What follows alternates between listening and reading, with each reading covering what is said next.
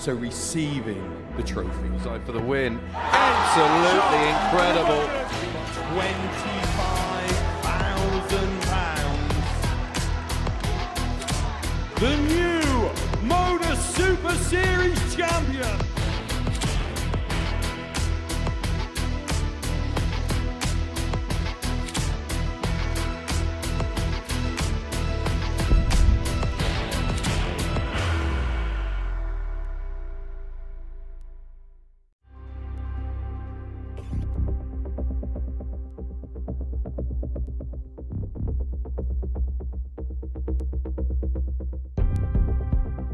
Hello, welcome to Portsmouth, the home of the Modus Super Series for the last 3 years. And tonight is Champions Night, where after the last 12 weeks worth of action, it all comes down to this.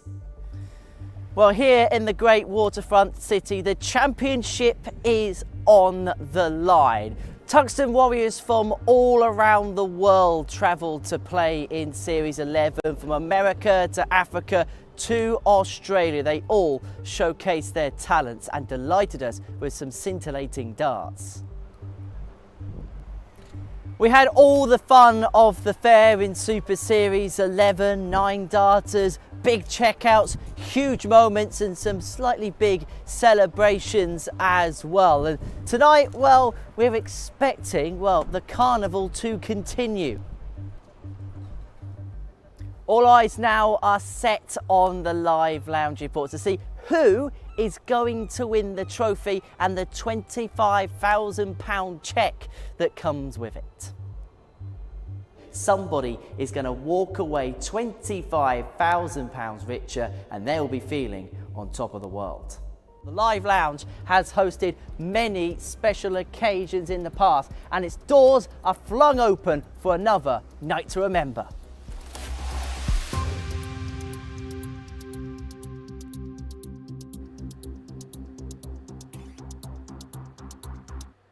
Welcome to Champions Night.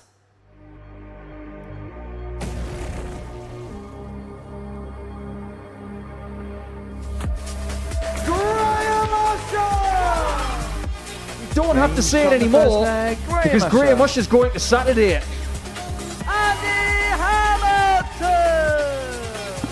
Andy Hamilton is going to Saturday. Jimmy Van Skeen! To the big night. It's going to be party time in Portsmouth tomorrow. Jeff Smith, first person through Group B. Welcome to Saturday night, Jeff. Adam Gavlas! Another chance for Adam Gavlas. Adam Gavlas. Jurgen van der Velde! The party is going to include Jurgen van der Velde.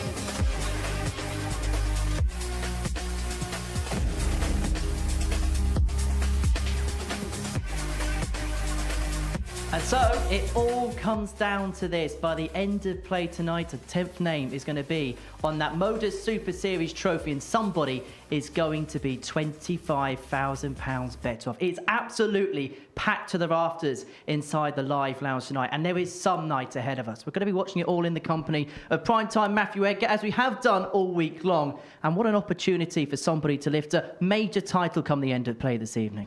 Yeah, great opportunity and a great night ahead. We've had a lot of drama this week. The players have felt every single emotion, but we're going to see a lot tonight. We're going to see a lot of twists and turns. As you mentioned, a packed house, a great atmosphere bubbling in here already, to the point I've seen all the players just come out and just sort of sample it just from a distance, just try and get a feel, get a vibe for it, because there's a real buzz down there tonight. Interesting speaking to the players early on this evening. There is a real buzz about tonight. These are the players in action. These are the fixtures that we're going to be looking forward to on Champions Night. If you are new to us here at the Super Series, the players have been split up into 2 groups of 3. The top 2 will make it through to the semi-finals, where there'll be a straight knockout from there. The final will take place at around about 11 o'clock tonight to see who's going to pick up the £25,000 the title and also a place at the ADC Global Championship at the end of 2025. And you look at the 6 players in play, there's not a weak link there, is there? All 6 of them can have their own case to win the title this evening. Absolutely, and we've had that story all week, haven't we, where we looked at the weekend and we went, well, this could come from anywhere. And that proves it when we lost our 2 favourites. Derek Coulson doesn't get here, Shane McGurk, the WDF World Champion, hasn't got here. But you mentioned there's a buzz about the players tonight. And I agree. And I think that comes down to the fact that when you look at that lineup, when you look at the 6 players that are going to be taking part tonight, there's one thing that's missing. They've got titles amongst them, they've had tour cards amongst them, they've had big broadcasted appearances amongst them, but they haven't got that big title, that one big thing, that name strap moment for them. And they'll look around the room tonight and they'll go, everyone in here is lacking that, so this is a big opportunity. Opportunity definitely knocks for someone. All week long, we've been getting the thoughts of Vincent van der Voort in the commentary box. He's with us once again this evening. He joins us on stage alongside Paul Nicholson to look ahead to tonight's final. Yeah, the atmosphere is building on the stage here. The noise definitely went up when Jimmy Van Schie was shown on the screens. And Vincent van der Voort has been with us all week. It's been a real pleasure to have you here with us all week. Tonight is what it's all about, isn't it? Yeah, of course. All the matches doesn't count anymore. You're now in the finals night, and this is where you have to produce your best stuff. As far as the Dutch contingent are concerned ahead of tonight, Jimmy's been to the final match before. Jurjen van der Velde showed a great deal of emotion last night in making Saturday night. What do you think the chances are for the Dutch tonight? Oh, I think Jimmy has a very good chance. He was very determined to go to the finals night. He didn't even enter the Challenge Tour because he wanted to play here, and he's determined to go. And with Jurjen, I think he's the underdog. He was always the underdog the whole week through, but he showed some very good darts, and he could be the one. You've been here for the last 5 days, looking at this arena in its entirety with no fans here. It's a little bit different tonight. Yeah, and it's going to be different for the players as well, because now all of a sudden you have an audience, and you have it gives a totally different atmosphere than playing only for the cameras, and all of a sudden there's the public is involved. So let's see how they handle that, because it's for some players it may be a little bit extra pressure as well. So let's see how they cope with it. Yeah, a little bit of extra pressure tonight, a little bit of extra heat with the extra people in the arena, but I'm sure these players are going to be up for it. Paul, thank you very much. And Vince has been a great addition to our punditry team this week. We're going to hear more from him over the course of the night. But let's talk about the 6 runners and riders in play this evening. We've said that every single one of them got their own chance. They've got their own story. Let's kick off with Andy Hamilton, a man who's made World Finals, Grand Slam Finals. But it was interesting, when he spoke to us yesterday, he was talking about the fact he hasn't got anything tangible with the word winner on it yet. He could change all that tonight. And that story can really be told in regards to, this could be the biggest winner's check of Andy Hamilton's career.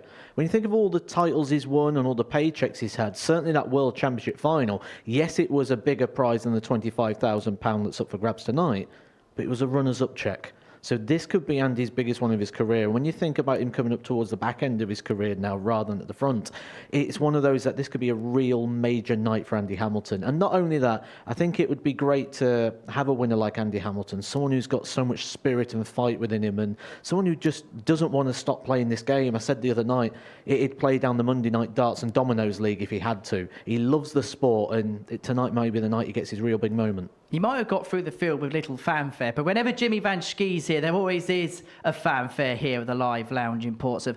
And just like in his Series 8 campaign, when it came to the big moments, he was up to the task. And this 148 against Danny Van Tripe, that might have been his whole week, wouldn't it, on that shot? Oh, absolutely. If he wins this tournament, that 148 is something we'll look back at and say that was the moment it all turned for Jimmy Van Schie. He was in trouble. You know, he didn't go his own way, certainly in Group A, then dropped into a Group C. So that's a disappointment for Jimmy straight away. Then it wasn't quite going his way. He was in a bit of a battle. He needed to put the foot down. He needed a big moment. And anybody who questions the bottle of Jimmy Van Schie just needs to see that one clip, because that puts it all to bed.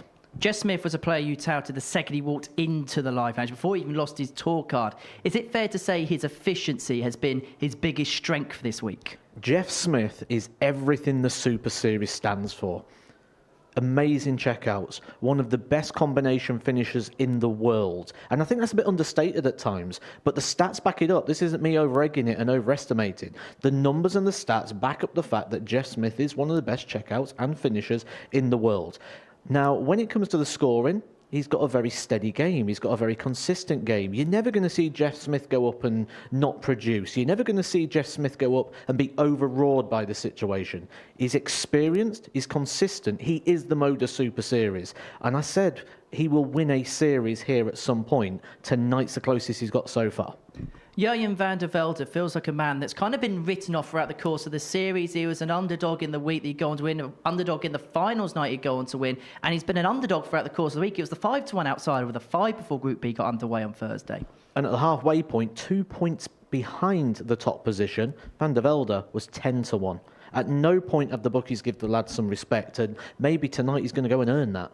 You know, if you don't get it given to you, go take it. And he's had some good times within his career, but he's at the very, very start of his career as well. And when we look at the names on that trophy, for a lot of them, this is a springboard, a leap pad, something that really gives them that moment. You know, we could draw a comparison to Luke Littler, but I'm not. To me, this story replicates Marvin van Velzen. I think that's the story I see the comparison to.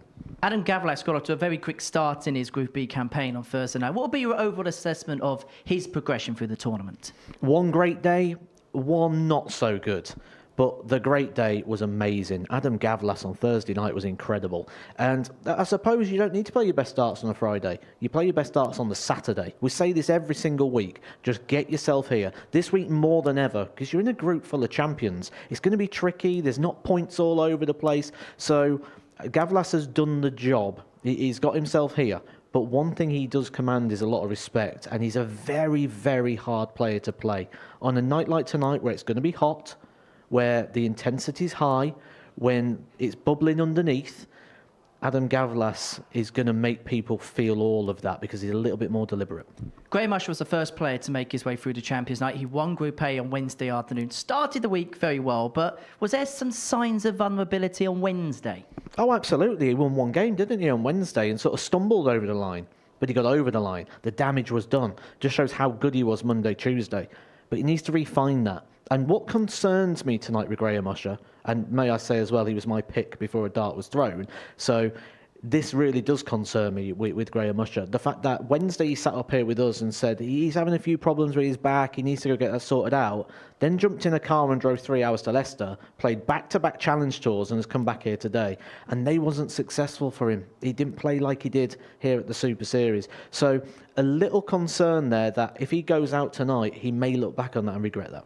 Well, let's have a look at the tournament bracket and see how the players qualified through to tonight's Champions Night. Graham Usher won Group A on Wednesday afternoon last night. Group B saw Jeff Smith, Jurjen van der Velde and Adam Gavlas qualify, whilst Group C saw Jimmy Van Schie and Andy Hamilton in there. And actually, we should mention, as you said earlier on, Shane McGurk and Derek Coulson, the two bookmakers' favourites before dart was thrown this week, are not even here tonight. And it's not because they played bad.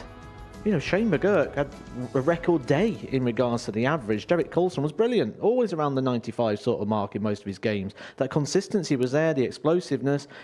It's just welcome to Champions Week. Sometimes you can play well and lose. Who do you fancy to lift that later on this evening? I've got to stick with Graham Usher because I said it beforehand, so I can't change allegiance. But it would not surprise me if the time is now and Jimmy Van Schie gets his first big trophy. Well, Matt, thank you very much. You're going to be leading our commentary efforts throughout the course of the evening. We're going to take a short break, but before that, let's hear from the 6 finalists this evening and see what lifting that trophy would mean to them. When I mention the Modus Super Series, what's the first thing that springs to mind? A lovely place. Lovely people, great building. The opportunities are great for anybody who's just in the amateur game or just coming off the PDC tour, getting you back in the game again, and it's enjoyable as well for me. If I can win this, I'll be happy. If I never win another thing, to win this Modus title, it'd mean a lot. Yeah, what the Super Series means to me is the camaraderie, the players that I've played against over the years and stuff. There's a lot of great competition here. There's some great darts to be played, and it's just good fun. In my opinion, after the PDC, straight after is the Modus Super Series. And definitely it's one of the biggest weeks I've played in my life. This is the pinnacle outside the PDC of darts. Without everyone would say this is where you want to be if you aren't playing the Pro Tour. What would success this week mean to you? Massive. I'd love to lift that trophy. I love it. I couldn't think anything more. my grandson Max watching at home, he's #1 fan, so for him to see that, it means a lot. Means a lot. Like for me, it's a really big title. Yeah. If I win on Saturday, yeah, I think that's the biggest win I have ever had in my career. Obviously, £25,000 is a lot of money, and obviously, any one of us here would be more than willing to lift that, definitely. I want to win that title, so I'm going to try my hardest to do that. There is the trophy, and the name is written at the trophy. So, yeah, just really big tournament. We'll see what happens. There's 12 great players here, so it's going to be tough no matter what. I think for me, I just love darts, and I'll always love darts. Hey, I've said it before, you'd have to put a nail in my coffin, I still have darts in my hand, so... I feel like I've got some unfinished business to do. So yeah, we'll see what's going to happen.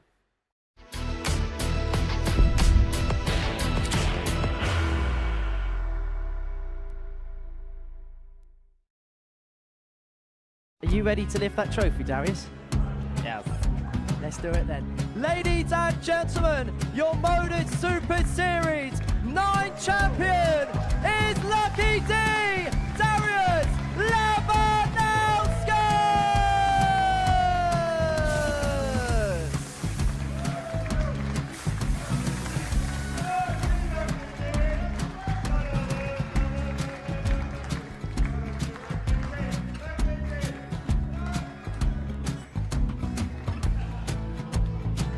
Well, what a wonderful night of darts we have seen, and we are ready. Our champion is ready, and it's trophy time. So receive the trophy. £25,000. The new Modus Super Series champion, the Terminator, Marvin Van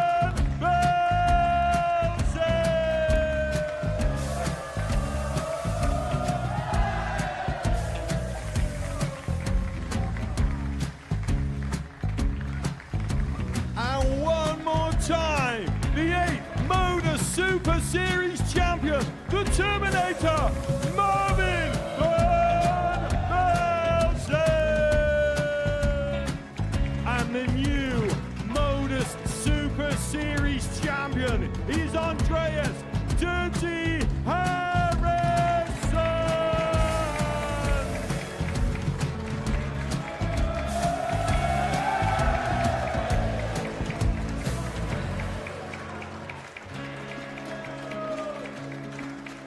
And one more time, the 7th Modus Super Series champion.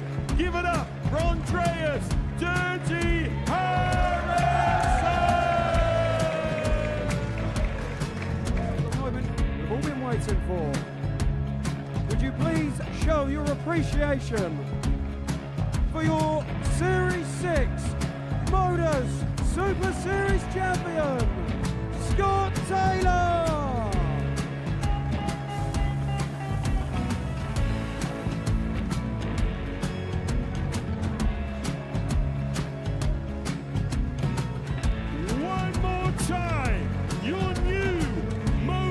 Super Series champion. He is Chucky. He is Jim McEwen. Ladies and gentlemen, your Modus Super Series champion, retaining his title, the Nuke, Luke Littler.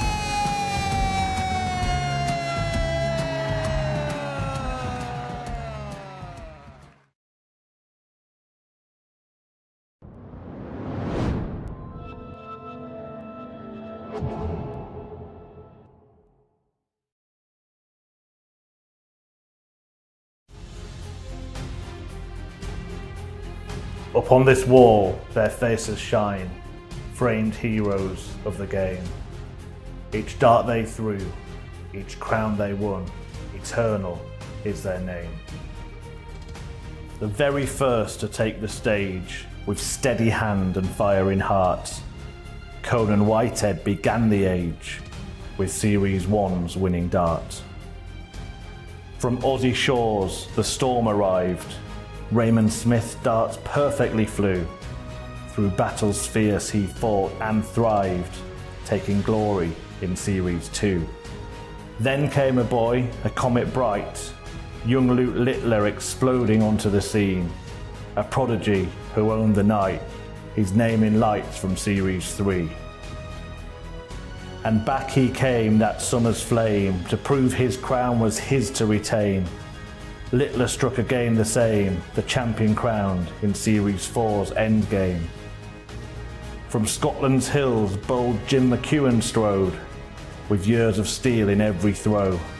He seized his place and took the load, claiming victory in Series 5's show. In winter's chill, Scott Taylor rose, with Bolton grit and fearless aim. Each treble struck, each double closed. His triumph lit up Series 6's name. Then Sweden sent its silent blade as Andreas Harrison struck darts from heaven. An epic bullseye saw his opponent slayed to rule supreme in Series 7. From the Netherlands came Marvin van Velzen's hand, the first of Dutchmen crowned in gold. In an old Dutch decider he claimed the land, taking Series 8 as history told. Through winter's chill came Darius Labanauskas, fierce as the Baltic, calm yet brave. He stormed the stage with ice and fire. Series 9 became the crown he'd crave. And last, young Jensen Walker split the sky, the Yorkie shaking neath his power. The second youngest king to fly, he seized the crown in Series 10's hour. Tonight, one more will be crowned king and secure a spot in history. Whose era are we entering? It's time to solve the mystery.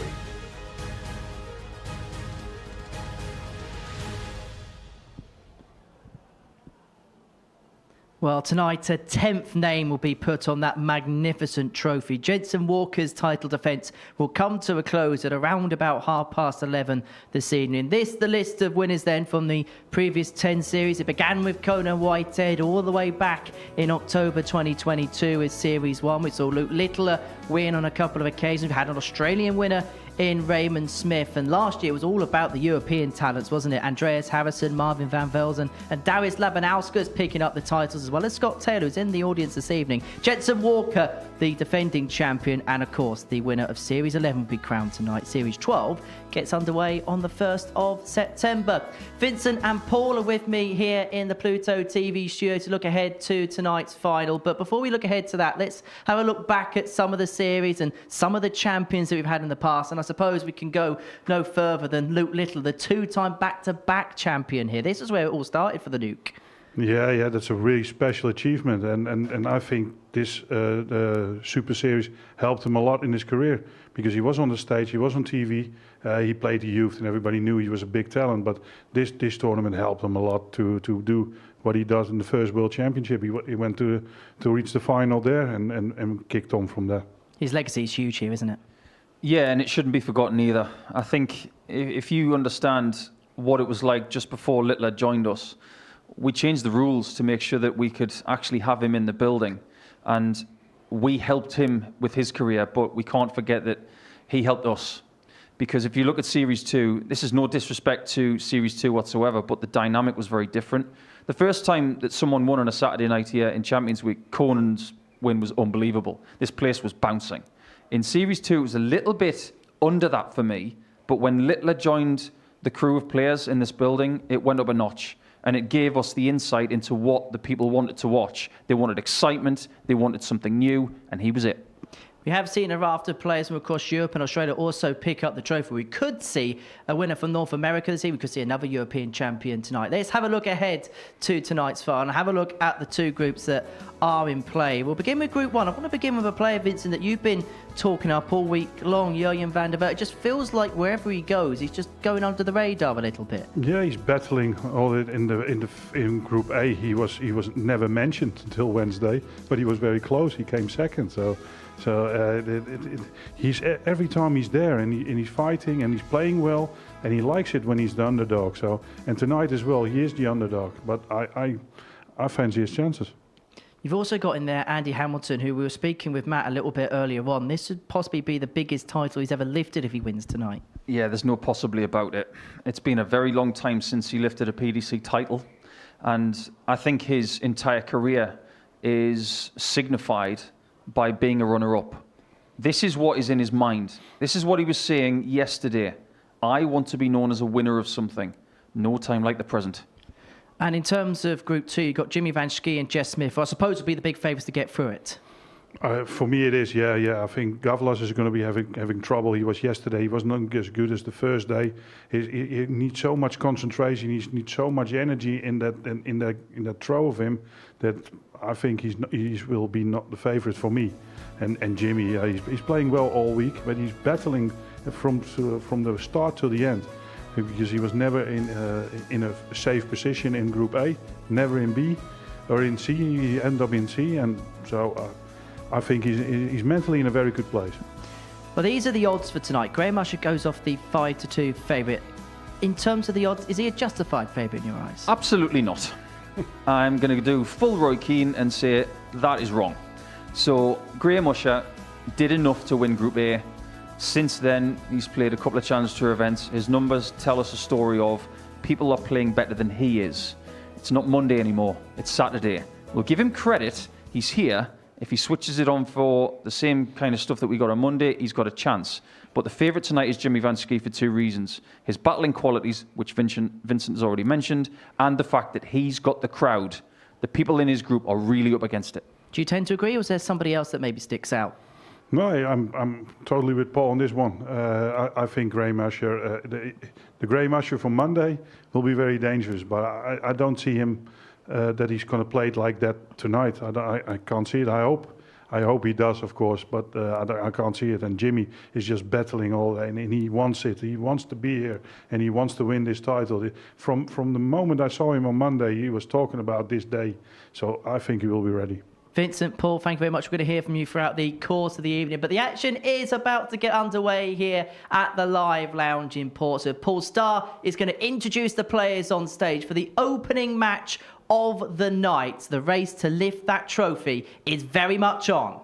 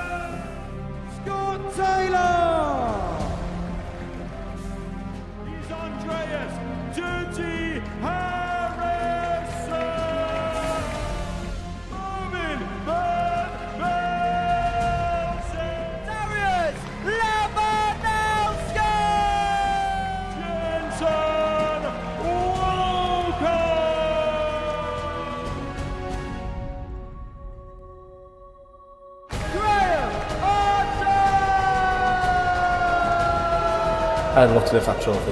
Love it. I couldn't think anything more. My grandson Max watching it all. He's number one fan, so for him to say that, it meant more.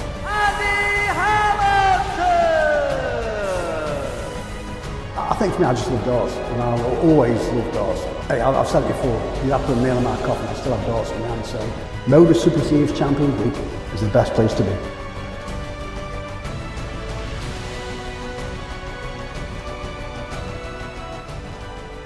Well, welcome along to the party in Portsmouth. We're coming to you live on Pluto TV from the Modus Live Lounge.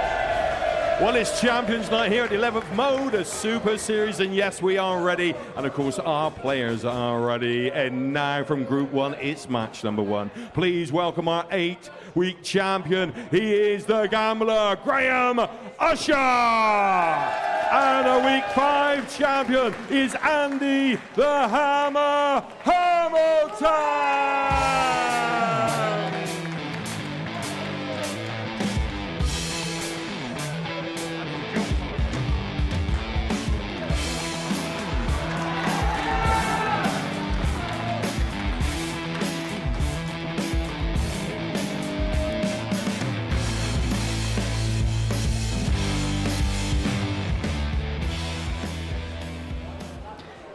Graham Usher and Andy Hamilton get us underway on this Champions Night. Every single dart live here on Pluto TV. And in the commentary box, Vincent van der Voort is alongside Paul Nicholson.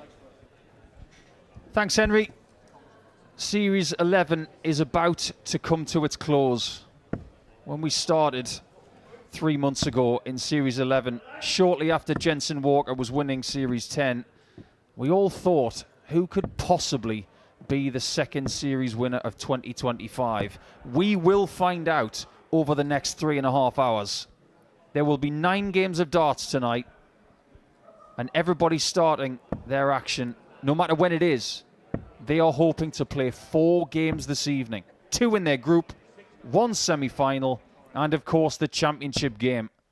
For the trophy, the money, and maybe most importantly to these players tonight, it is the title of Modus Super Series champion.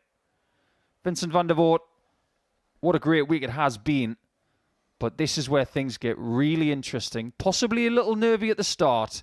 But if you're going to find your best darts, now is not a bad time to do that. No, exactly. This is the moment you have to shine. Eh? This is, you want to get off a good start. And it's going to be very nervous for them. So in the beginning, you can see how good you're in form, because when you're nervous, you know, you're throwing a dart and you're thinking, oh my God, where's it going to go? And if it goes close, then that gain your confidence. If you're tuning in for the first time to the Modus Super Series because you've seen the social media activity, you've been scrolling through Pluto TV and you think, what's this? Well, this is live. We're in Portsmouth and a champion has to be crowned. Middle part of 2025, 2 and a bit years removed from Littler, the current world champion in the PDC, getting his second one of these. Someone is about to get there first, because all of the players tonight have not tasted success. Graham Usher was pretty close in the first series. He lost to Conan Whitehead, and in his own words, Vincent, earlier in the week, he said, if I get to that Saturday night, I'm not going to make that same mistake again. Yeah, that's how you must think. Eh? Yeah, you must think the next time, if I'm in that position, I will do better and I will get that trophy. I think in Andy Hamilton, he's got a very difficult opponent, because Graham Usher is a fast player. He likes his rhythm, and he's not going to get that from Andy. And we are just building up the tension here on the stage. Your referee tonight is going to be Adrian Mason. He has been the sheriff on the stage for the last couple of days. Has refereed at World Seniors tournaments.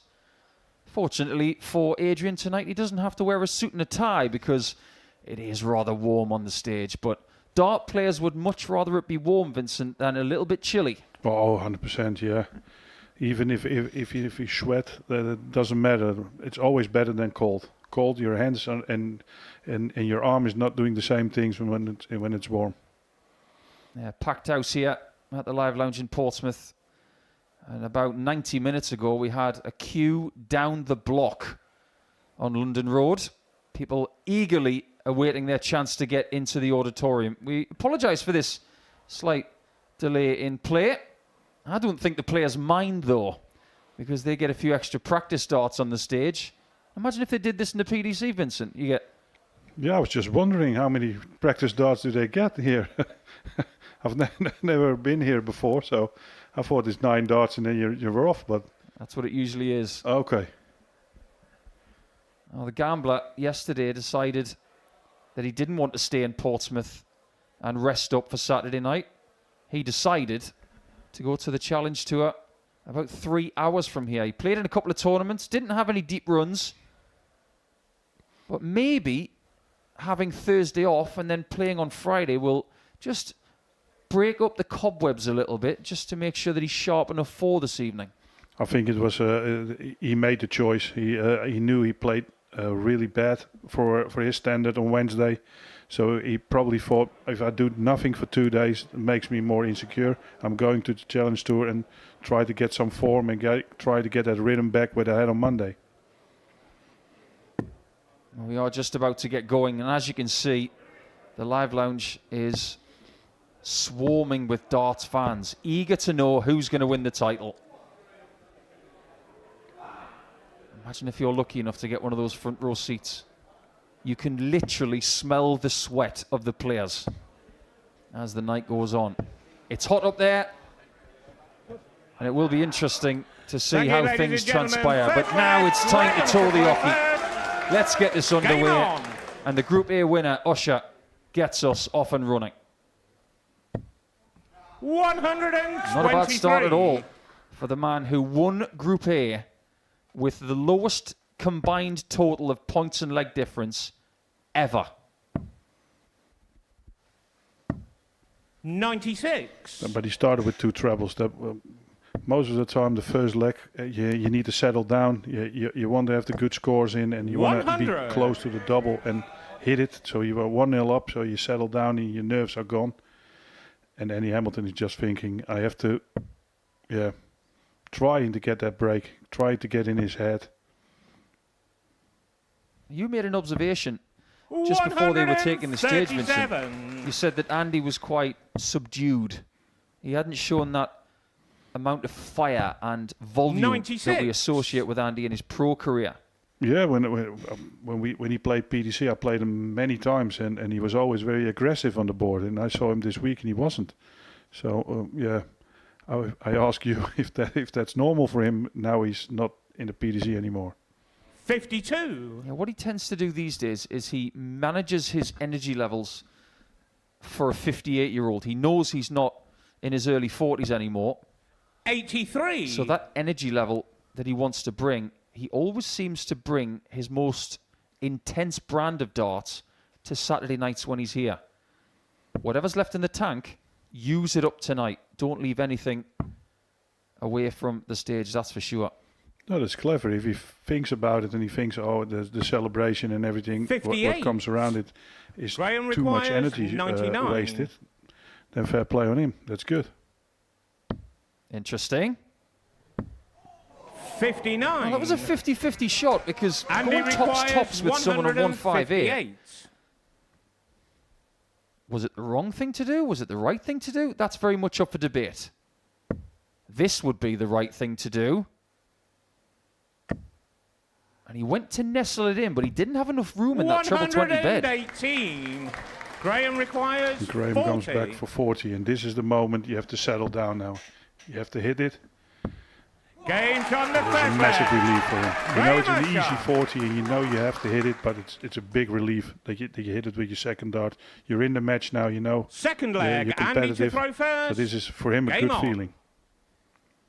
Yeah, Usher taking the first leg of Champions Night. The family in the crowd, as he promised on Wednesday afternoon when he was winning Group A, with an average 100. And some people might see this as very, very fortunate or potentially very good for tonight because his average was 81.88. In Asia, that would be seen as very lucky because they believe in the number 8. And the last title was won on double 8. As for Hamilton, he gives us the first max of Champions Night.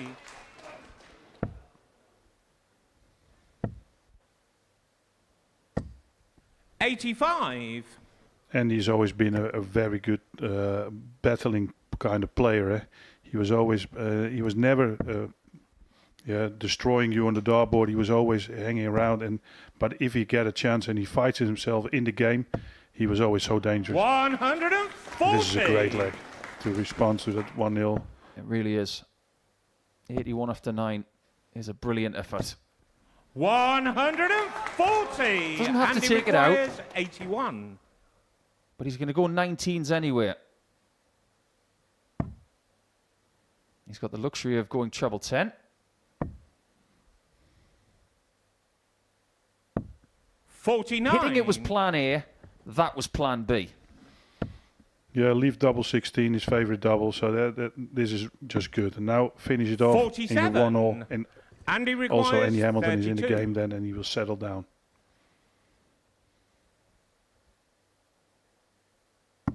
You can't hear a pin drop in the live lounge right now. But you can't hear Andy Hamilton. There's that aggression. Did you hear that? Boom. I really like that when a player is aggressive on the dartboard. Graham to throw first.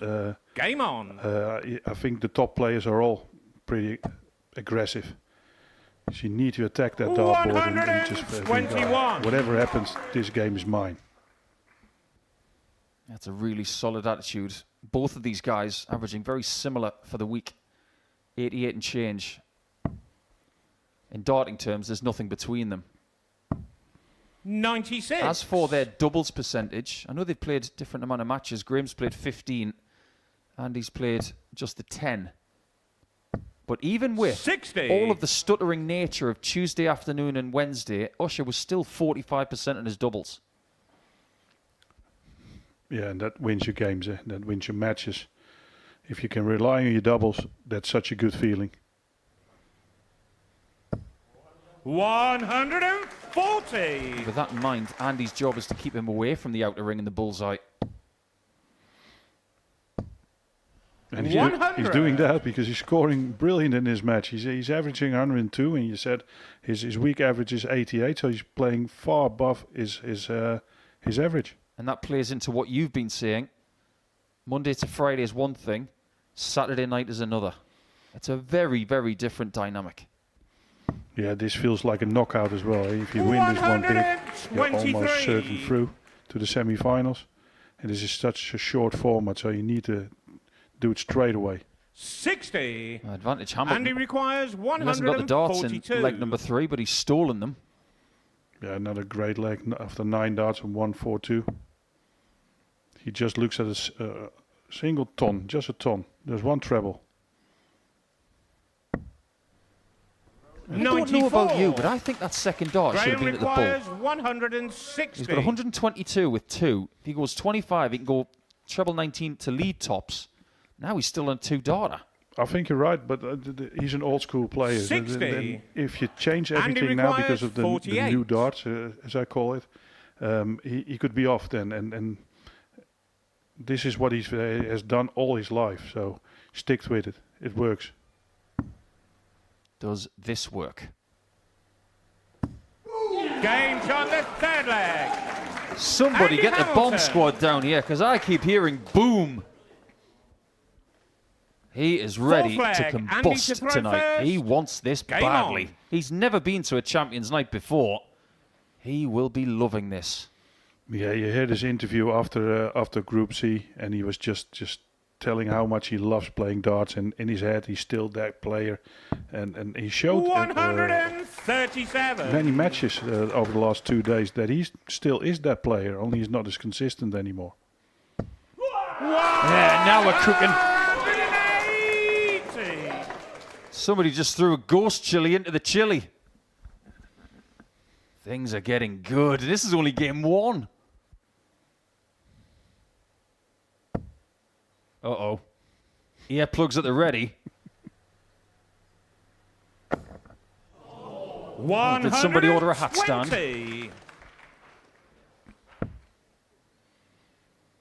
Who said this is a young person sport? Both senior players. Yeah, exactly. But they both wanted it so bad.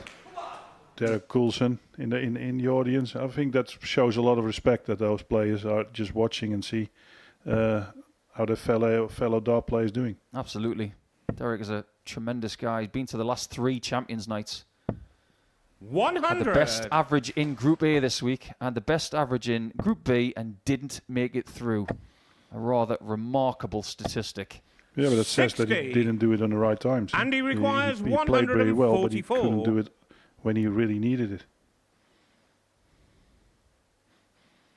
You have to take a lesson from that and make sure that next time it doesn't happen. He will learn. Stay on the 18s. Just slips next 77. door. Maybe opens the Graham door for an requires opportunity for Graham. He's on a finish 140. after 9. Just misses out on the second 60. 100. Big And he moment in this requires game. 67. Both of these guys in Group 1 with Jurjen van der Velde, who will grace the stage in Game 3. He will take on Hamilton. Where is he in this game? Tops. 27. That wire moved. Graham That's a big requires dart, was 40. 3-1 up, and now all of a sudden he could be breaking back Game and 2 shot all at again. fourth leg. Graham Usher. What a different atmosphere, what a different people you're now seeing than compared to Group A. Fifth Monday, leg. Graham Monday to throw morning. first. Game on. This is what people like, this is what you want to see. And this is why people want to play here. Because they want to be part of a night like this. Yeah, I totally get that. I mean, if you're an amateur player, you have ambition. I said it a couple of times this week. Then you want to be here. You want to be in this atmosphere. You want to play here. But this is a really big title tonight. 47. Andy Hamilton's best checks in his career came as a runner-up of something. Grand Slam 2007, the very first Grand Slam. 100. Lost to a certain Mr. Taylor. Yeah, it was the first time he came to a final. He was playing brilliant that week. I was in his group back then with Terry Jenkins and a guy from South Africa. So that's a long time. Vinen Havenga. Losper. Oh, Charles Losper. 180. 140. Graham Usher really is starting to turn the screw in the scoring. Nearly a 95 average. Hamilton is nearly 100. He needs a barrel full. What a leg from Hamilton this is. What a quality match this is, yeah.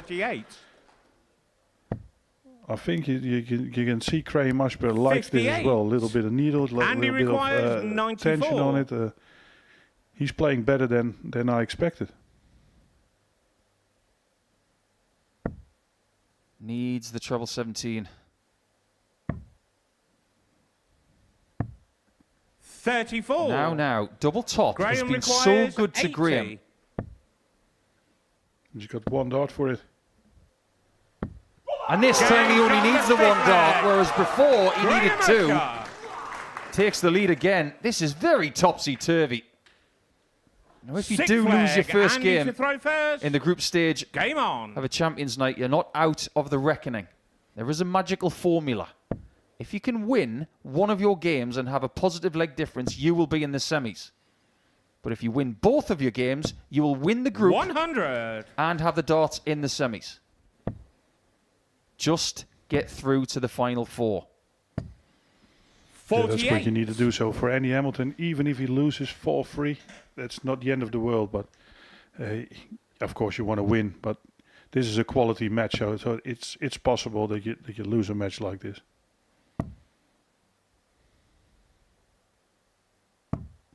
$96. The only way to describe the Live Lounge when it's like this is it's 50% Crucible Theatre. 22. And 50% Madhouse. It's the perfect mix for a Saturday night. What more could you possibly ask for? Well, I think for a player, this is a more dangerous place to play in than, for instance, Alexandra Palace. Because there's a couple of thousand people in there. That's so much easier than playing for a small audience, because you hear everything, you can see everyone, you have contact with the public. That's so much different than when you're playing for 5,000 or 10,000 people. It sounds weird, but it's easier. Couldn't agree more. You ask any world-class dart player who has sampled those kind of atmospheres, they feel easier playing somewhere like Minehead compared to here. This is difficult here tonight. I think so too, yeah. Hamilton has played in the Premier League. So if he wins the title tonight, it might be an interesting question to ask him. It's his turn on 80 to take us all the way in the first game. And he's decided 16s.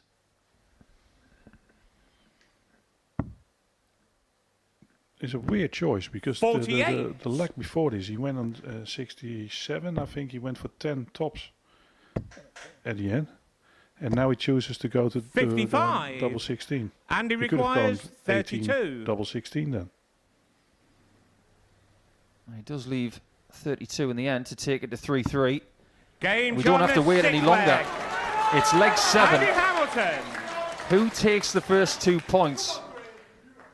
This has been a fabulous game of darts. Yeah, you can see how unfair darts can be. You're playing 13, 14 points better than your opponent in your 3-all. 140. There are benefits to winning Group A. You get the darts in the first game of the night. Some people see that as a poisoned chalice. But with the throw, sometimes you can have that lesser average. Yeah. You can see every leg, Andy Hamilton has been close. He starts with a 180 again. He's playing brilliant. But if Graham Usher just can hit a 15 darter, it will be really difficult for Andy to break the 128. Hamilton's got 4 180s in this game. There was a game this week where Scott Taylor had 5. And he had those 5 180s after 2 and a bit 90. legs. Good Taylor's in the crowd tonight as well.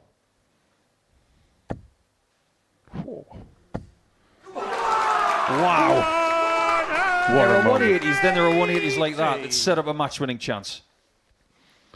A great moment. The only thing Andy can do now is put pressure on. That's a great first dart. He can use that dart. Sensational. Usher on his checkouts is 50%. Double 10.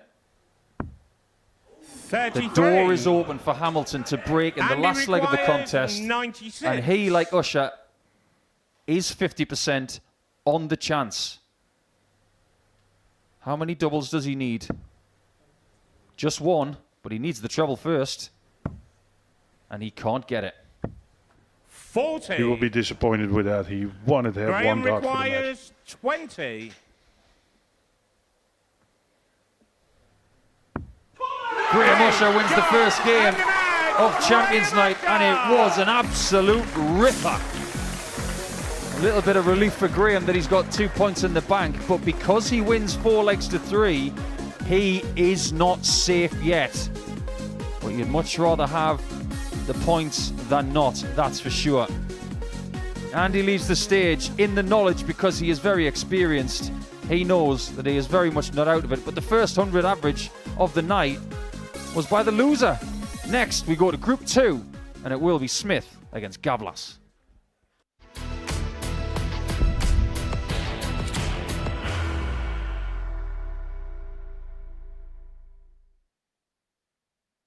Are you ready to lift that trophy, Darius?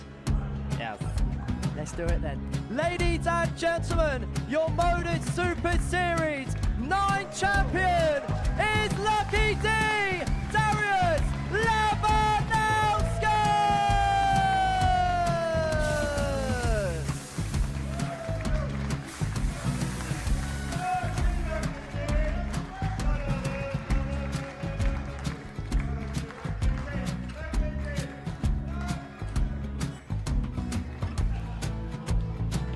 Well, what a wonderful night of darts we have seen, and we are ready.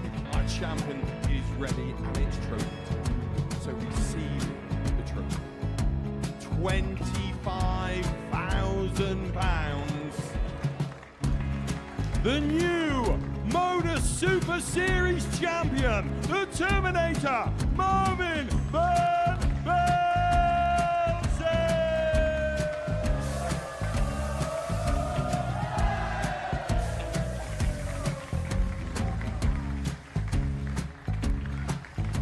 And one more time, the 8th Modus Super Series champion, the Terminator, Marvin Van Velzen. And the new Modus Super Series champion is Andreas Dirty Harrison.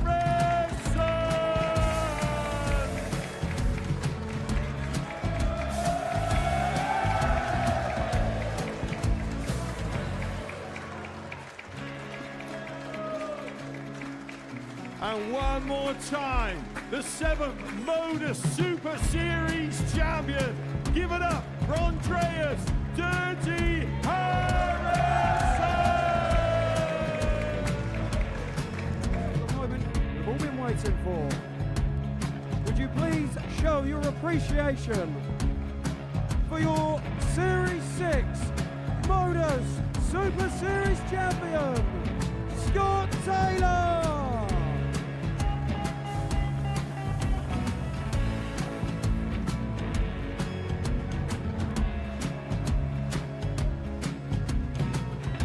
One more time, your new Modus Super Series champion.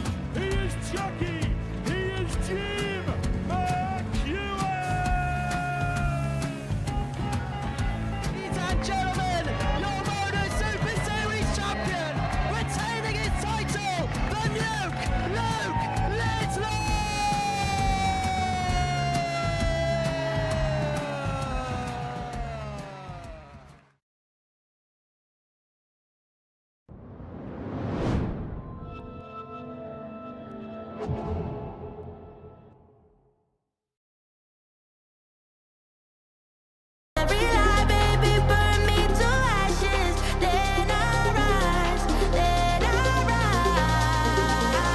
You set my body, all on my body. You set my body, all on my body. Double 10. And Scotland's off to the perfect start. Look at the head there for Jimmy Van Schie. Burnett steps up and Richie Burnett does find double 10 and it is a 4-3 victory. 16 to complete a 4-1 success.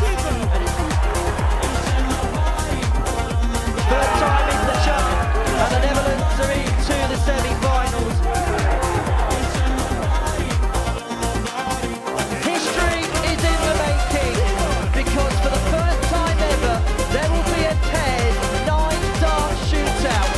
Well, this is the loudest I think I've ever heard in live now. Steve Brent is in race again. Well, that might well be the biggest cheer we see tonight. And kicks off for Maximum. And I suppose the one advantage of... Well, that is absolutely incredible. Scott Campbell in a 9-dart shootout has found 2 180s.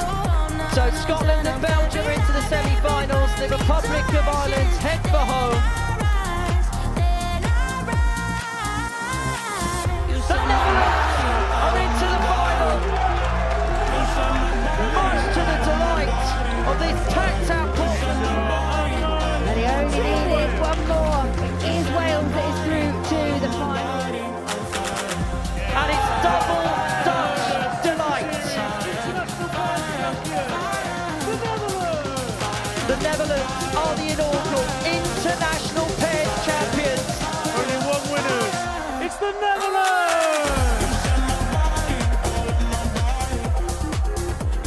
Our next big event, once we're done here on Champions Night, is the International Pairs. And Adrian Lewis will be hoping to be a part of the Saturday night party. If you want to be here on any given Saturday at the Super Series, just scan that QR code. It takes you to dartshop.tv. Our first game of the night saw Graham Usher get the better of Andy Hamilton in a last leg decider 4-3. Our second game is the first match from Group 2, and it's a meeting between Jeff Smith and Adam Gavlas.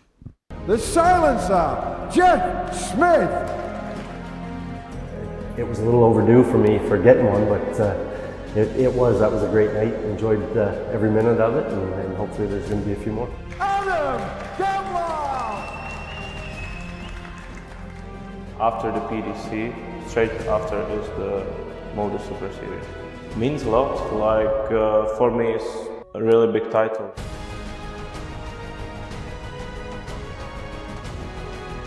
Well, welcome back to the party in Portsmouth. We're coming to you live on Pluto TV. It's Champions Night here at the Modus Live Lounge.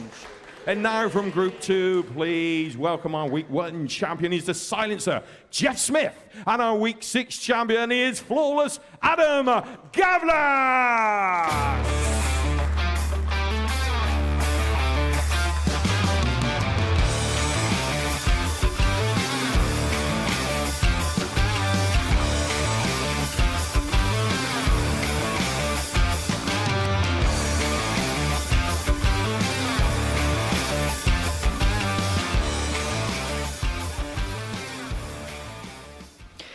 It's Canada against Czechia, Jess Smith against Adam Gavlas in Game 2, and there's a change in the commentary box. Matthew Edgar has joined Paul Nicholson. Thanks, Henry. I think we're all getting very excited, even more so than the start of the night now, because that first game was epic. Hamilton losing it with 100 average and 50% on the doubles with 4 180s. That's the standard that you might need to find just to have a chance of winning a game. And Jeff Smith, who won Group B this week, trying to be the first Canadian winner, but maybe the second Canadian finalist behind Jacob Taylor, who lost to Littler. But Gavlas is the first player from Czechia to make this stage of a Super Series series. This is very much an ice hockey type game, because the most popular game in Czechia is ice hockey, and the Canadians, they love a bit of hockey. Well, they're not bad at darts either. But this will be their third meeting of the week. They were both in Group B, and on both occasions, Matt Edgar, it was Smith who was victorious. Thank you, ladies and gentlemen. First leg, Jeff to throw first. Game on. When you said a bit of a hockey game, I thought maybe you meant the gloves was coming off for this one and we was going to get a bit of a showdown. Because in the opening game, we did see the side of Andy Hamilton 100. That we haven't seen all week. And a lot of that can come from the atmosphere, the environment, hearing that bit of murmur behind you, that bit of noise, that instant feedback can sometimes just egg you on. And we saw Graham Usher react to it as well. We saw a bit of fire in that opening game. And I think that's what's 41. Been missing a little bit at times this week. Yeah, there's absolutely nothing wrong with celebrating what you do right on that stage. 100. There's a lot of money on the line. And you want to get your name etched into that trophy. Imagine if you're the first player from your country to win this title. To be the first to do something is always an amazing thing. 100. It's always remembered, isn't it? It always gives you your moment in history, which is ultimately what everyone's looking for here. Yes, the money's nice, but there's a lot about darts, or certainly professional level sport, where you want the moment.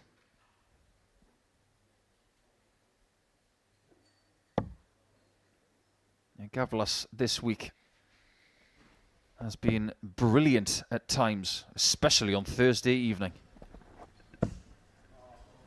That forceful push of a throw. Jeff requires 161. But it's Smith who seems to have his number this week so far. It's experience though as well, isn't it, for Jeff Smith? Some people 65. Would struggle with the paces of Adam Gavlas. Maybe not quite being able to get into the rhythm, but Jeff Smith's been around long enough. He's played everyone of all sorts of paces. And not only that, when you look at where he's from, the part of the world he is, they don't just play 501, do they? They do a lot of cricket, a lot of pairs. I mean, if he approaches this like a pairs game, he'll feel like he's getting to the ball quite quickly. 96. Hamilton couldn't take this out to win the previous game. Smith is not going to hit 96 either. Gavlas has stuck around 43. in this first leg, just in case Smith could not kill it off. He's going to look at tops.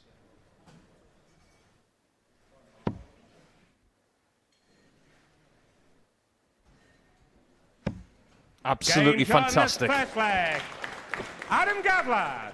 These two have been masters of the finishing this week. Second Gavlas, leg. 42%. Smith, 44%. Those kind of percentages would live with most of the best on the Pro Tour, that's for sure. And there's not a great deal between their weekly averages as well. About half a point. And they're both over 92 for the 59. week. Well, when you look over a 12-month period, you're looking around about that 43, 44% to be in the very, very top of the world in regards to the finishes. So this is right up there with those. And on a standard week, we'd normally say 33% is the expectation on the checkouts. But on this week, probably up the higher end of the 30, isn't it? More 37, 38. And both of them are exceeding that. 100. As you may have seen in our audience tonight, we've got quite a lot of people who have played this week. It's a good thing to see that, because obviously those people have booked accommodation in Portsmouth thinking that they were going to make it this far. Yeah, and you'd imagine that's what everybody does, but they don't, do they? A lot of the time. Certainly on things like European tours as well. Some people have flights booked right for Saturday night, Sunday morning, and they go, well, if I get that far, I'll just rebook. 93. I don't like that mindset. Scott Taylor's still here. And he's the only person from this week who was sampled a series win. He's not going to get a second. Not yet, anyway. 105. Really good thinking from Smith. Using the 25 to get to 135 means that that shot is a little easier than it may have been if he'd stayed on the 20s.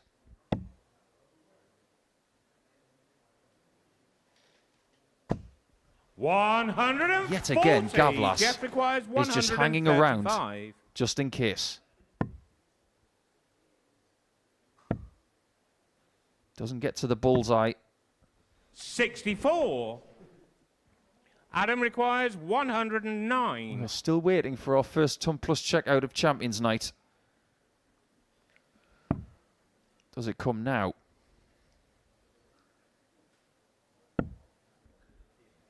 Not in this moment. Get the feeling that Smith needs to show a little bit of finishing prowess 71. immediately, just to make Adam a little bit more uncomfortable. I said before the show, this is Jeff Smith's key attribute. Game And there it time, is. the second Those leg. combination finishes, those potential two-darters, potential three-darters. I believe that Jeff Smith is one of the finest players in the Third world at leg, those sort Jeff of to throw combinations. first. And very, very Game on. understating it. Vincent van der Voort said that earlier in the week as well. His reputation, it really is emblazoned around him wherever he 45. goes. Canadian national champion this year for the umpteenth time. Looking to become a Super Series champion for the first time here in 2025.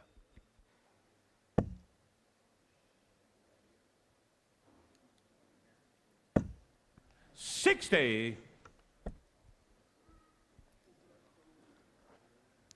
Just a reminder, if you are with us for the first time as well, this action coming from group number 2.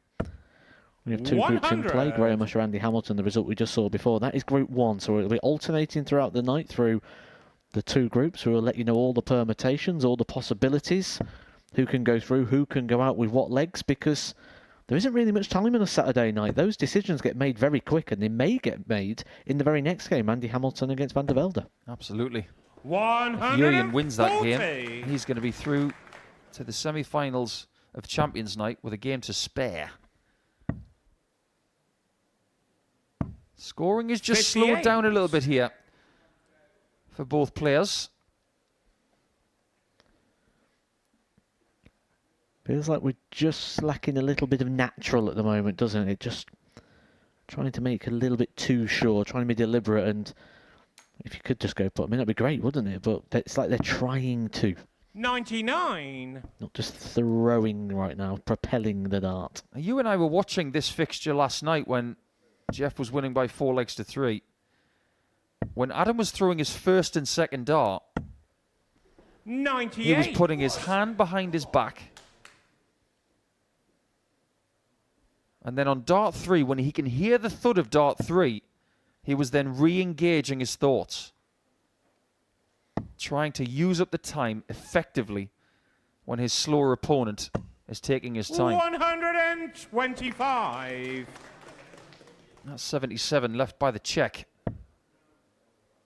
is maybe the most famous Canadian checkout 65. of all time. Adam requires 77. John Part hit it in 2003 to beat Taylor at the Tavern. And he did it with 2 singles and tops.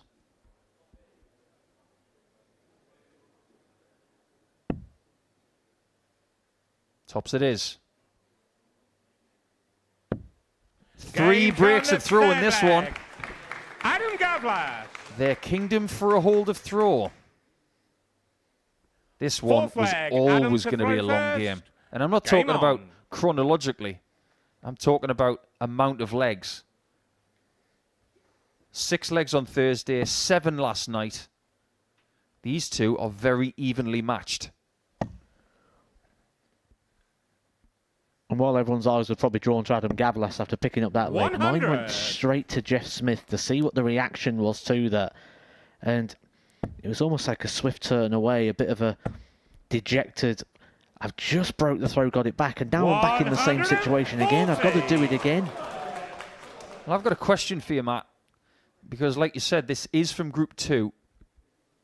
Because Jimmy Van Schie's in this group and we think that he's the favourite for this group, does that put extra pressure on this result? In my assessment, it 100. would. But I think on a Champions Night, I don't think the players will be looking, going, well, I think he's better than him. And they'll just see danger everywhere. Everything will be a danger, and that's because they'll want it so much 57. that anybody they play tonight, they'll see it as a threat. That's why dart players do what they do. They do it for the rush. There's no such thing as a free lunch. I remember an interview many, many years ago. 60. Chris Mason stood outside the Winter Gardens and was asked a question like, why do you play darts? Why do people play? And he goes, it's exactly that rush, that thrill of the fight, the thrill of the match. He goes, because it's not to be rich, because the world champion at the time only got 50,000. Let's not forget another thing about tonight as well. Whoever wins this title tonight will join Jensen Walker and a few other players at the ADC Global Championship, which will be here at the end of the year. Jeff requires 164. £60,000 for that one. 107 more. Can't get the second treble. 96. Adam requires 101. Still waiting for that first ton plus check out. Jeff knows he was close to getting a shot at the bull. Could be a real noteworthy moment, this. Needs to find a treble. Just like last time, Adam Gavlas unable to do so. Jeff Smith, a chance, and again, 45. This is Jeff Smith's forte. Jeff requires This is where 68. Jeff Smith tends to shine. He's only had one dart at a double in this game so far. Double 18. 50. Adam requires 56. I think he understands exactly what he did wrong. He might have to soak up the fact that he's 3-1 down.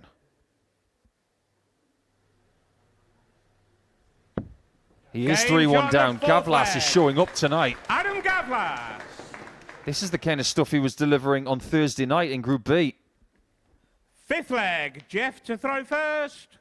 Game on. It would be very close for him to be eliminated. In the early hours of this morning, he just made his way through.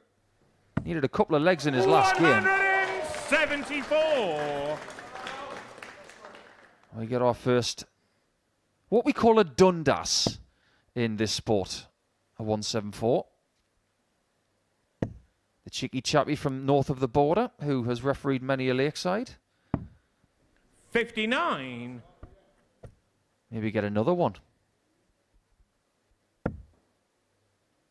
Last Saturday we had a 9-darter, courtesy of Danny Van Tripe, who did play this week, but was eliminated by the other person in this group, Jimmy Van Schie.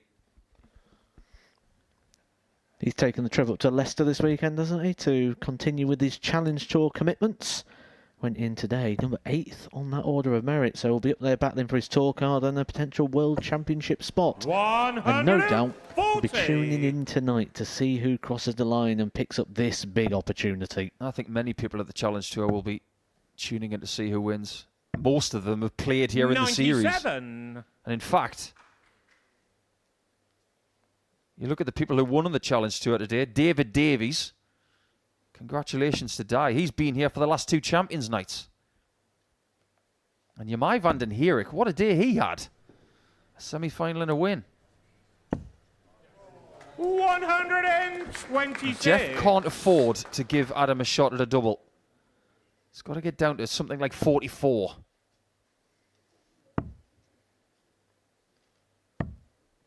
$90. That could be a crucial last dart. But he's not going to be feeling comfortable right now.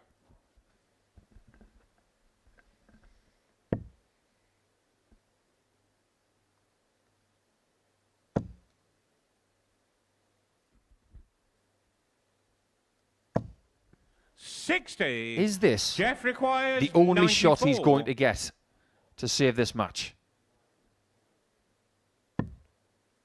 The ball's blocked, but he might be able to find it anyway. 69. Match point Gavlas. If he Adam wins by 4 requires legs to 1, 116. he's got control of Group 2.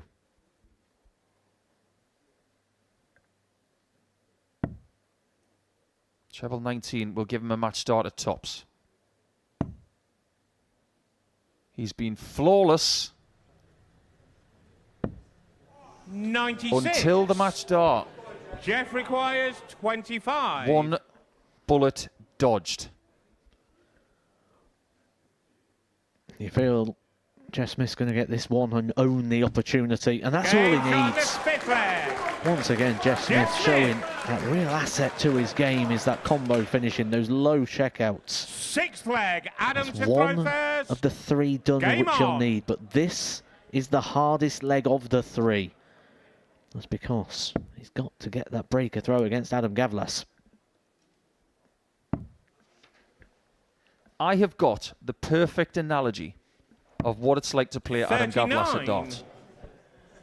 You know how they say if you drop a frog into boiling water, it will just jump straight out? I've never heard that one, no. But if you drop a frog into cold 60. water or tepid water, they'll stay in the water, then you can bring it up to the boil, and you can slowly cook it. That's what he does. He slowly cooks you.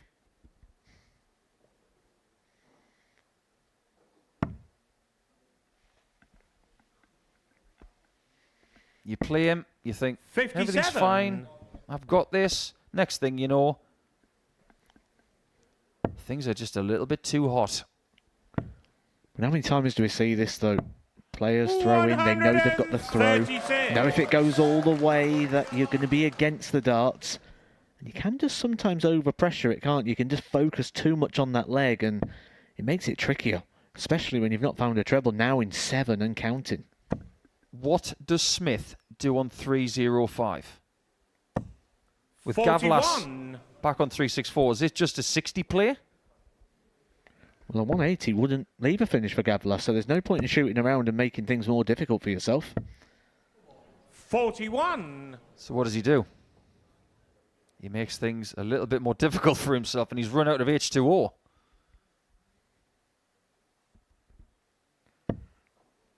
Just a sign of nerves as well, that, isn't it? Where you just feel you've got to do something all the time, constantly sipping at the water. 100. On the 12th time of asking, Adam Gavlas finds a treble 20. Maybe Jeff Smith should just go drink Gavlas, as it doesn't look like he's touched his. 100. Maybe he could just borrow a bit. Was it John Henderson who did that? Yeah, I think Big he controversial. stole that off someone, didn't he? It's a bit of an accident. But you don't want to do any favours for your opponent on the stage tonight. 96. Okay. Jeff requires 164. He got that wrong. And he's given Smith 6 from here.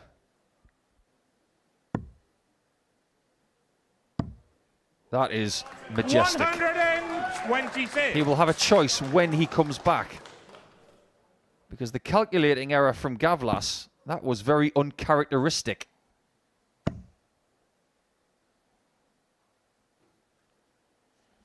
He's got that one right. 136. Jeff requires Are we going the 38. distance again?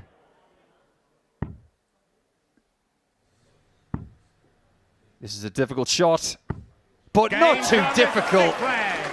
What Jeff says is, silence, I hit you. 7th and deciding leg. Around about Jeff to 5 throw minutes first. ago, we was having a look at this Game game on. and fearing for Jeff Smith, a potential 4-1 defeat would have looked like he was eliminated. All of a sudden, he's looking good for the win. 120. This guy's got some serious guts. Lesser players would have folded under that pressure. These guys really are performing like the walls are closing in. This is why I exactly thought Jeff Smith would suit the Super Series. 140. Short format games, quick turnarounds, twists and turns.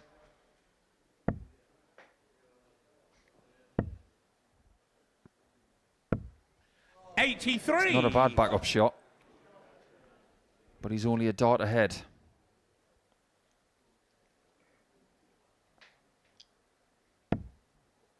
That first start is perfect. That one not so. They're actually tied right now. 83. I think Jeff's got away with that one. And there are players, aren't they, in this situation who would look at it and go, well, why didn't I find these trebles in the last leg when I had the throw? Adam Gavlas isn't one of those. He doesn't think about the past. He doesn't try and predict the future. His process is all about what's happening this very second. I've seen statues that give off more emotion than him.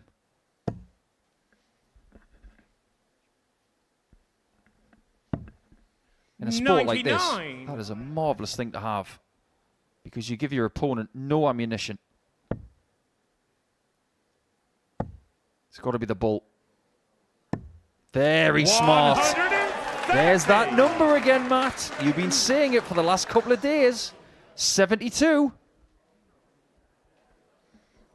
If last night's anything to go by, we know what he's going to be doing. He's going to be looking at that 16s corridor with the first. And I think we could see something we very rarely see from Jeff Smith. I think if this goes, we may see a bit of emotion. 59. He had this twice in a match last night. He hit one of them on tops. He missed one on double 12. Which one is it? It's the hit. And from 3-1, Jeff Smith refused to wilt. A great game of darts. We thought he might have Adam Gavlas's number. He's beaten him 3 times in 3 days, but he's not rid of Gavlas just yet. And he's not in the semi-finals just yet. But he has got 2 points. Group 2 sees Smith on 2 points. And now we go back to Group 1 and we get back to Andy Hamilton.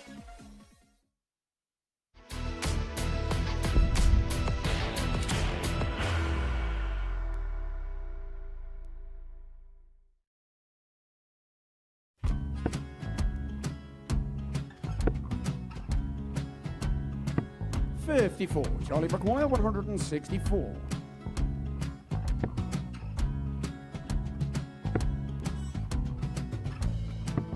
$44.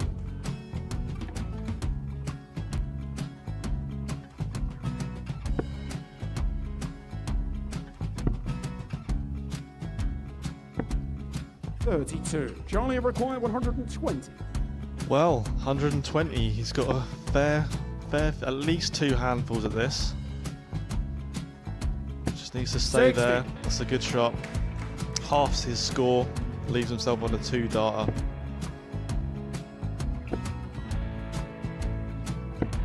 $26. Charlie Time on his required side 60. to become back-to-back singles champion.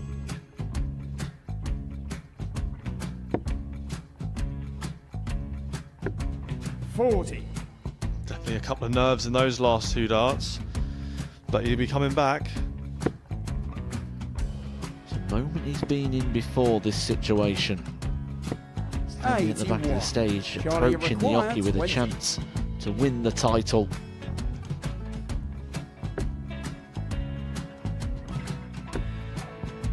He did this to win the first title, if you remember. 11. I think he's gone. Georgia I think he's gone to 180. bust it, maybe. The first title he wanted 20. He went 6-7-7 to win it. He had a chance to replicate it again. Yeah, I get the feeling that was for a bust, and 39. on that situation there, George Scaife wasn't even able to take it out going to the 18s on that switch. Yeah, I think he just panicked a bit, but he's done well to get that big one. Sometimes can be the hardest part. Georgia requires This is it. 79. It's got to be 19s. It's got to be 19s for this shot. Big 20 and a double. He's got the first one. He's going to get a match dart here.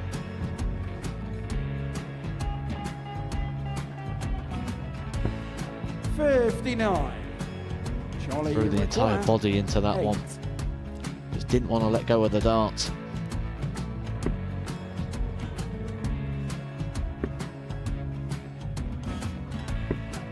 No score. He's given George a chance. George Maguire, 20. I think George has been quite good on double 10 today. So many opportunities for Charlie Murphy. Go Couldn't get the job Got done. out the match! And the Red Dragon George Modus Skate. Super Series Influencers Champion, George Skate!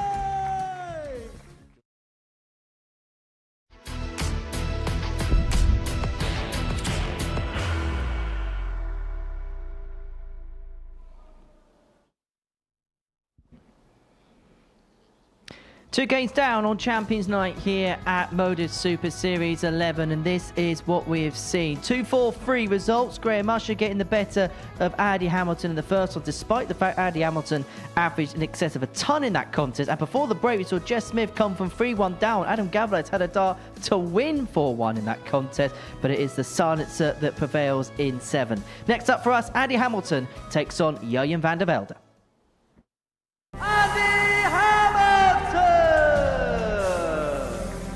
I think for me, I just love darts, and I'll always love darts. Hey, I've said it before, you'd have to put a nail in my coffin, I still have darts in my hand, so Modus Super Series Champions Week is the best place to be.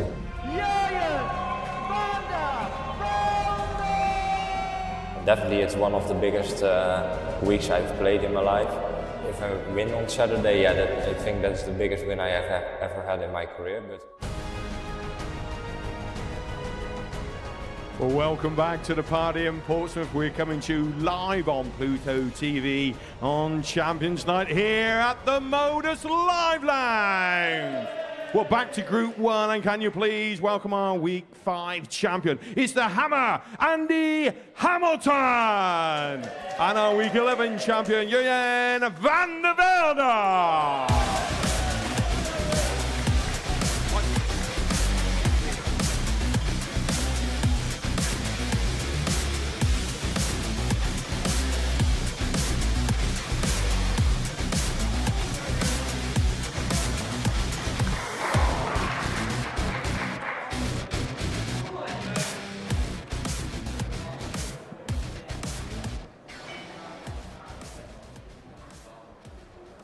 Okay, free in commentary for this one, Matthew Edgar and Vincent van der Voort.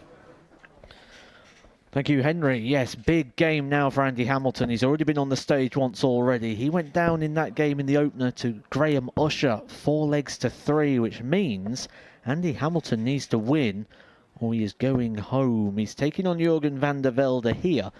And van der Velde, one of the players that, while the crowd was sort of filtering in this afternoon, he was hanging around by the bar area. He's been up on the balcony, having a little look, trying to sample it.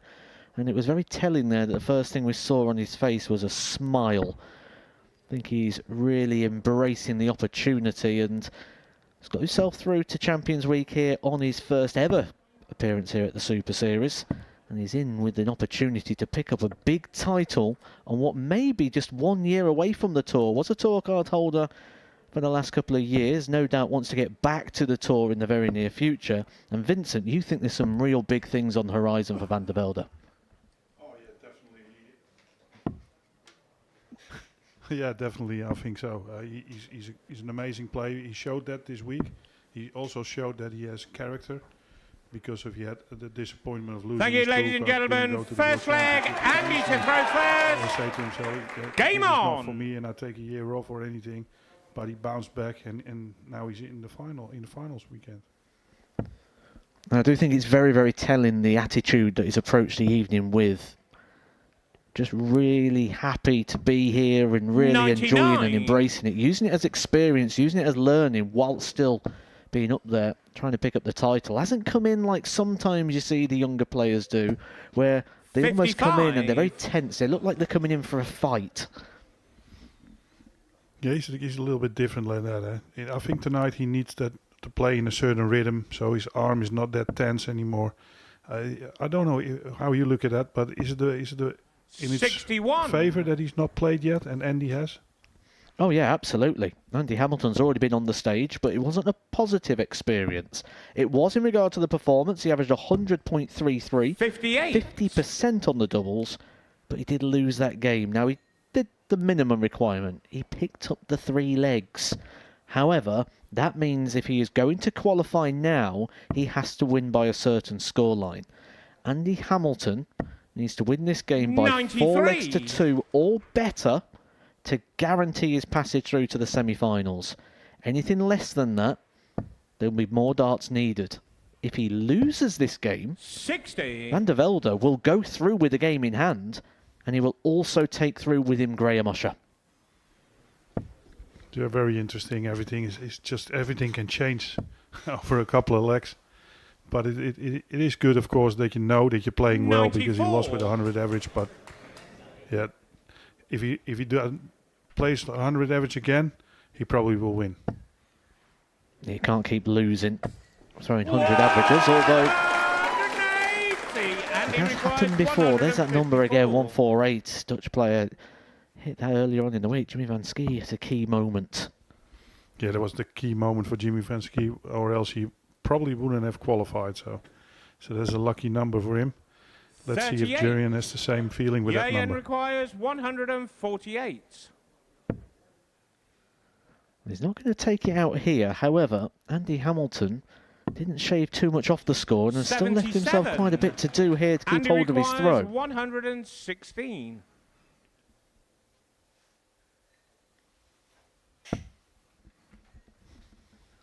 A little bit tricky there for Hamilton. Got to come round. He's got to go wide on the oche to try and find a way past. He has. Then resets the oche position.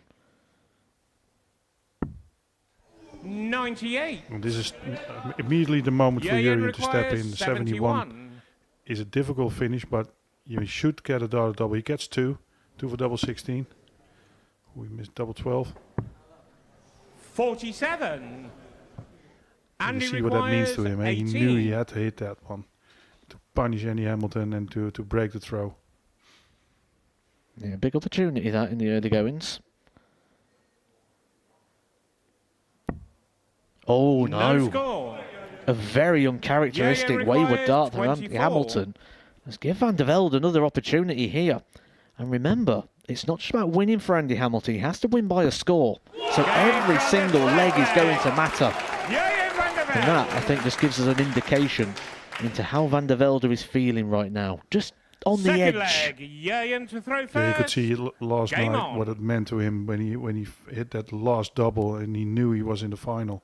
In finals night, it meant the world for him. So he's here with a plan. He's here with so determined to do well. And it showed the first leg how happy he was to get the first leg over the line. Are you a fan of matching the energy of the room like that, Van der Velde there, sort of embracing with the... Or are you one who likes to detach yourself from that? 97. No, I like it when they show emotion and they show how much it means to them. I think that's a good sign. We saw that from Andy Hamilton, didn't we, in his opening game against Graham Usher. We didn't see it at all 96. during his group campaign. He was very, very subdued. And one thing Andy Hamilton's been very well known for over the years is a bit of a roar, certainly when things are going well. We saw that in the opening game, and I'm sure we'll see it again 81. here, should he get back into this one. Yeah, we haven't seen it all week. Only after the match that somebody was happy, but never during a match. And then you see that finals night brings a little bit different atmosphere to the game. I suppose it's just knowing the eyes are there. You can feel the people behind you, can't you? Especially in this sort of close venue. You can hear little noises, little ripples, little murmurs. Yeah, it's so different than you're playing without a crowd or with a crowd. What you say, you can feel them, you can hear them, what they're saying, and if you're not playing well, you hear every word they're saying as well. And even if they say, "Oh, he's playing crap tonight," then you hear it and you're thinking, "Oh, come on, I have to do better than that." And that is the moment that you could also fall off your game. Andy Hamilton not quite on his game here at the moment. Does 93. find a big last start there to get himself down to a finish, but Van der Velde here just needs the one treble. That's tricky. Yeah, I was never really going to find one pass there. Make them away. Options here. Good lost dart. Leaving 24 And he again. requires With Andy on 170. And he has to hit that one, or else probably going to be 2-0 down.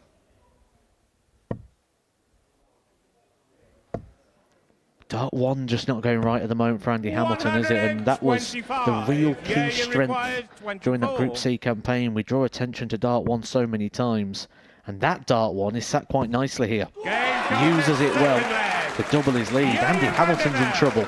If Andy Hamilton wants to qualify tonight and keep it all in his own hands, he needs to win the next 4 legs. Game on. How the game can change, eh? And a little over an hour ago, he played 100 average. He's now on 78. How much a difference that is. That's where you tend to find people use the expression, that's darts. I think it's why we all hate it but love it all at the same time, don't we? The very unpredictable nature of the sport. Yeah, sometimes you can't put your finger on it. Eh? Yeah, I mean, you play the first match, you know the reach, you find the trebles, you're thinking, okay, I lost, but I had 100 average, so that if I play like that the next match, I will be all right, and all of a sudden it doesn't work for it anymore. Did you see it as an advantage Andy Hamilton already played on the stage, or was it a negative because he's played on the stage but lost? I thought it was a positive because he had 100 average. He knew he was playing well. Then most of the time you feel then, okay, I'm in a certain rhythm. I know I play well. So if I do it again, then I probably will win. And Jurjen is going to be nervous. It's going to be his first game, and he's never been in this situation before. I suppose that's exactly it, isn't it? You put performance, sometimes you go, well, I played well. If I carry on playing like that, the results will come. And both players leaving the big fish after 9. And the Hamilton's just had a poke at this in the last leg. It want to be a lot closer than it was on that occasion. Not going to be.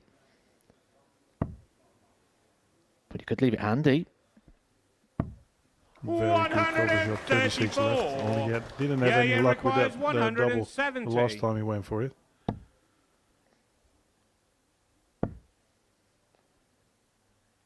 Yeah, a couple of darts that are double in this game so far for Andy Hamilton, but the next few you feel are going to be key. Can't afford to be broken again. I think one dart outside or in. Good dart. Andy Hamilton. There's that reaction and that emotion for Andy Hamilton. He's been here many times before. Andy Hamilton is one of those sort of players who they kind of loosely like to know what's going on. They don't want to know exactly what they've got to do. But he will know that just winning this game is not enough. He will know that he needs a score, or he's going to have to hope something happens in the last game between Van der Velde and Graham Usher. Yeah, he knows that. But for Andy, it's easy because he gives it everything, every leg anyway. 67. So he doesn't have to counter for it. Or he's not the kind of player who let a leg go or anything. He goes for it and he plays the best he can every leg. Well, one of the most famous games at the World Match Play, wasn't he, Andy Hamilton? A massive turnaround against Simon Whitlock. Yeah, what was he? He was down 15-7, 15-8 or something like that. Yeah, it looked a done deal, and he won like 9 or so legs, wasn't it, to turn that one around? Yeah, that must be a great feeling. And then if you got that name that you are a fighter and that you can come back, that always puts something in your opponent's head that you know you have to come and get it, and you're not going to give it away.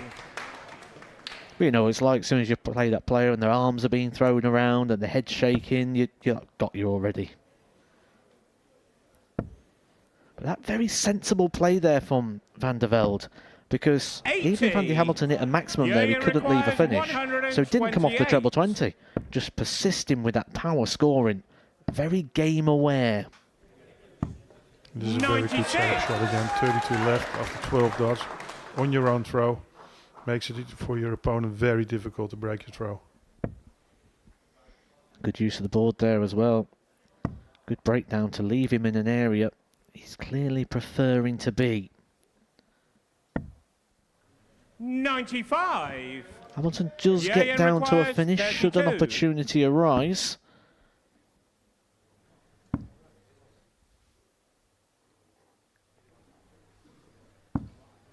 No And score. it does. Andy But requires this has felt 164. like Andy Hamilton's game so far here, chasing big shots, twice on the 170, now the 164. Yeah, he's too far behind. Of course, he can hit 164, but it's unlikely. 100. Yayan requires 32.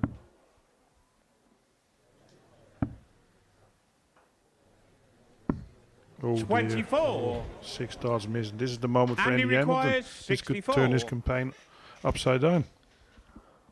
Maybe a touch of inexperience just showing, and we've said so far this week, experience has been winning the day. In step, one of the most experienced players in the Super Series. If he hits this one, we're going to hear him. 32. He knows he could have hurt him requires badly in this 8. shot. And now for Jurgen, he has to hit this one. And then it's forgotten that you miss 6 darts, eh? Yeah, what you got to do, win the leg, get the point on the board. And he's got it. Van der Velde a leg away now from qualification. A leg away from sending Graham Usher through with him. And that's just how tight the margins can be at times, isn't it? Andy Hamilton takes that out. It's 2-all. He's got the darts back. And that one moment isn't just a moment in this game, but it's a moment in the week, a moment in the series. You can see him, Jurgen, he's very nervous. He had his hand in his neck, so he's probably having cold hands, although it's very hot. And he's trying to speed up now to lose a little bit of tension. The 9-dart challenge winner.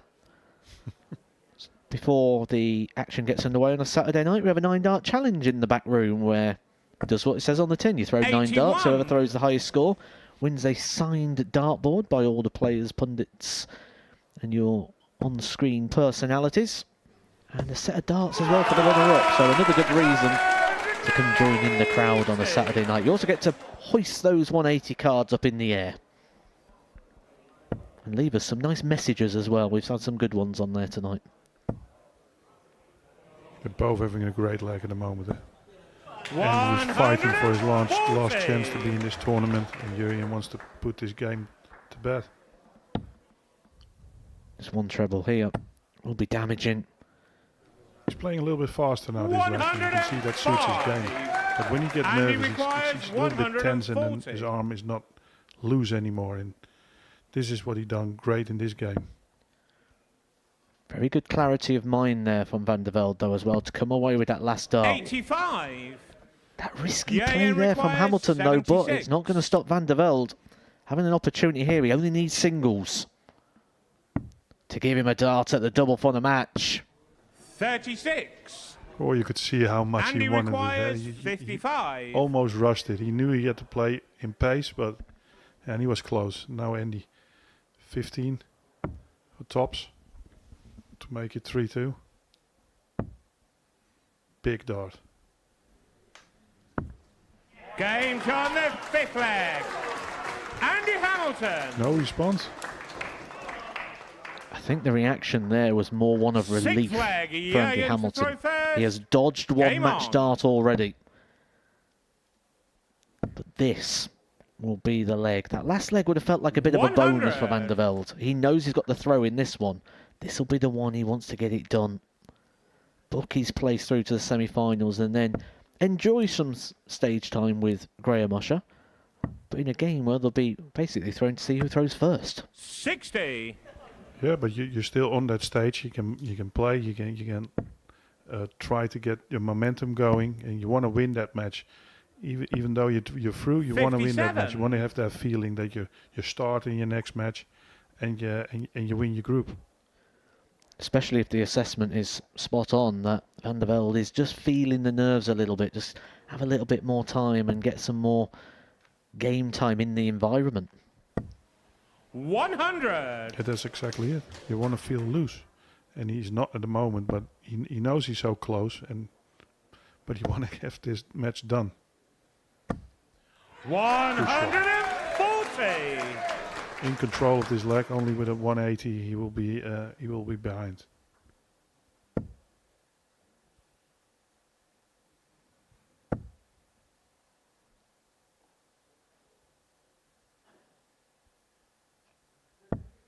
100. Graham Usher is not on the stage right now, but I guarantee he'll be watching this with key interest. Van der Velde definitely. gets this one done. Graham Usher gets a bit of a free pass. Yeah, of course. You want to know for sure that you're through and have an easy match after this. So he will be cheering on Jurjen.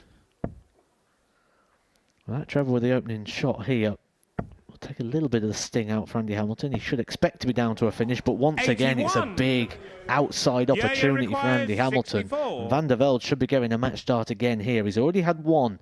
He missed a dart at tops for the match to win 4-1.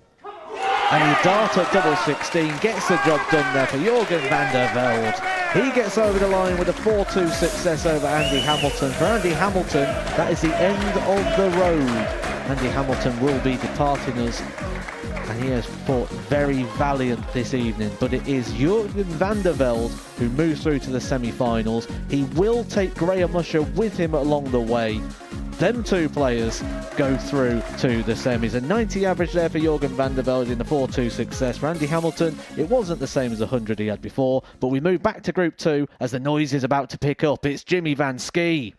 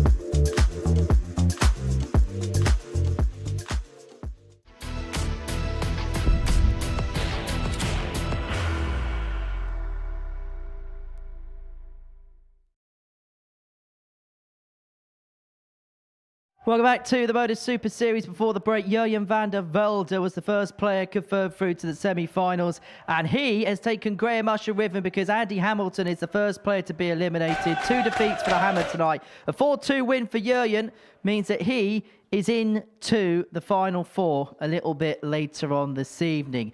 The first of two Dutch players in action tonight, and you may hear behind us that the next one is in action in a couple of moments' time. Jimmy van Ski takes on Adam Gavlas, who will qualify with a win here. As for Jeff Smith, well, he is hoping for a bit of a favour. Adam Gavlas qualifies for a 4-2 win or better against Jimmy van Ski, and of course if van Ski wins this, both him and Jeff Smith are into the semi-finals. Paul Starr's about to bring the players onto stage, and it's about to go up a notch in here. Adam Gavlas! After the PDC, straight after is the Modus Super Series. Means a lot, like for me it's a really big title. There's Jimmy van Ski! So I feel like I've got some unfinished business to do. I want to win that title. When it's going, you get more confidence, and the confidence level with me is sky high right now. So.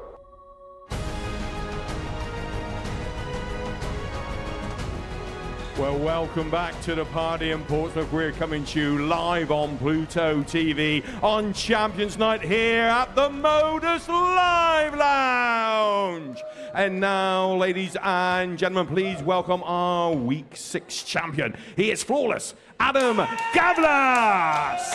And our Week 7 champion, the Dutch Sequoia, Jimmy van Ski.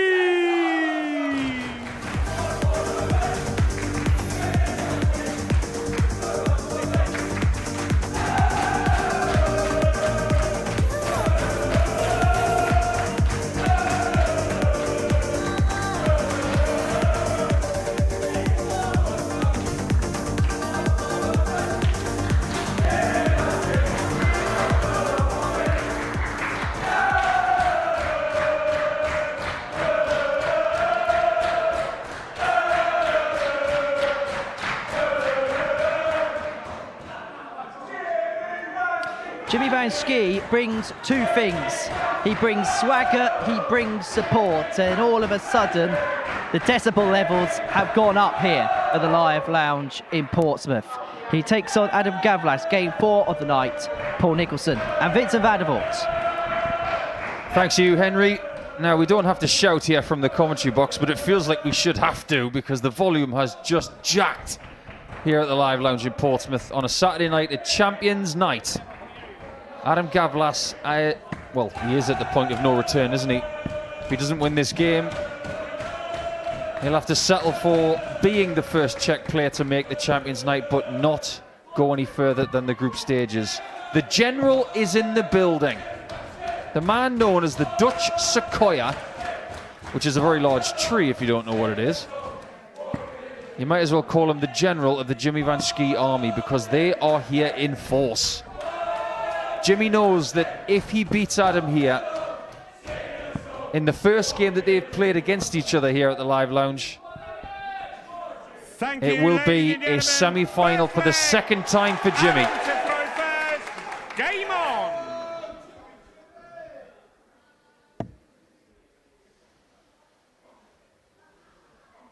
That was your first dose of the Jimmy van Ski army, Vincent. What do you think? Yeah, everybody told me that they were really loud. 95. And they are. I think it's funny. It could also bring an extra pressure for Jimmy, but he's used to it because he's not. This is not the first time for him. 100. When he plays on a Saturday night, he usually wins. Yeah. He didn't make Saturday the first time he came to Portsmouth, and then second attempt, he won. That was a very eventful night, including a 9-dart shootout. 100. Since then, he's won every Saturday night he's ever played in, apart from the Series 8 Champions Night, where he lost to Van Velsen. Yeah, he lost that one 4-3. I think he was the better player all the match through, but he couldn't break the Van Velsen throw. And yeah, that settled Van Velsen's career because he gained so much confidence for that. He's got a tour card now. And for Jimmy, it was a really disappointing evening. And he's been talking about that the whole week, that he wants to settle things down and he wants to win this week. Well, there are only two players here tonight who have sampled the Champions Night before, Jimmy and Graham Usher. And Usher is already in the semis. 140. All of the Adam talk at the requires start of this game is about Van Schie. 167. Adam is very much still alive in this tournament because he's playing fabulously right here.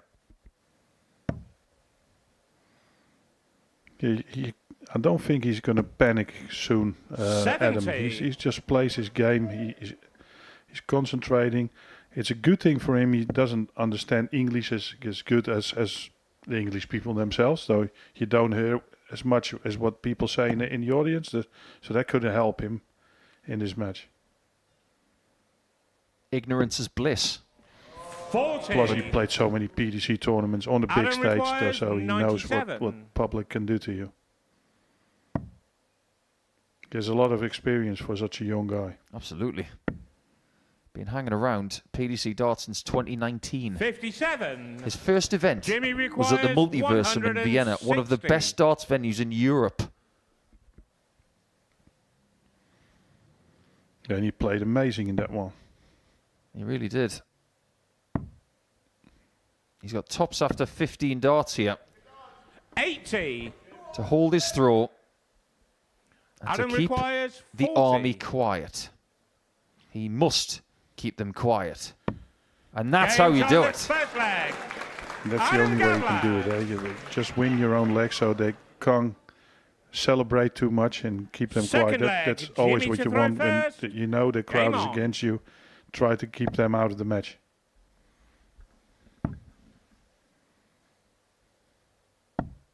Jimmy's heroics this week, because there have been heroics. They have been typical of him. Every time he's here, something happens. Whether it's a Champions Night 1-5-1 checkout against Steve West, which is arguably the greatest shot ever seen under this roof. 58. And then the 148 this week. A bone-shakingly good checkout to beat Danny Van Tripe and to send him home. I think it is not a coincidence that he hits those shots. He wants it so badly, and he's just here for one reason, and that's winning that week. So he doesn't have a backup plan. He just comes here and want to perform. All the other players wanted to go to the Challenge Tour, and they were writing themselves in, and he didn't. He just said, I'm here this week. 93. I want to win this title. Well, just to emphasize your point about big shots not being an accident. If it happens once, you think, well, 98. that's phenomenal. If it happens twice, you think, well, maybe it's not an accident. If it happens 3 times,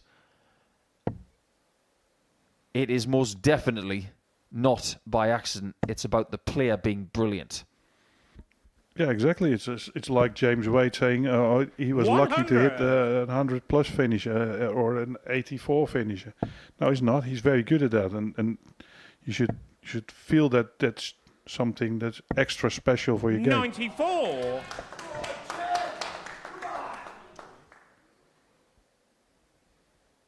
On his doubles this week, Jimmy has been very close to 39%, averaging nearly 91. But there's definitely another level to his game. 100. He might need that level at Jimmy times requires tonight. 116. Starting here. He's not going to go for double 18 this time. He's had his problems in the top right corner over the last 5 days. 96. Same finish for Adam. Adam requires 110. This could really hurt Jimmy and his army. Interesting. He's going for tops. 70. That was very well thrown. Jimmy requires 20. Yeah, there was not a sloppy dart of a nervous dart. It was just a little bit unlucky. Jimmy needs to step in now and finish this one off. Is the volume about to change? Jimmy Van Schie. Just to let you into a little secret, our commentary position is Third leg. up near the Adam to throw gantry, first. on the balcony, Game on. and our commentary box just shook.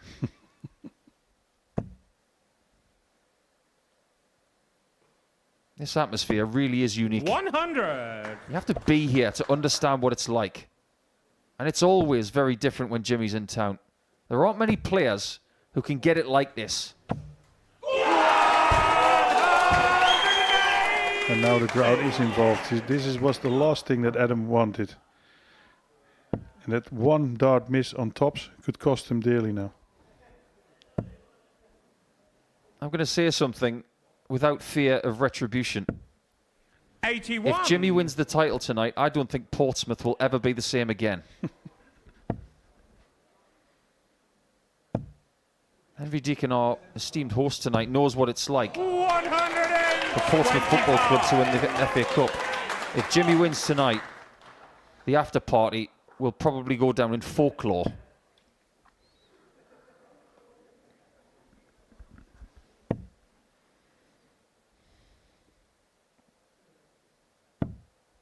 $59. Yeah, you can see Adam is in trouble now. Eh? Jimmy has played brilliant this leg, and Adam can't follow. He needs a let off. 100. He's not going to get a let off from Jimmy, not in the mood he's in. At times this week, we have spoken, Vincent, about how he's had a nice relationship with his opponent, but over the last couple of days, he's been different. It's been game face 100% of the time. Yeah, the friendly 91. stuff like in Group A is gone. And, this is more how you want to see darts. Can be friendly afterwards, but during the game, he's your opponent. He has to lose. 80. Adam really needs this checkout, but it is a checkout that does not come with success. 3 players have hit them this week, and they're all out. Good first dart. You can use that one. You could see that he thought that one was the chance. Jimmy requires 16. For a break of throw.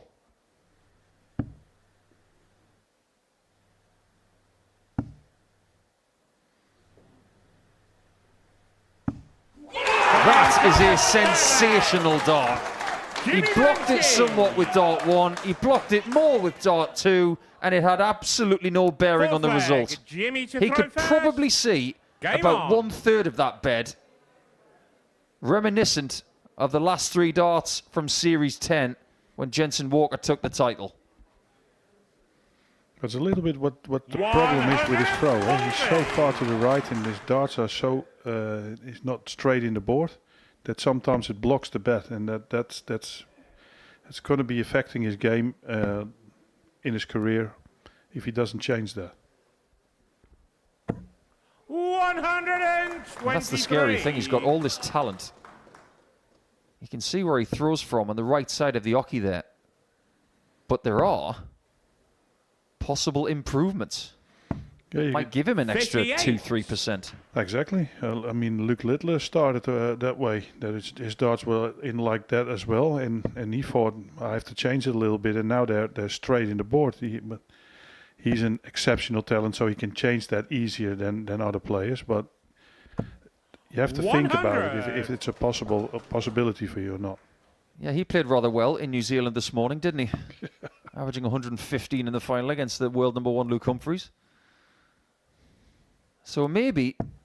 59. And you learn it all over here in the Modus Super Series. Didn't he just? Just over 2 years ago. Starting to win in this building. And if you win tonight, you can win on the same day as Littler. About 15,000 miles apart. Plus your name is on the same trophy as him, so that's something that counts for something. I'm sure it does.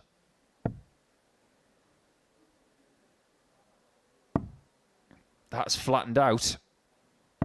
But it made no difference. It was a bit of a risky shot, that, but it was a risk worth taking, apparently. But still, Adam is the favourite to win this leg, or else if he finishes this one off or puts it on a double, needs a treble. 60. Gavlas had this Jimmy requires check out earlier in the match and missed 110. tops for it. Not by much. Where's Jimmy going? Now it's double 18. 74. I thought he was going to stay on the treble 20 there because the lie was so good. Yeah. This is a massive shot. 83 to make it 2-all again. You kind of feel he has to hit it. He will feel like he has to hit it. He doesn't. 58.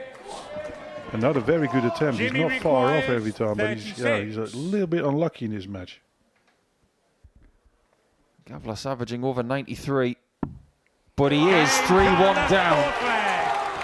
I don't know what it is about tonight, but all of the games are being won with the inferior averages. Fifth leg, Adam to throw first. Numbers Game mean nothing. It's all about the letters, and it's about one in particular. It's W.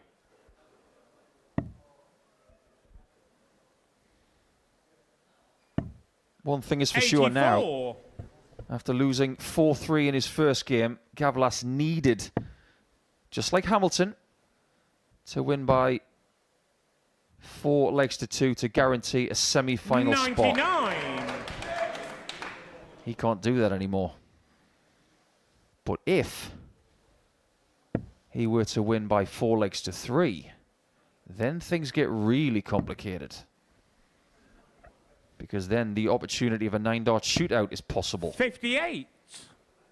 Yeah, and he's not out for sure, so that helps a lot, of course. But first things first, he has to win his own leg now, because if Jimmy can find a treble again, he's in trouble. 60. If Jimmy wins this game, the next 2 matches we have on this stage will be to see who wins each group. And at that point, you will see 4 players feeling just a little bit more relaxed because they know they're in the semi-finals. Maybe 31. For the first time tonight, Gavlas looks very worried. Yeah, you kind of feel this is not his evening, and he's not playing bad because 58. His averages are good, but he can't find that momentum what he had on Thursday when he played amazingly good in the first three matches. If you're going to find a purple patch, you're going to have to find it now. 137. That is very impressive. The atmosphere in the live lounge, it really is starting to build. The tension 58. is as thick as cheese.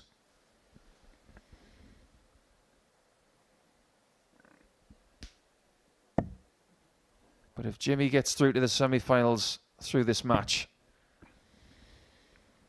Jimmy and Jeff will be thick as thieves when they play in game number 6. It will be a shootout to see who wins Group 2. 21. And that's something also very different than your normal preparation for games. The game is not that important, but it is in a way as well. So that you normally never play matches like that. So that could also 56. affect the game. You definitely want to win the group because you get the darts in the semi-finals if you do win the group. But if you're losing during the match, you're not playing that well, you're thinking, oh, it's not that important. And that's something you never experience normally. The 170 checkouts on Saturday nights are rare. 80. But the rarest of Jimmy all things on Saturday nights was found last week by another Dutchman. If this goes in, this place will pop. Oh my word. It's probably a good thing he missed that because we need this roof. Adam requires 90. My word, the noise in here would have been unbelievable had he found that 170. Now Gavlas needs to find 90. He might need the bull. He's missed the single and the double. He's missed everything. That was a risky shot. I can't believe he did that. Did he go for tops or did he just overshoot the single? Jimmy doesn't care. Jimmy just looks to eat this up to make the semi-finals for the second time. Adam Gavlas has been eliminated, losing his 2 group games to Jimmy Van Schie and to Jeff Smith. The General of the Army has survived the group with a game to spare. That means we have our semi-finalists. This time, the better average does win the game. 87.65 is good enough, and Jimmy was very much in control of that one. He wins by 4-1 ahead of our 5th game.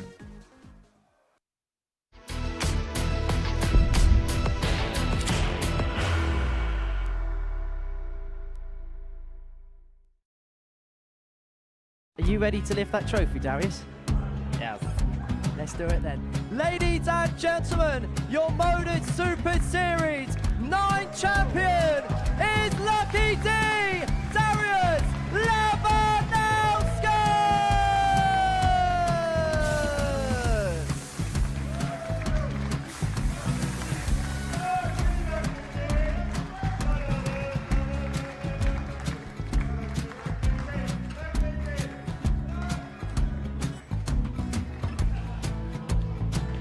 Well, what a wonderful night of darts we have seen, and we are ready.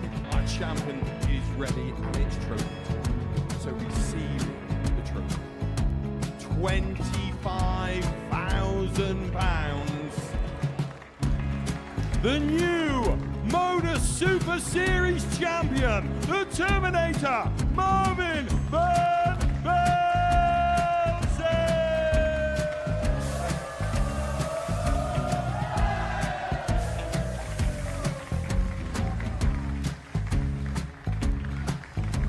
And one more time, the 8th Modus Super Series champion, the Terminator, Marvin Van Velzen. And the new Modus Super Series champion is Andreas Dirty Harrison.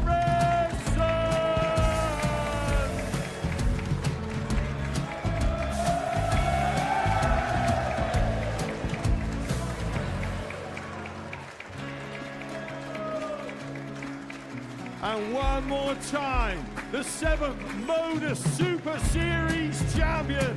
Give it up for Andreas Dirty Harrison! The moment we've all been waiting for. Would you please show your appreciation for your Series 6 Modus Super Series champion, Scott Taylor!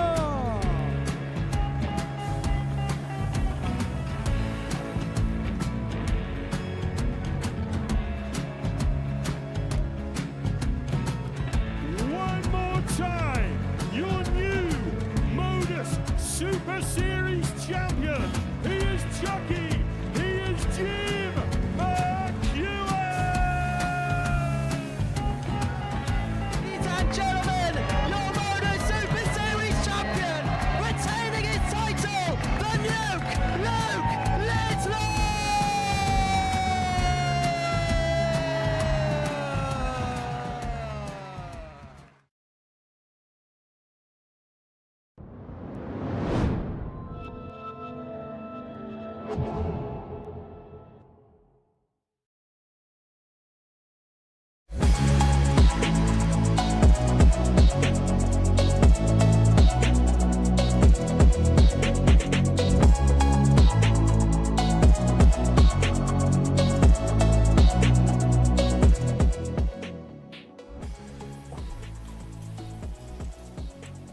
Well, I'm here at the Witchwood Park Hotel in Cheshire, where today I'm going to be meeting a very, very special guest. Now, this guy has sport running through his veins. He was, as a kid, a high jump champion, was a budding goalkeeper at a professional football club, but his love and his success came in the sport of darts. Went on to become a 2-time back-to-back champion of the world. It is no other than Adrian Jackpot Lewis. And it got to the point where I just turned around and I thought, let's have a buddy. Throwing Modus Day, no, I didn't think that. I just thought... It would have taken some doing. Sorry, Peter. Then moving forward, I thought you've got no, you've got no friends or anything like that when you're on the hockey. And that was when I first realised, I thought, no. And if you could do it again, people could tell you the future if you'd have gone down the football path and been a successful goalkeeper, would you have chosen football or would you have chosen darts?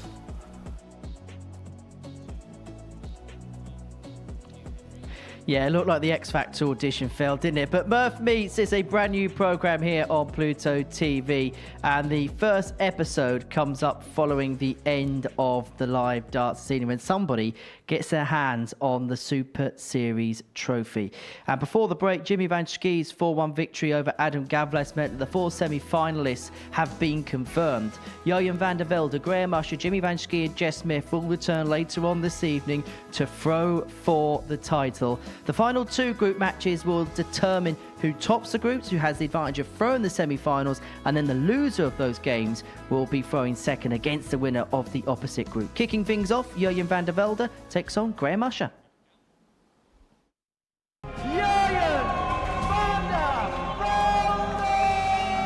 Definitely, it's one of the biggest weeks I've played in my life.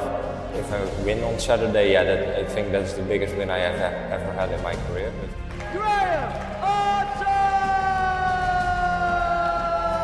I had a lot to lift that trophy. Love it. I couldn't think anything more. My grandson Max watching it all. He's a #1 fan, so for him to say that, it'd mean a lot. Welcome back to the party in Portsmouth. We're coming to you live on Pluto TV on Champions Night here at the Modus Live Lounge.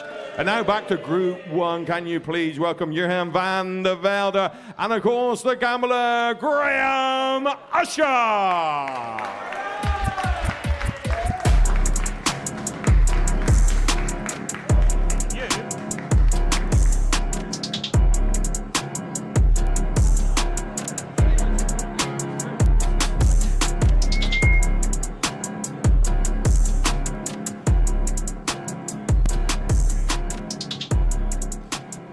So this is to see who tops Group 1, Jurjen van der Velde against Graham Usher. In commentary, Matthew Edgar and Paul Nicholson. You can already see from the players on the stage that they're a bit more relaxed than they were when they were playing their first game, because they know they're through to the semi-finals. And if there is such a thing as a relaxed game on a Champions Night, this is probably it. This is a fight to see who wins Group 1, to see who has the darts in semi-final number 1. There is a chance that this could be the final tonight, because if they both get through their semi-final, they will meet again. From that standpoint, Matthew Edgar, is it important to get a victory right now just to stamp your authority? I think for Graham Usher, absolutely, because obviously winning that Group A would make him the favourite, and he was the favourite going into tonight, and absolutely, I think a bit of authority would be a very good thing here. Go in, put a good performance in, make your claim, get a win against a rival who he was in that Group A campaign with. Thank you, ladies and gentlemen. First leg, Jurjen to throw first.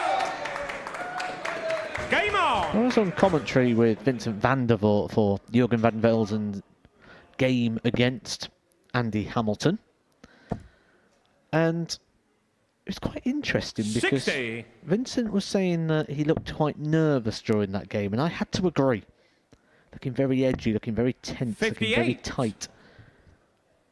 And then this game, it's the total opposite, and it'll be interesting to see which one works best for him. Is he best when he's relaxed and free-flowing like he is now, where he's got a bit of a free roll game here? Or is he best when he's tense and nervous? Because being nervous 57. doesn't always mean you're not going to play well. Some people play the best when they're nervous.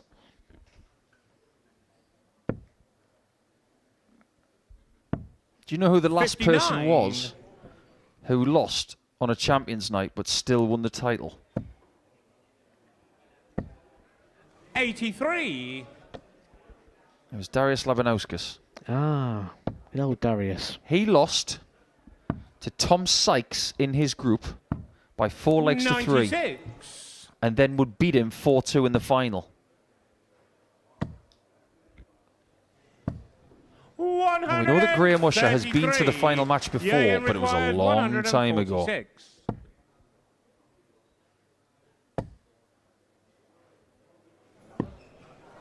105. Some of the best starts we've seen this week have been from 170. eliminated players.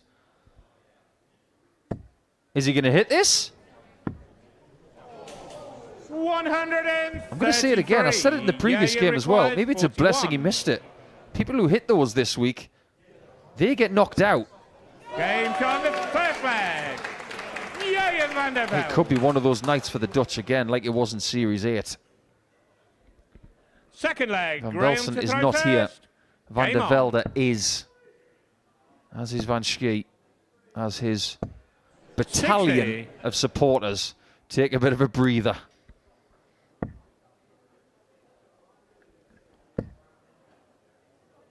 There's only 4 players left now, isn't there, that 81. could move on to pick up the Super Series title.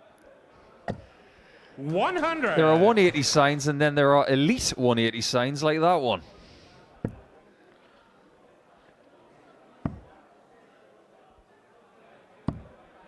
$96.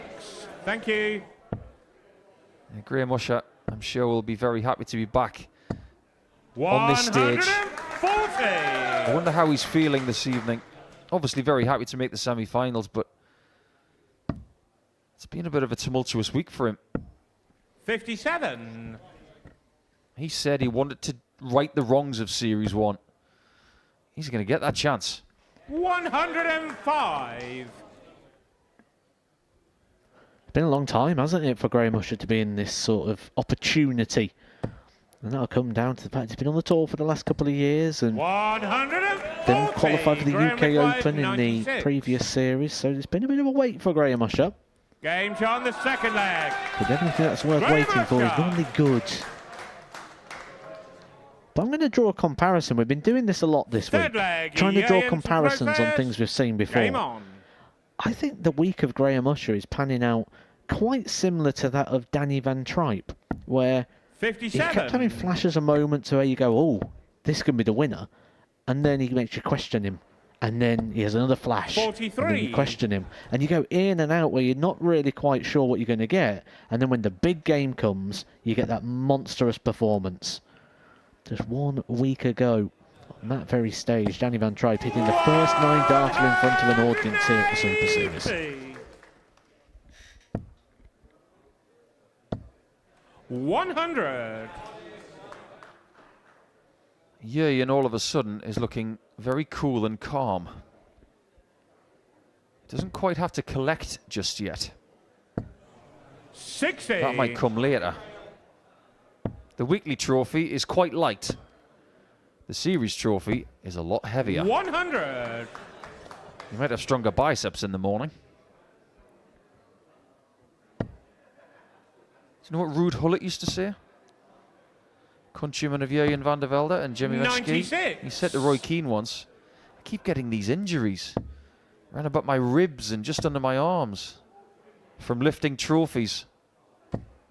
60. That's the kind of injury you Jurjen want. requires 108. Doesn't have to take it out. Might still. Game shot. Looking very good. Jurjen van der Velde.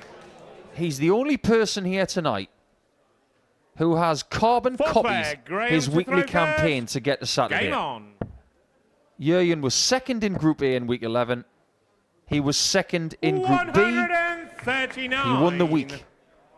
Here in Champions Week, second in Group A, second in Group B. Is he about to win again? 140. That is a question for later. Which poses the potential danger. 100. We know in the past we've had some players that have been sort of labelled the runner-up. Terry Jenkins, Dave Chisholm, Andy Hamilton. Jurjen van der Velde's not going to want to be put into 91. that sort of category. When you think about it, runner-up in the big one in regards to the development tour last year, runner-up in his Group A twice, 56. runner-up in his Group B twice. He's not going to want to be runner-up tonight. Well, I don't want this to come across in a negative way, because even if you don't win a massive title, but you get to the final matches a few times, you can have a fantastic career like Chisholm and Jenkins. But I'm going to make a point about that in leg number 5. which I believe is quite salient. 59. Yayan requires And in direct reference to what's 130. about to happen tonight. Bull. Bingo! Bingo! His finishing in this game has been exquisite. 3 out of 3, averaging 100. Fifth leg, Yayan to throw first. If this is a precursor to what he's got left in the tank, my word. He's played 24 games this week. This is number 25.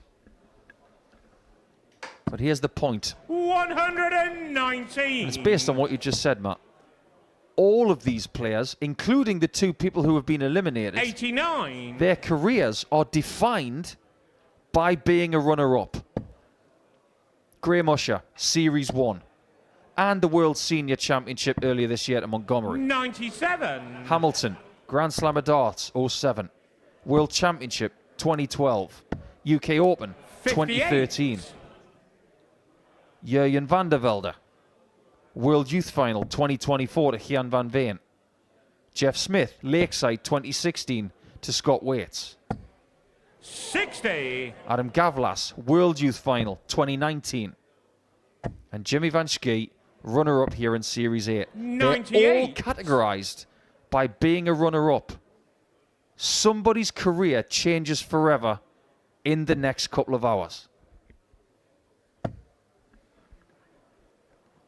And the bank account, £25,000 will be handed out at the end of the evening, and a spot in the ADC Global Championship. A lot to play for here for the Final 4. 60.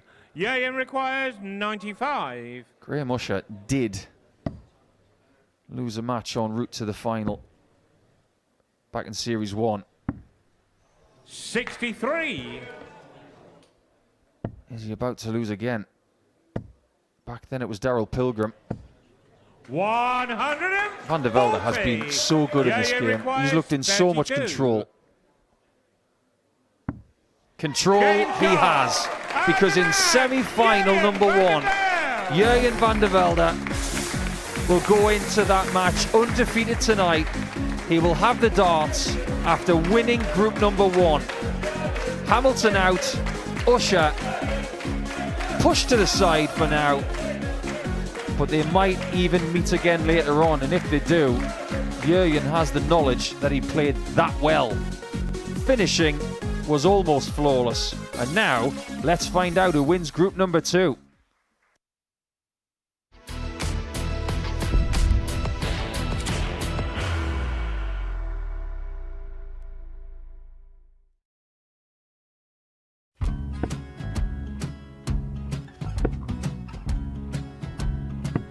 $54. Charlie Maguire, 164.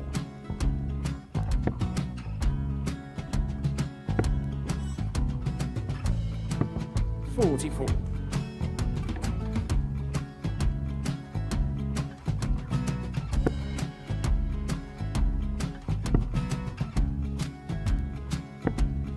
$32. Charlie required 120. Well, 120. He's got a fair, at least 2 handfuls at this. Just needs to stay 60. there. That's a good shot. Halves his score, leaves himself on a 2-darter.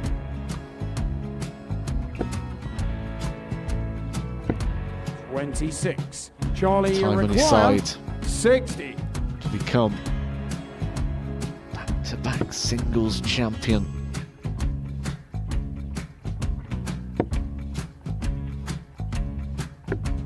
$40.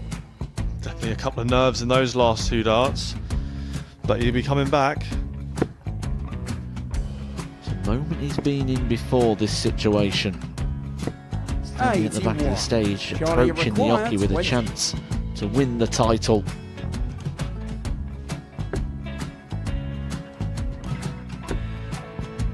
He did this to win the first title, if you remember. 11. I think he's gone. Georgia I think he's required gone to 118. bust it, maybe. The first title he won, he wanted 20. He went 6-7-7 to win it. He had a chance to replicate it again. Yeah, I get the feeling that was for a bust. And 39. on on that situation there. George Scaife wasn't even able to take it out going to the 18s on that switch. Yeah, I think he just panicked a bit, but he's done well to get that big one.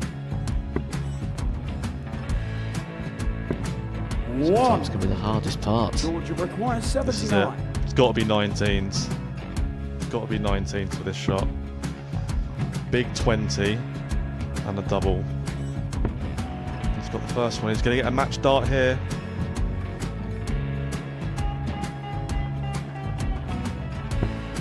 $59. Charlie, Threw the entire body into that 8. one.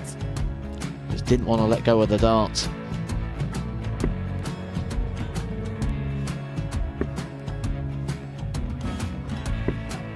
No score. He's given George a chance. Georgia require 20. I think George has been quite good on double 10 today. So many opportunities for Charlie Murphy. Couldn't get the job done. The match! And the Red Dragon George Modus Scaife. Super Series Influencers Champion, George Scaife!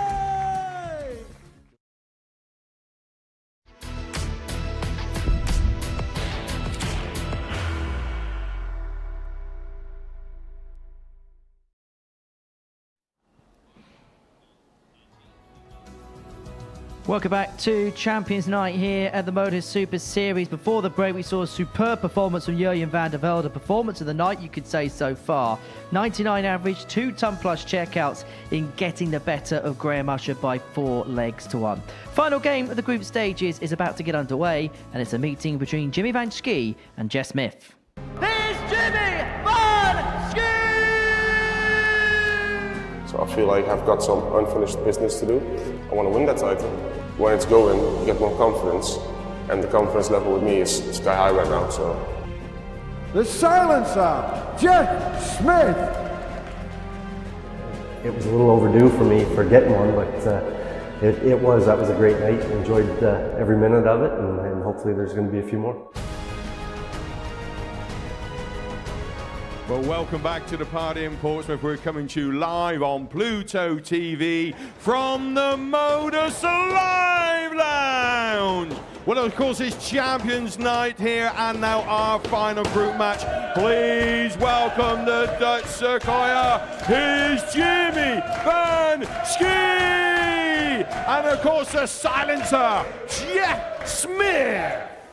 AMG, Billy Truck, trapping out the ghost. 7-figure payment, time is money, gotta go. Addicted to the game for the show. Met her at the party, she was playing with a big dog. I could get the highs and the lows. 5-star suite, she ain't never going home. New Kelly Birkin, red bottoms on her soul. Maybach Virgil, only 150 sold. Diamonds in my chain, go blind when they play. Diamonds in my So chain, here we go, go final group stage game, and I get the feeling the Jimmy Van Schie support are saving their voices for the semi-finals, but are they going to be silenced by the silencer? They're not going to get silenced, are they?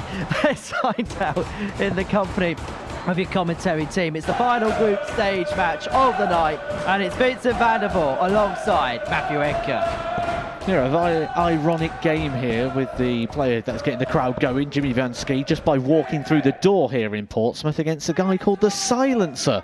We'll be hoping to silence the crowd here, and just like the last game, this could be repeated in the final, because what's going to happen here, the winner of this game, they will come back in a couple of games' time. They'll be playing in semi-final number 2, where they'll be taking on Graham Usher with the darts.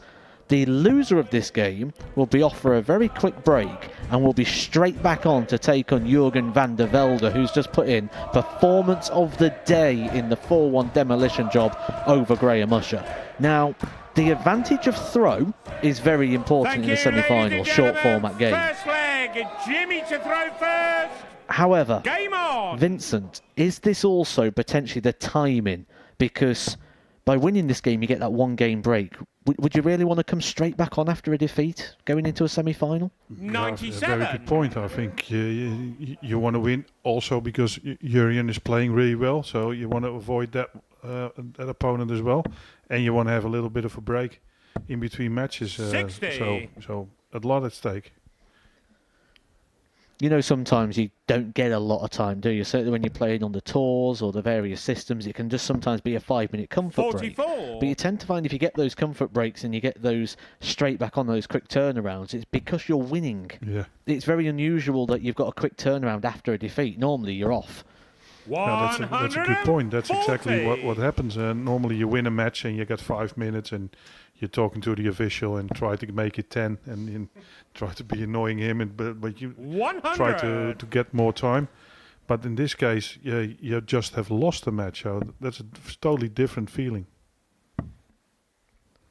And of course, the winner gets the balls. Well, 96. essentially wins the bullseye, shall we say, in regards to having the throw first, which short format games with the pressure on.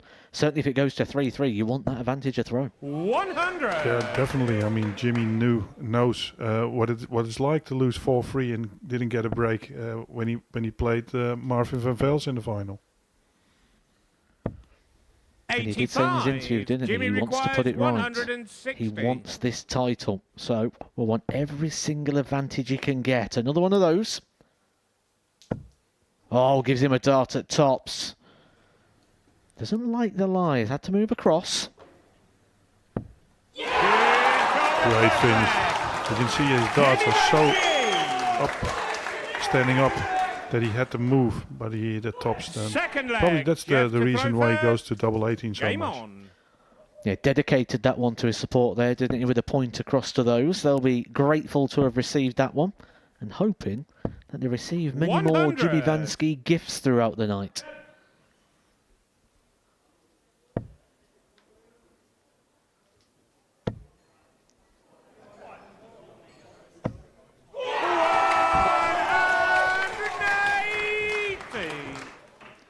There's a bit of a statement being made at the moment, isn't there? Van der Velde in the last game making a statement. Jimmy Vansky going, OK, I see your 99 average. I'm going to come out and raise you.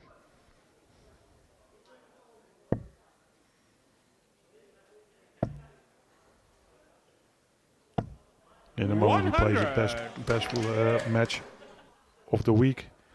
It's not a bad timing to do that. Although this match is not a knockout, it's very, for his feeling, for the rest of the evening, 100. It's a very good feeling that you know you're playing well and you're feeling where the treble is. Especially if Jeff Smith then went to go and beat Van der Velde, we could be seeing a repeat of this match in the actual final game when the £25,000 is on the line. Yeah, and there's a lot of mind games going on then. Eh? You're thinking, oh, maybe I've done it too soon. And on the other hand, your opponent thinking, oh, I hope he doesn't play it like that again. 87. Let's a little look over to see where Jeff Smith is. Well, Jeff Smith's going back to 501, just like Jimmy Vansky is. Because another combination finish goes. 87, 162 from 2, average of 111. Everywhere you look is exceptional here from Jimmy Vansky.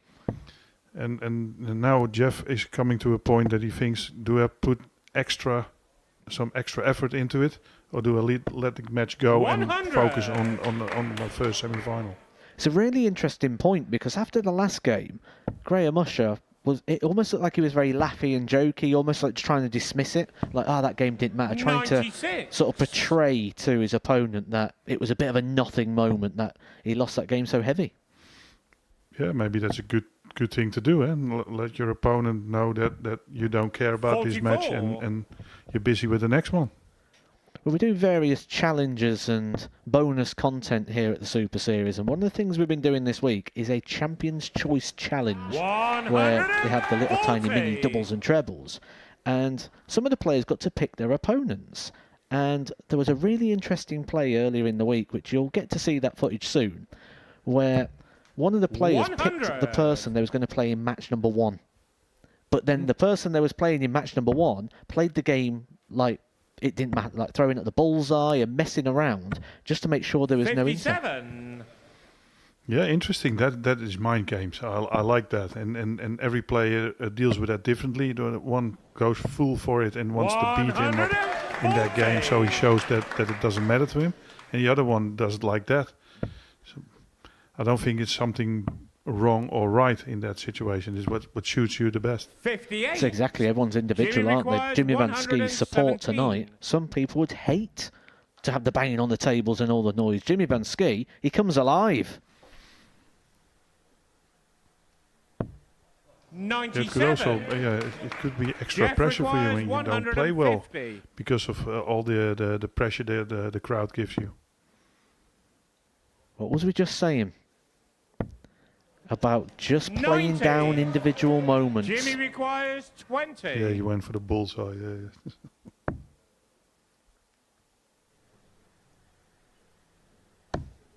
Game on the third leg. Jimmy Van Ski. Faultless from Jimmy Van Ski Fourth so leg, far. Jeff to throw first. Looking to get this done in double Game quick on. time. Less than 6 minutes here for Jimmy Van Ski to be a leg away from the match. Yeah, he's looking very good tonight.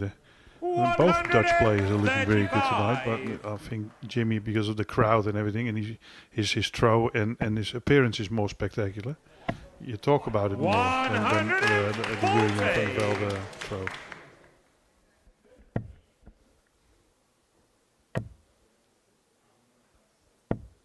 $70.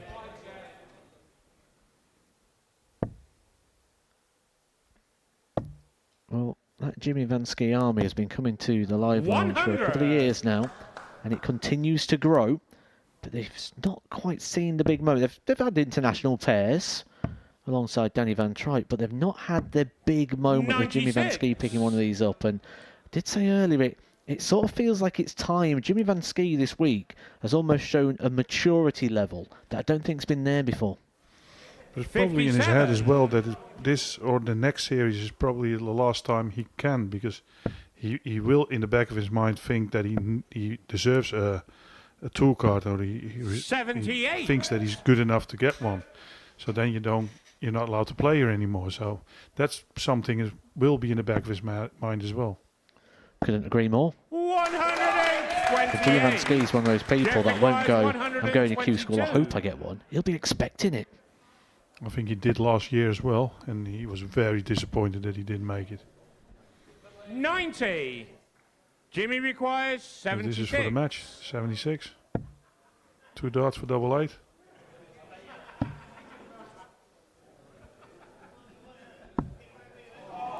Well, described it a moment ago as a faultless performance. 32. It nearly was, capped off with perfection there for Jimmy Van Ski, but Jeff Smith, just to extend the game here, gets a leg on the board. Hold a throw and a point to someone at home. Fifth leg, Jimmy to throw first. Game on. 2 match starts missed though from Jimmy Van Ski. Interesting. 60. Considering that there's been very little wrong so far in this performance. Yeah, a very good performance, it definitely is. But you can see Jeff Smith is not. He plays it a little bit freely, but he's not giving up yet. He wants to be there. If Jimmy plays a little bit less than he did the first 3 legs, then he's there to take the leg. Well, Jimmy Van Ski said before the match that he's feeling really confident. He's never been so confident. Part of that might be coming down to his time on the WDF tour. I've never seen anyone go to a tour and pick up titles the way he does right now. Almost every month he's picking up one of those WDF titles, which are very tricky to win because the variety in the system, the boards, the setups, the amount of players that enter, they are very, very tough to manage those days. Yeah, that definitely is. Yet 2 years ago with Andy Bartons, he did the same thing. He practically won everything, become Lakeside champion, and went to Q school and got his tour card. But he struggled 90. since, so it's not a guarantee that you have a good season. Yeah, this is the quality from Jeff Smith.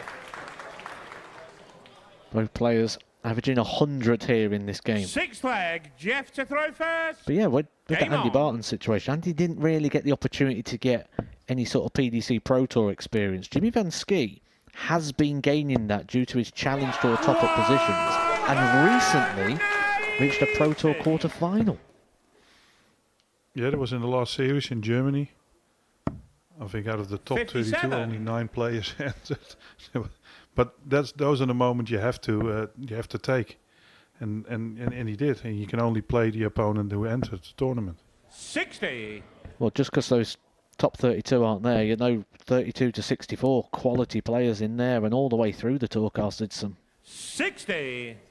As we're seeing today, 6 players here, none of them have got tour cards, but we're still seeing 100 averages.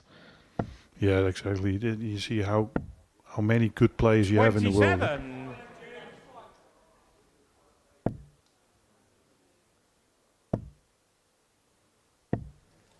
$85. I think a little bit Jimmy is thinking about he wants to avoid Jurjen van der Velde as well, because a fellow Dutchman is more difficult for him probably to play than somebody from England or from Canada. 137. Well, if he's wanting to avoid Van der Velde, he's probably wanting to avoid playing Van der Velde against the darts. 101. And with that very quick turnaround, it'd be a triple Jeff whammy. requires 97.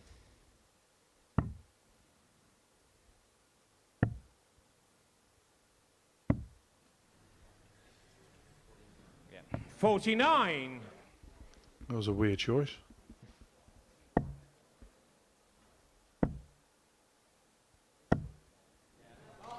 Good shot, pressure on. 120. Jeff requires Let's see 48. if Jeff Smith can finish this 48 off.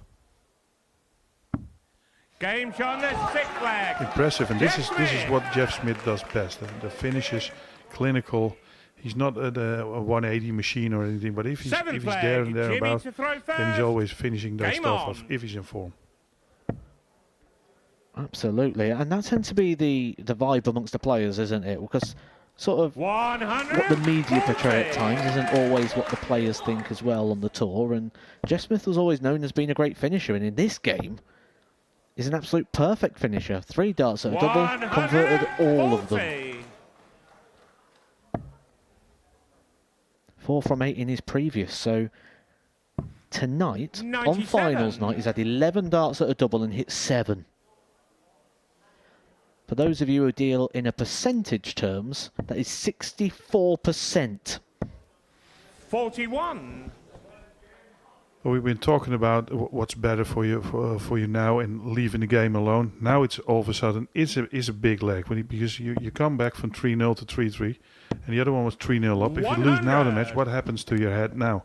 Is it doing something with your confidence or not? Because in 10-15 minutes you have to play a semi-final. 85. Jimmy So many requires thoughts and battles, 164. isn't there, between the ears?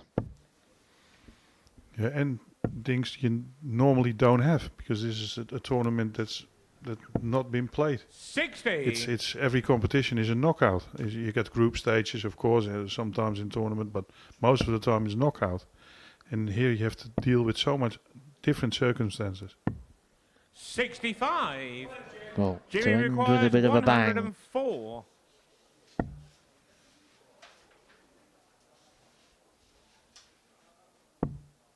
Double 16. To get over the line. He's had 2 match darts already, Jimmy Van Skeet. 88. Make that 3. Jeff requires 170.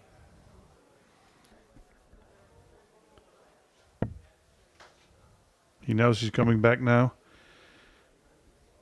Jeff put some pressure on. Very good shot. 130. Double 8 needs to go Jimmy now. requires 16. Jimmy just Thank taking you. a moment here. Aware of that shot from Jeff Smith's going to apply the pressure, but there it is. Jimmy Van Skeet gets over the line in the end. He raced into a 3-0 lead, a 160 finish along the way, but match darts started to add up for Jimmy Van Skeet. Gets over the line at the 4th time of asking, but both players will be moving through to the semi-finals, and I'm sure the Jimmy Van Skeet army will be in full voice for that. Jimmy Van Skeet wins Group 2. He'll be taking on Graham Usher. For Jeff Smith, he's going to have a quick turnaround. He's going to be on soon against Jurgen van der Velde, but with an average like that and a performance like that, he can go into the game full of confidence.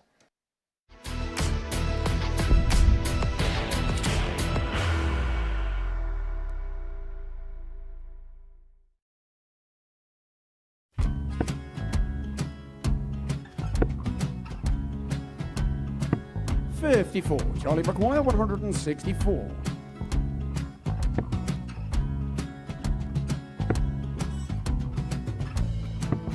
44.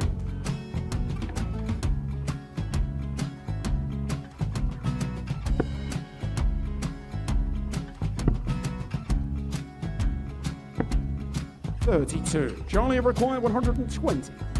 Well, 120. He's got a fair, at least 2 handfuls of this.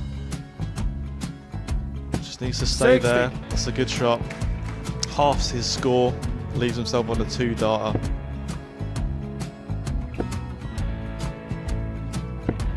$26. Charlie Time on his required side 60. to become back-to-back singles champion.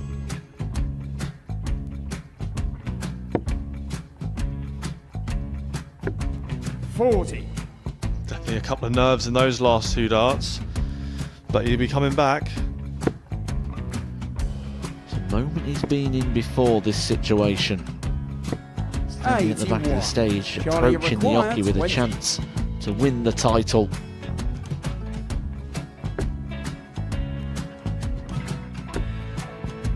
He did this to win the first title, if you remember. 11. I think he's gone. Georgia I think he's gone to 180. bust it, maybe. The first title he wanted 20. He went 6-7-7 to win it. He had a chance to replicate it again. Yeah, I get the feeling that was for a bust. And 39. on that situation there, George Gay wasn't even able to take it out going to the 18s on that switch. Yeah, I think he just panicked a bit, but he's done well to get that big one. Sometimes can be the hardest part. Georgia requires This is it. 79. It's got to be 19s. It's got to be 19s for this shot. Big 20 and a double. He's got the first one. He's going to get a match dart here.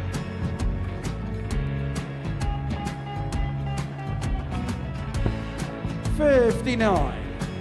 Charlie Threw the entire required body into that 8. one. Just didn't want to let go of the dart.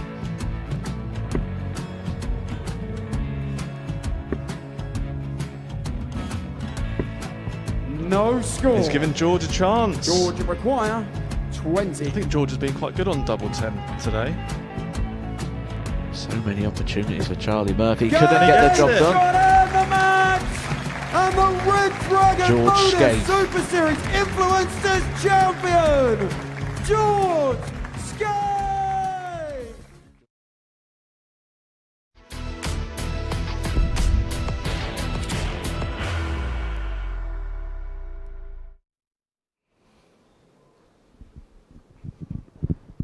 Welcome back to the Modus Super Series. The group stage action has come to a close here at Champions Night. And the 4 players at the bottom of the graphic there are the 4 players in the semi-finals. Jurjen van der Velde and Jimmy van Schie winning their respective groups. Graham Usher and Jess Smith the runners-up, which means that the semi-finals are going to be as follows. Jurjen van der Velde will take on Jeff Smith, whilst Jimmy van Schie will take on Graham Usher. You've got 2 players in a Champions Night for the very first time, taking on 2 men that have lost the final at Champions Night before, and one of them is guaranteed to make it through to another final. That'll mean they'll become the 3rd player to make more than one final here at the Modus Super Series. Me and the asset, the men in blazers, are here in the studio, and it's a rather empty studio because you can tell we've got to the serious business now because the trophy's gone. Yeah, it doesn't belong to us. It belongs to someone who is going to take place in the semi-finals. I think the dynamic of tonight has been incredible. I think Gavlas and Andy Hamilton played really, really well. But the level of the play tonight, it really is befitting a Champions Night. Jimmy van Schie, let's talk about him first. Is he the player of the evening so far? I think it's difficult to say that he isn't, because I think what he's done is he's soaked up what his army of fans have given him, which is this incredible amount of inspiration. His doubles have been very useful. His scoring ability is right there, and he showed in that second game against Jeff Smith that there is another gear to find, and you get the feeling that there's another gear after that. You just wonder if he's going to need it, because he took charge of that game, he was reeled in and was able to finish it off without any doubt.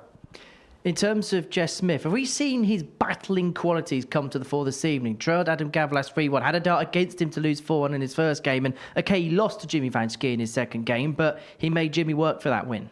To answer your question, yes, we are seeing the fighting qualities of Smith, because I think if you look at some of the numbers he posts with the CDC, with his Canadian stuff, even when he plays in other systems, he's someone who's noted for his finishing and maybe not by his massive averages. So he's going to have to find a way to get enough shots at double. He's only had 11 darts at a double tonight, but he's hit 7 of them. That tells you everything you need to know about Jeff. He's been battle-hardened over the last couple of nights. He's brought that kind of nature here tonight. In terms of the other group, is Jurjen van der Velde the coolest customer in the house so far tonight? I'm not sure he was that cool in the first game. He looked like he was on edge because he knew that if he won that game, he was going to be through. But a bit like Jimmy Van Schie, in his second game, he really started to find a bit of relaxation, but the focus at the same time, and we started to see that level that he can click with. And we've seen what he did in week 11. It wasn't that long ago, it was only a couple of weeks ago, averaging over 103 in a final against a legendary player. So it's fascinating to see what kind of levels will be found next. What's been your thoughts on Graham Usher so far this evening? Good enough. I think what we saw from him on Monday, not quite to that degree here tonight, but it's somewhere in between what we saw on Monday and Wednesday, the good enough stuff to get the victories that he needed. We have 2 players in the semi-finals tonight, one of them being Graham and the other one being Jimmy Van Schie. They've been here before, and they've both on a Champions Night lost a match to go into the final. So this will feel quite familiar for Graham, the fact that he's lost a match. He's still going into the final, but Jimmy's gone one better this time. He hasn't lost a match in the group. He'll be feeling even better than Series 8. Very quick word on Adam Gavlas and Addy Hamilton.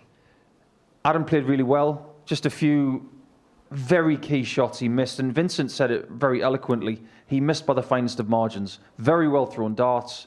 Unfortunately, not his night. And Andy showed a great deal of spirit. I'd like to think that he's going to get to another Champions Night in Series 12. Well, these are the semi-finals, and as you can see, the trophy has made its way onto the stage. Somebody is 2 games away from lifting. Let's talk about the 2 semis then. We kick off with Jurjen van der Velde against Jess Smith. It's that quintessential youth against experience type game. It is, but there's a backstory to this fixture. I know they've played each other the last couple of days, and it's 1 game all. Jeff told me earlier in the week that Jurjen van der Velde at one point in his career actually cost Jeff Smith a tour card. This game may have been boiling up for years. Now Jeff will be thinking, I've waited for this time to deny you for a long time. He's got to put that to the side. He's just got to play the game now. But Jurjen van der Velde, if he's off his stuff a little bit, Jeff will be in to pounce. Jimmy Van Schie and Graham Usher have both spoken this week about their disappointments in terms of losing in finals here in the past. One of them's going to get the opportunity to return to the jackpot match. Yeah, one person gets retribution opportunities, and someone is going to be licking their wounds again. Part and parcel of the game. Be interesting to see who comes through that one, but Jimmy will start as favourite. Out of the 4 players, which one do you just get the sense might well be the standout? I think we might be in for an all-Dutch final again, just like Series 8. Jeff's a close friend of mine. I am a massive admirer of his, but if he's going to make the final, it's going to be really tough to take out one Dutchman. If he wants the title, he might have to take out 2 of them. That will be very hard here tonight with so many people favouring the Dutch. Well, somebody is 2 games away from glory here in Series 11 at the Modus Super Series. Our first semi-final is a meeting between Jurjen van der Velde and Jeff Smith. One of them is going to make it through to the final on their Champions Week debut.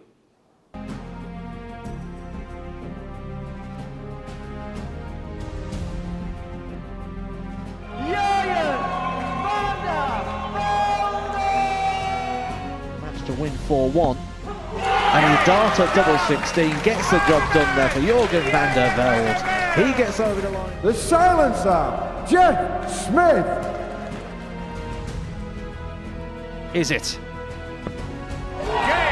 It's the hit!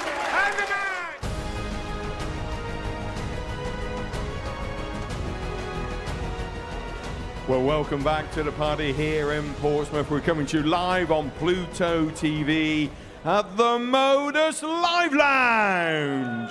Well, of course, the semi-final stage here on Champions Night at the 11th Modus Super Series. So please, can you welcome Jurjen van der Velde?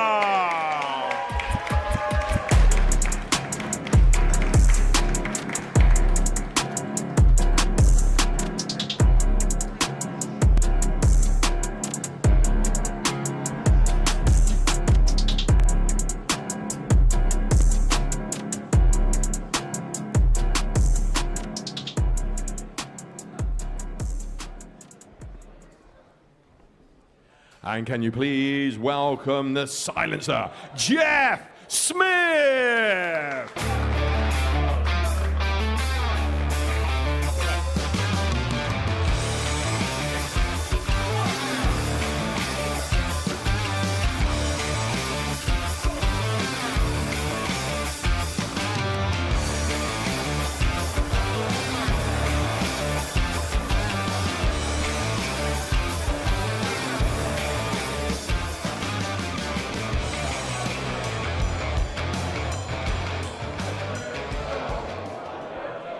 Here we go. We know that one of Jimmy Van Schie and Graham Usher are going to return to the final in the second of our semi-finals. But who is going to make it through to the final on their Champions Week debut?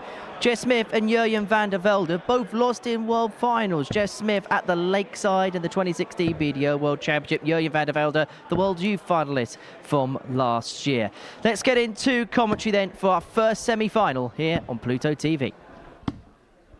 I'm really glad you brought that up, Henry, because tonight's narrative is all about people who have had their heart broken in finals. Someone is about to get back to a final, to go through the mill once again. We are 9 years removed from Jeff Smith making the Lakeside final with Scott Waits. We are less than a year removed from Jurjen making the final at Minehead against Jan van Veen. He would like to slay the ghost tonight, young Jurjen. And Jeff would love to be the first Canadian to win this title. But first, you've got to get to the final game. This is where knockout darts 59. is at its height at the Modus Super Series. We are now getting serious, Vincent. Yeah, so it's safe to say the winner of this tournament wins his 100. biggest achievement in their career. Yeah, Jeff has got a lot of achievements. World Cup singles champion, North American champion twice. I think this is bigger. It's more money. That's for sure, yeah. In the World Cup, you don't win nothing. 140. North American championship, that would have been less than half of the money on offer for the winner tonight. These two 58. are meeting for the third consecutive day. Every game they've played has been 4-2. Jurjen won on Thursday. Jeff won 85. yesterday. This is going to be the quietest of the two semi-finals. Yeah, you can say that again. That's an easy. That's an easy one. 140. Yeah, it's going to be Graham Usher who is going to be thrown to the Jimmy Van Schie Wolves in the next one. Strange choice, wasn't it? But it worked out. Yeah, Go with the second dart for the 19th. This is a big finish for Jurjen in the first leg. 48. He's denied. Jeff requires Smith has 40. been outstanding on doubles tonight. 7 hits from 11 attempts. Make Game that on 8 from leg. 13. Jeff Smith. He's got the best percentage on doubles coming into the semi-finals. Second But if I leg. may Jeff to throw first. play my Game inner on. candle here, because I'm going to wax lyrical, every player coming into the semi-finals tonight is averaging over 90 for the night. And everybody is over 40% on doubles for the 45. night. We can't accuse these players of not turning up. Some of the numbers are off the charts for Modus Super Series finals night. 96. So that means they rise to the occasion, and that's what you want, and that's something you can have a lot of confidence for in the future as well. That you know when you needed it the most, you were there. Absolutely. It was actually Van der Velde that had the best running average coming into the semis, close to 95. 140. His scoring has been really good.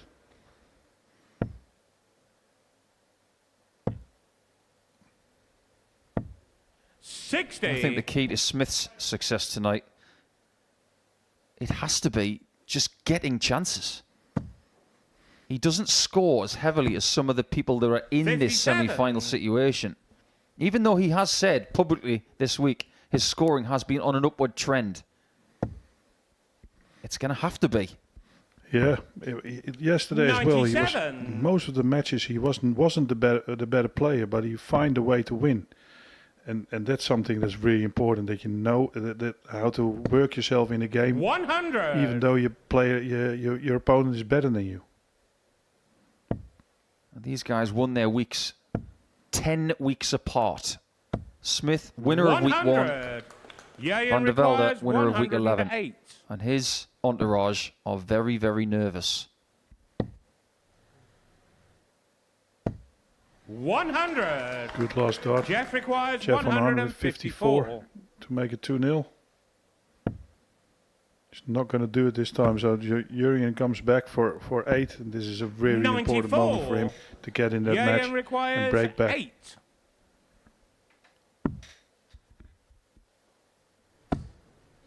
Beautiful use of the marker. Jan van der Velde. Really is showing his maturity and maybe another level of ability Third leg, over the last few weeks. First. Game on. I've said for a while, I think winning week 11 is perfect. Because you win the week, you have a week off, and then you come back. 59. It's the perfect mix of match sharpness, confidence, and rest. Hopefully he had a good conversation with the cows back home, that he didn't need another week off. Do you know what the best thing is about cows? They're really good listeners. I didn't know that. I know they taste well. 96.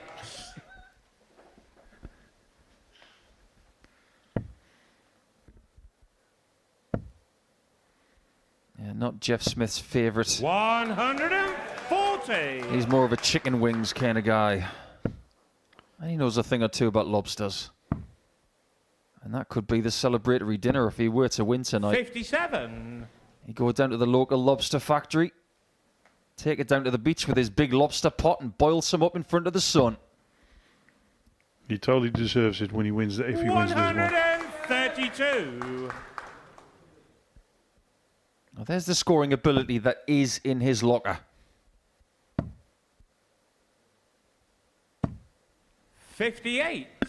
To be Jeff fair, it's an requires easy break. If you have the 12 dots and 2-3-1, that's not a good scoring game. A leg for Jurgen. So he's got himself to blame that he's in this 55. position. Interesting choice there from Jeff. He had 108 left and he went for 17s. So there it was 4 17s to lead tops. Yeah. He'll purposefully leave 32 Jeff tops or 36. 74. Keep us guessing. This time he's trying to leave double 18. He knows Game best, on the and he third takes the leg. lead. Jeff Smith. Break of throw, and maybe the 49-year-old experienced Fourth Canadian leg, Jeff to throw first. is just starting Game on. to believe that maybe tonight could be his night.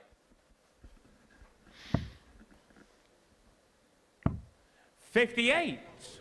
When Jacob Taylor was here in Series 3,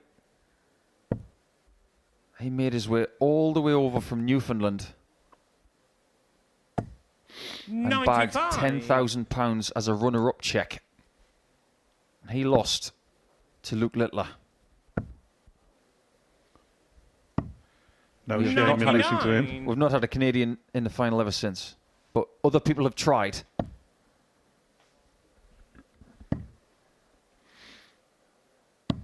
Very good shot again from Jurgen. 74. Scoring is back. Van der Velde tonight has got 4 maximums, and now he's starting to find 170 plus shots as well. There's the joker, John O'Shea. His time will come. John, who's been embracing the chaos in his career the last 6 years, is actually witnessing the chaos tonight. This is a big shot. 127. For the life of me, I don't know why he swithed. No, Yeah, exactly. He could have hit 180 and put 127. Jurgen on all sort of pressure. This is a good start. Bullseye to break back again. 86. Jeff requires 117. To be within 1 leg of the Champions Night final. doesn't get to the double. 57. That's what his game is dependent on, requires 41. getting the shot. He might just be denied any shots in leg 4. Again, it's that tricky lie. 9. And again, he missed this. Jeff This requires can cost him 60. dearly now.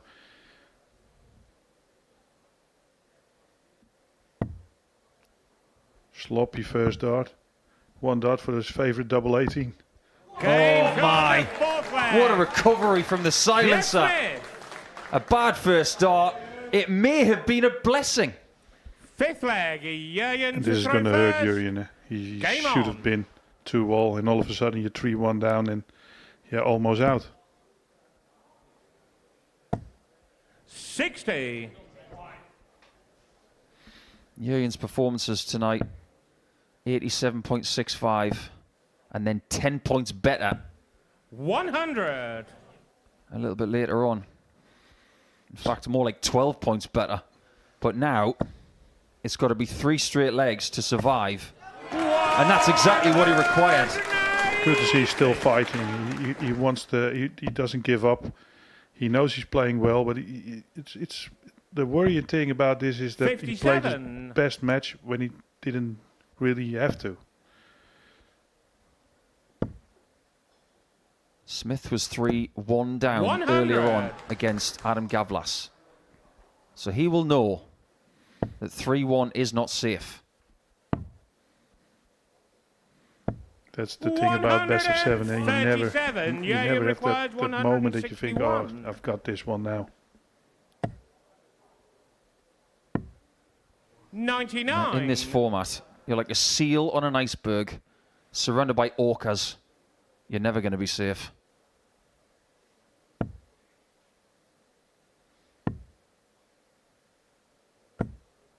It's a very intelligent shot. Requires 62. Jurgen's not great on doubles in this game. He's only 1 from 7. He goes to double 16 again. 30. That corner of the board Jeff has cost him requires dear. 115. It might cost him this semi-final. Does he get a chance? He wants to go to the double 18 again. 87. This Jurgen time, requires 32. Van der Velde can't miss. Double 8. Game He shot doesn't at miss. Jurgen van der Velde. There is one very young, talented, but nervous Dutch dart player. This officially leg, is Jeff the to thick throw end of the first. stick. Game on. He wants that chance for that trophy.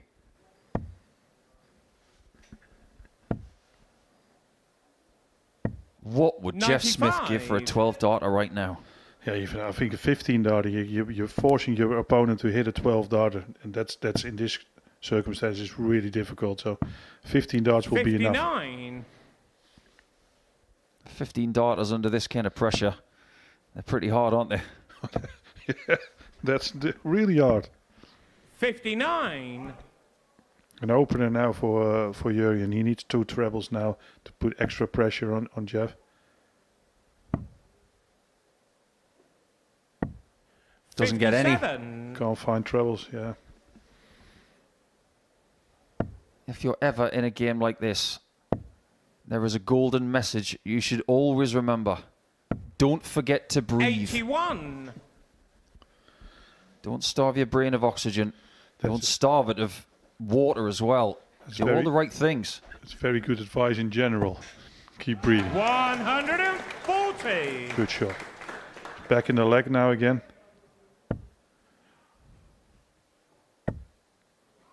Oh.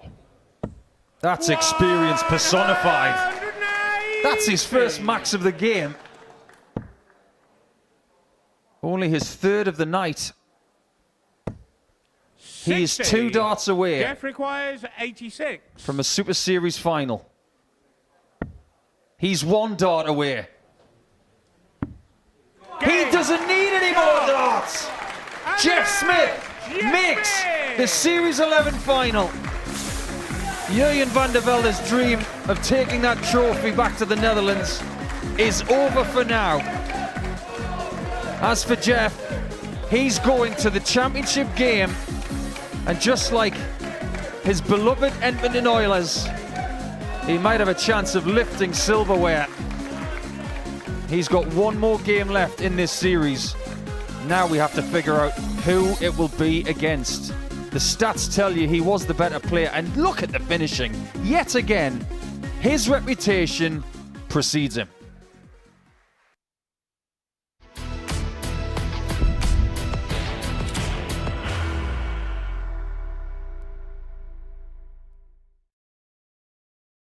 Are you ready to lift that trophy, Darius? Yes. Let's do it then. Ladies and gentlemen, your Modus Super Series 9 champion is Lucky D, Darius Lewandowski!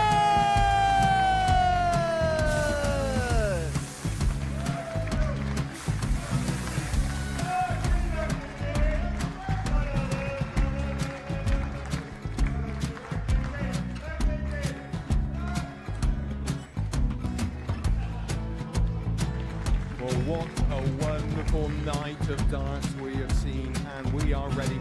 Our champion is ready, and it's trophy time. So receive the trophy. £25,000. The new Modus Super Series champion, the Terminator, Marvin Van Velzen.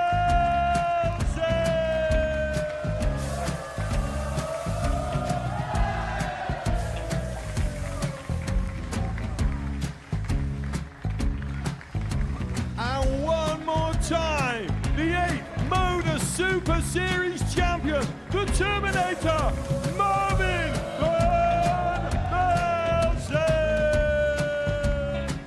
And the new Modus Super Series champion is Andreas Dirty Harrison.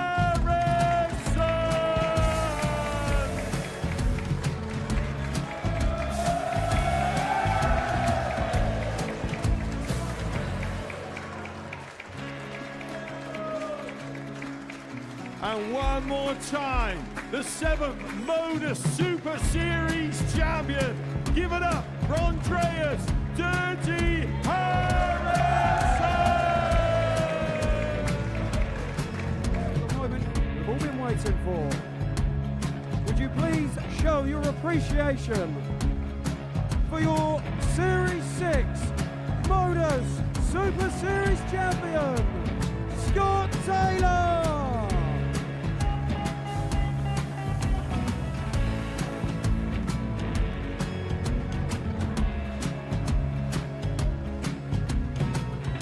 One more time, your new Modus Super Series champion. He is Chucky. He is Jim McEwen.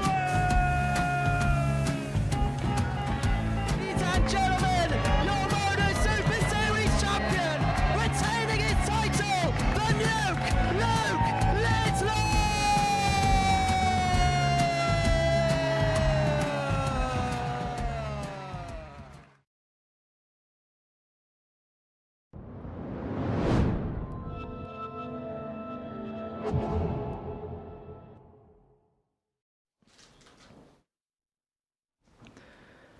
So the first finalist in Modus Super Series 11 is Jeff Smith, courtesy of a 4-2 victory over Jurjen van der Velde before the break. And he's about to find out who he's going to face in the finale. Jimmy Van Schie and Graham Usher have been into the jackpot match once before, but only one can do so for the second time. It's going to be the loudest game of the night. The two most heavily supported players going toe-to-toe for a place in the final.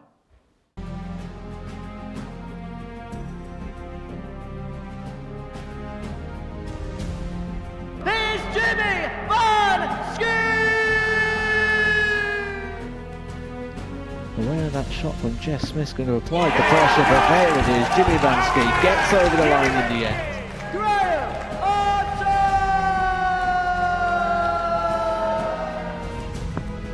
Graham Usher wins the first game of Champions Night, and it was an absolute ripper.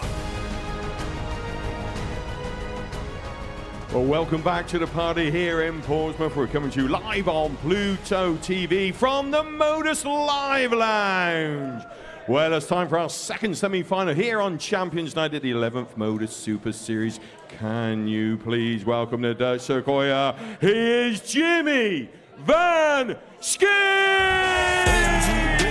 Shopping out the go. 7-figure payment, time is money, gotta go. Addicted to the game for the show.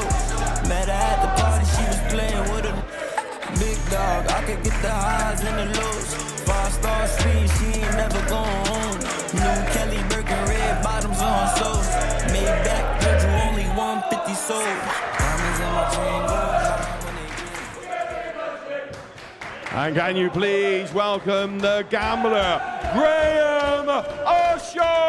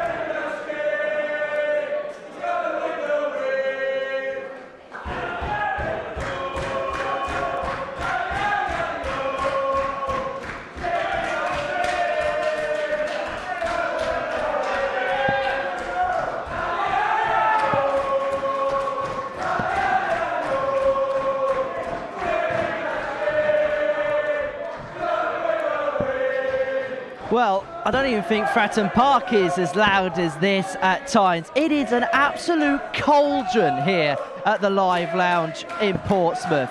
Jimmy Van Schie and Graham Usher are the two players with the most support tonight, but only one of them can make it through to the final. And just listen to the atmosphere here. Let's hand over to your commentary team. It is Matthew Edgar and Paul Nicholson for this second semi-final. Yeah, this is what the Modus Super Series is all about. This is what it can deliver. That's what these fans have been dreaming about all week. The chance to see Jimmy succeed. If he's going to make the championship game again, he's got to start rolling the dice against the gambler. The atmosphere changes. Now it's down to the darts. Jimmy tonight has been playing some very stellar stuff, averaging over 92 and 40% on the doubles. 100. This, Matthew Edgar, is a battle between people who have been to the last game before. They want it again. Yeah, it's interesting there you say the atmosphere changes, because when the atmosphere changes, how you react to it changes as well. Just watching Graham Usher, the way that he walked to the stage, that was completely different, wasn't it? A totally different demeanour. We've seen him this evening with a smile on his face. We've seen him a little bit more relaxed than what we saw there. 47. And it was almost like he was coming into this as if to say, right, I'm here to fight you all. 140. I think the message is pretty clear if you make the final. Keep Jeff Smith away from the doubles. 140. His doubling display tonight has been Jimmy meteoric. 161. But speaking of things that are meteoric, Jimmy is used to doing heroic 93. things on Saturday nights in Portsmouth. Brilliant darts from Usher. 180. Jimmy requires Leaves the 68. double. Hopes for a chance. Double four.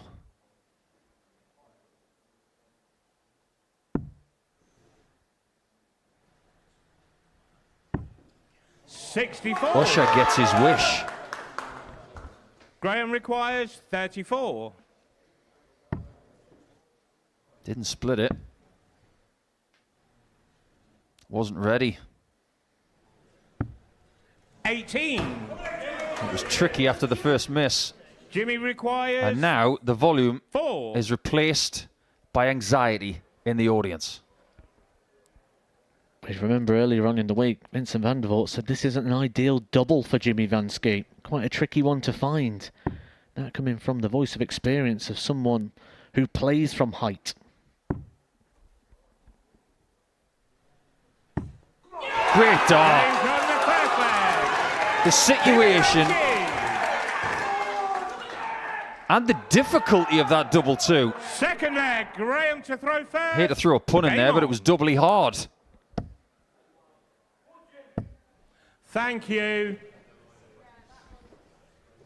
41. Yes, lads, do not mess with Adrian Mason. Trust me. Ladies and gents, please do not call out when the players are throwing. Thank you.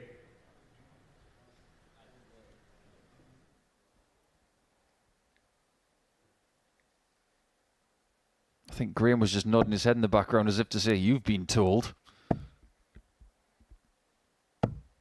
81. The tension was pretty thick 43. about 5 minutes ago, and now it's even thicker. Goes back to what I said, though, about watching Graham Usher go on the stage. It was like he was ready for the battle, wasn't he? It was like a different demeanour I've not seen from him before. 42. He's coming to the room to attack. Trying to control it, shall we say. But right now, Jimmy Van Schie's controlling this game. He really is. He looks comfortable. Been there, done it. Won the pairs with Danny Van Tripe, who he eliminated this week, so doesn't matter whether you're friend or foe, he's going to take you out. 60. Jimmy requires 100.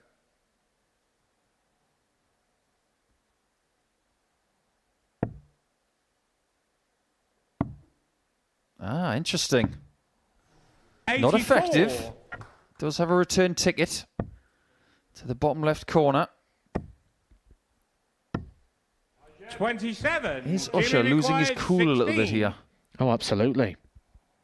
Right now, I'd say the head's gone. And you don't have long to recover.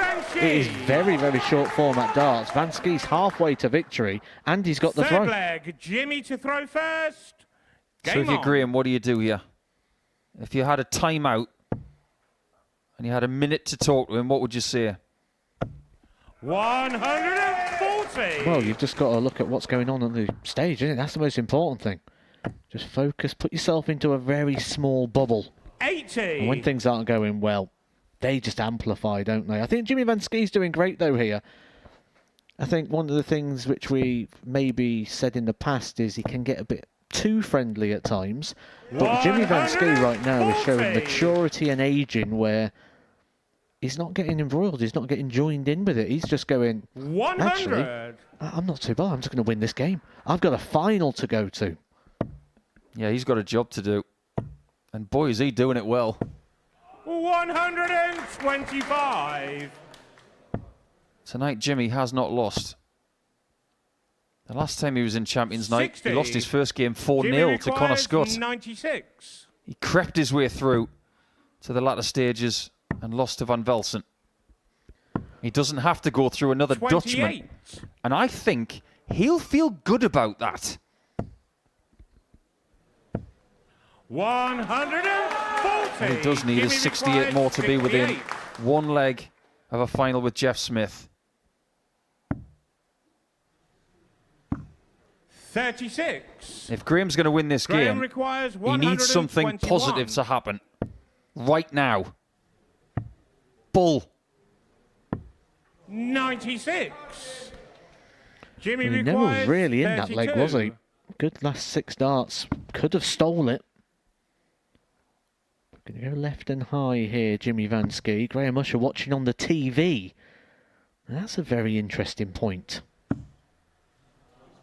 24. He was going to hit that double eight. He didn't want to hit Graham the previous requires flight. 25. Graham gets a lifeline.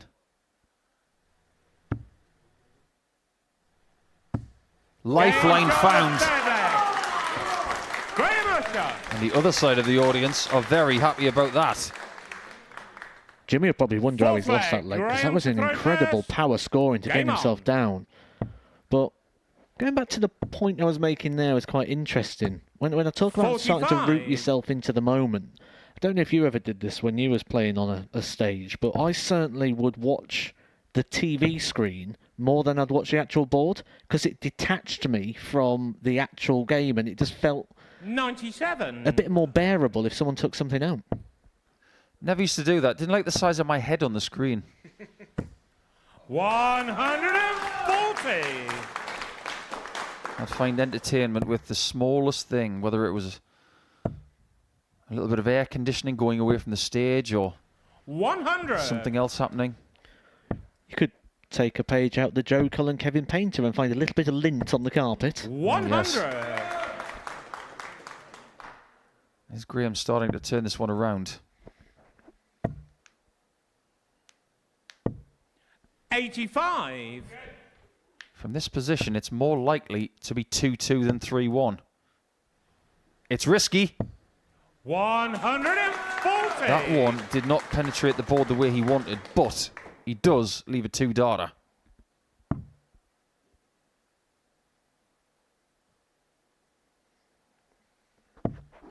$59. Graham requires. Do yourself a favour, 76. Graham. Hit this. Because you get the feeling that Van Schie is boiling up to a big finish at some point tonight. The thumbs up found from Fifth Team leg, Usher. Jimmy to throw first. Game He's on. weathered the storm.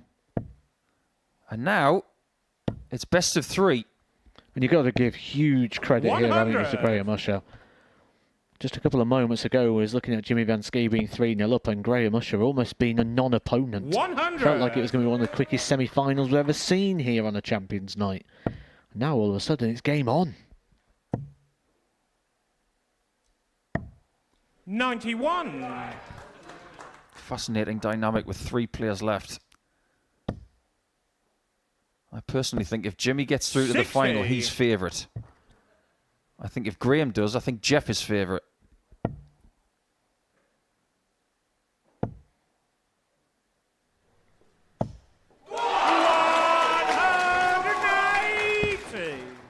Talk about bouncing off the ropes. 100. As soon as Graham Jimmy equalises, requires Jimmy finds another gear. 130. Treble 18.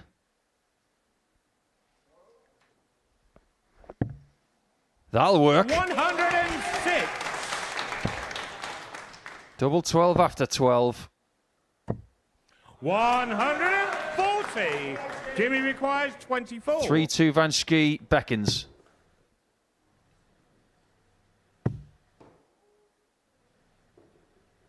$3-2 it is. First real showing of emotion from Jimmy. Sixth leg. If he wins Graham to tonight, throw first. Game he on. will have completed at the Live Lounge the Jimmy Van Schie experience. 81. Weeklies, series, pairs. If he wins tonight, I know it's a silly question, but it's a very 2025 question. Does he become the greatest Super Series player? 100. I think he's certainly the face of 2025 if he wins today. That is for sure. 45. Right now, he's looking in a very, very good position. He said about weathering the storm. Maybe Jimmy Van Schie's weathering the storm of Graham Usher. What an unfortunate time, though, for 80. a bounce out, because now that also eliminates the chance that Jimmy Van Schie, a one treble visit, won't get him down. Well, he's had a lot of darts like that 56. this week.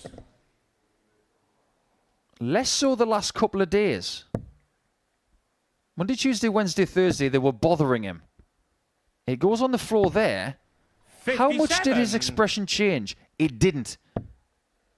Because he knows if it does affect him, it might affect the match. 99. Yeah, there's no time for that anymore, is there? There's no time to be drawn into drama. You've got to dismiss and move on very, very quickly. And he is moving on. Look at him go. He doesn't want to score any more 180s in this game. He's now got 3, averaging 95. 100. He's had plenty of darts at a Jimmy double. requires 44. He only needs one more. Jimmy Van Ski is yet again into a Modus Super Series final. He will get his chance at redemption. And this time, it will not be against a player from his home country. We are going to have two of the best players at this level of darts facing off for the Series 11 Championship.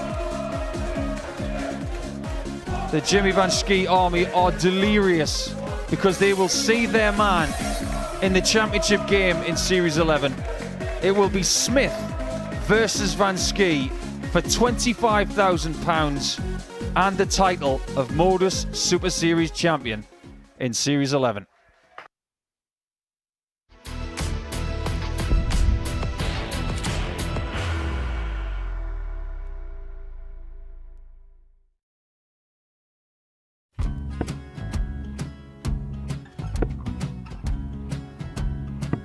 $54. Charlie McGuire, 164.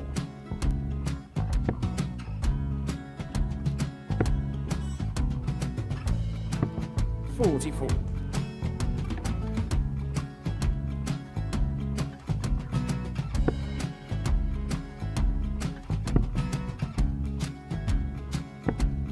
$32. Charlie require 120. Well, 120. He's got a fair, at least two handfuls at this. Just needs to stay 60. there. That's a good shot. Halves his score. Leaves himself on a 2-darter.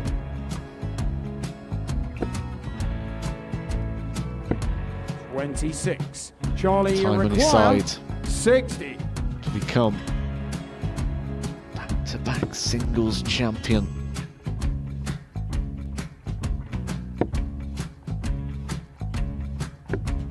$40.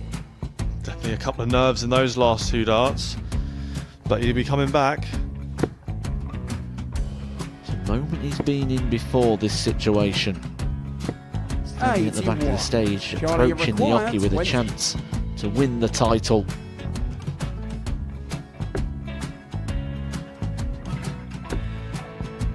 He did this to win the first title, if you remember. 11. I think he's gone. Georgia I think require he's gone to 118. bust it, maybe. The first title he won, he wanted 20. He went 6-7-7 to win it. He had a chance to replicate it again. Yeah, I get the feeling that was for a bust, and 39. on that situation there, George Scaife wasn't even able to take it out going to the 18s on that switch. Yeah, I think he just panicked a bit, but he's done well to get that big one. Sometimes can be the hardest part. Georgia requires This is it. 79. It's got to be 19s. It's got to be 19s for this shot. Big 20 and a double. He's got the first one. He's going to get a match dart here.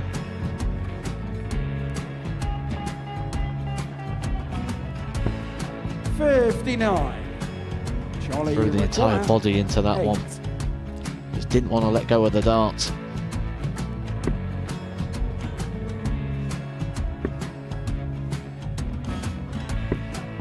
No score. He's given George a chance. Georgia require 20. I think George has been quite good on double 10 today. So many opportunities for Charlie Murphy. Got Couldn't get the job done. Got in the match. And the Red Dragon George Modus Scaife. Super Series Influencers Champion, George Scaife.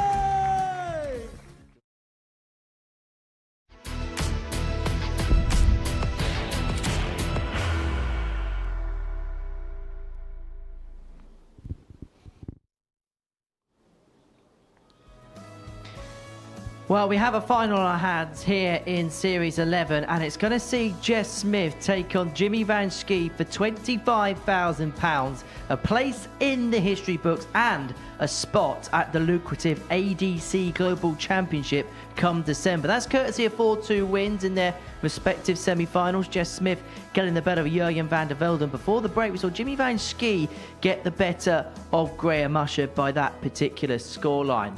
Matthew Edgar and Paul Nicholson are with me here in the studio to look back at those semi-finals and to look ahead to the final that we are about to see. First things first, I want to talk about that semi-final between Jimmy Van Schie and Graham Usher, and first and foremost the incident in the middle of the match, which seemed to play a bit of a part in that semi-final.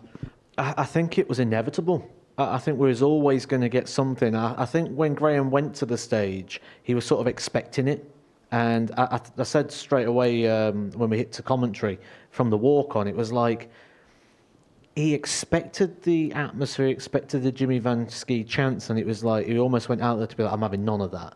So it was almost like he was listening for it and waiting for it. And then after that, he actually started to play well. He went 2-0 down, and he got himself back into the game again. But Jimmy Van Schie just shown his class in the end and got himself in the final. He seems to be playing in bursts, Jimmy, tonight, where he's got a couple of legs where he really turns it on, and there's just a couple of legs that are just a little bit off the boil. Sometimes bursts in best of 7 is the best way to go, as long as your bursts are long enough. Could be 2 legs, could be 3 legs, could be 4 legs. But he is an explosive dart player. We've seen some great levels from him over the last 18 to 24 months. He's very comfortable with pressure, obviously, because he's playing some of his best darts of the week tonight. And he's just a wonderful player, and he seems to feed off his audience, whether he's got the army with him or not. The thing is, he looks ready to become a champion. It's just a question of whether he gets the opportunity. Does he get darts to win? It's a questionable situation, but it is going to be the scorer versus the finisher. We've maybe pitched it all week, that if you are going to play Jeff Smith in the final, if you deny him shots at a double, you might just be champion, and that may be Jimmy. I'm not going to mention the word Triple Crown because Nico will combust, but Jimmy Van Schie can become, yeah, that face. Jimmy Van Schie can become the second player to complete the set here at the Super Series. Andreas Harrison's the only player to win a week, a series, a specials week. Obviously, Jimmy won the pairs with Danny Van Tripe. He's won numerous weekly titles, and the series really would cap off what has been one of the great campaigns here at the Super Series.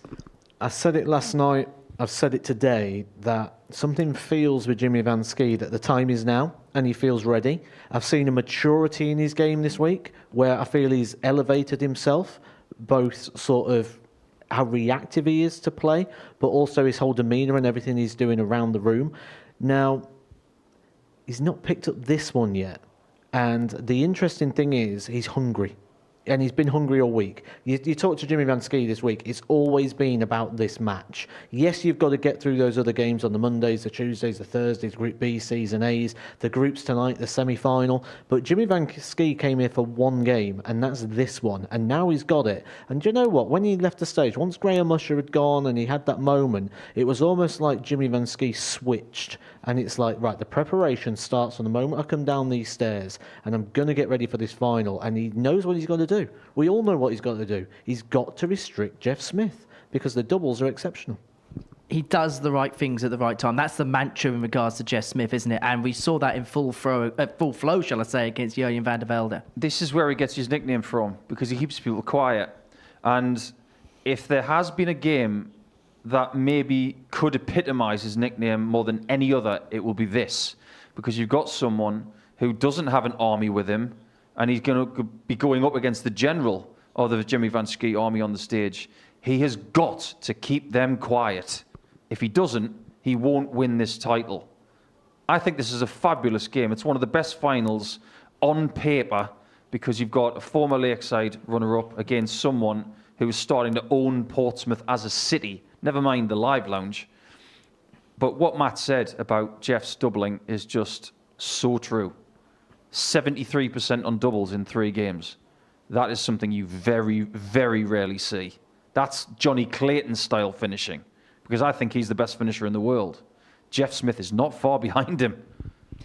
Jeff Smith's beaten Martin Adams at Lakeside. He knows how to deal with people at their home venues. How difficult is it going to be tonight against Jimmy? I don't think it'd be a factor for Jeff Smith. And if we look at the way that the two players won their semi-finals, Jeff Smith was controlled, it was managed, everything he did was measured. Jimmy Van Schie, at times it was emotional. You know, we can break it down into 3 sections. We can go to that first part, then we can go to the second part where Graham Usher started coming back. Jimmy Van Schie almost being apologetic for how it was going on the stage at the time, then got back into the flow again. You don't get away with that against Jeff Smith. You can't ride that roller coaster of emotion. You have to try and find some form of level and some form of consistent balance in the middle. Jeff Smith will be controlled. These could champ the whole way through. It's not going to bother Jeff Smith. He's played at Ali Pali. That is noisy. He's used to this. So I don't think that's going to be a factor. I think it's only going to be a factor of, does Jimmy get inspiration? What is the key factors in this final? The biggest thing is if Jimmy keeps Jeff away from the doubles and the bullseye, he'll win. That's what I believe. There's only one little thing sitting on my shoulder right now saying, what if? And that's if Jeff's scoring really shows up. We've seen a great deal of switching around the board for white horse shots, as we call it. 60, treble 19, treble 18. If that's effective, great. If his scoring shows up and his doubles continue, then Jimmy Van Schie is going to have to play one of the best games he's ever played in here. On paper, it's good, but both players haven't won this before. If we have a slightly nervous final, I wouldn't be surprised. Who is favourite? Jimmy. Absolutely, without a doubt. I mean, at the start of the week, though, Jeff Smith, I think, was third favourite to go on and win the week. He was ahead of Jimmy Van Schie in the betting. But right now, how it's panning out, how he's playing, he's got his inspiration in here as well. I've got to go Jimmy as favourite, but that doesn't necessarily mean he's going to go win this game. This is going to be tight. It's going to be decided by moments. And if Jimmy Van Schie makes slips like he did in that last game, you're not going to get away with missing 4 darts at a double. And we mentioned before, we've had champions from Australia, champions from Europe. We could have a champion from North America tonight. It would be huge, wouldn't it? I know there's been a lot of great work done in North America over the last couple of years. Peter Cetera does an incredible job with CDC. They're really starting to see the fruits of their labour with the likes of Sto Bunce and Adam Savara, who have played in this building. I think the profound effect of Dutch people doing well in this building, like Marino Michaels in Series 5, that had a profound effect on more Dutch people coming here. If Jeff Smith were to win this tonight, it'd have a massive effect on North America. Whoever wins tonight, they're going to be a great addition to the Modus Super Series Wall of Honour, aren't they? Oh, absolutely. And I think that's one of the interesting parts as well when we look at that Roll of Honour and we look at what people have gone on to do afterwards. We can see people there who have gone on to get further success. I mean, Marvin van Velzen, the classic case of someone who really developed through this project. We kind of expected that Luke Littler was going to go on to great things. We knew when he came here that we was watching a special talent. But I feel like Jimmy Van Schie replicates that journey of Marvin van Velzen. Someone who's done well here and someone I think will be on the tour. He's not going to get many more opportunities because I think he goes there next year. Well, the winner will join the Super Series Roll of Honour at the end of what has been a blockbuster Series 11. There's been some highs, there's been some lows. We've had our fair share of blunders as well. Let's have a look at the best bits of the series and maybe some of our blooper reels as well.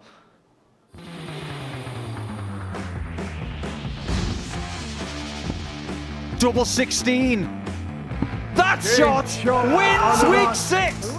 Double 15. And he gives them the reason to roar. Maximum checkout. He's done it. Choices. Gets the treble 19 for double 12. And it is wonderful from Whitehead. Finds the treble 19, double 12 for a 9-dart finish. Oh, what a shot. Poke at the bull, and he gets the bull. Well, he's a bull hitter, isn't he? Oh, no, not that. Double 6. That was it, and it was out. You could see the puncher mark. Many years on the PDC. Oh, that's desperately unlucky. Sivertson there with 60 on the floor. Oh, my word. The final name into Champions Week. Absolutely staggering stuff from David Evans. There's one of them. There's the second. This will be amazing.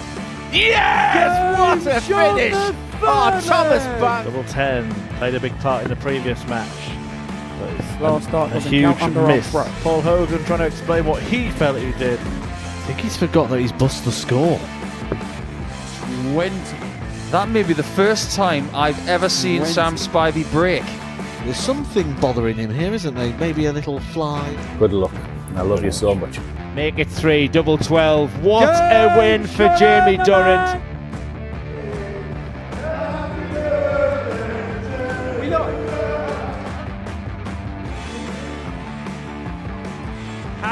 second.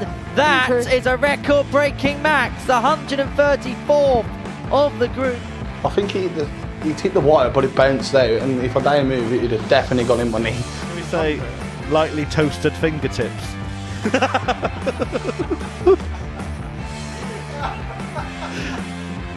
For a 9-dart leg, Richie McKee wires it. He was playing to do it on a Saturday. It's on. Double 12.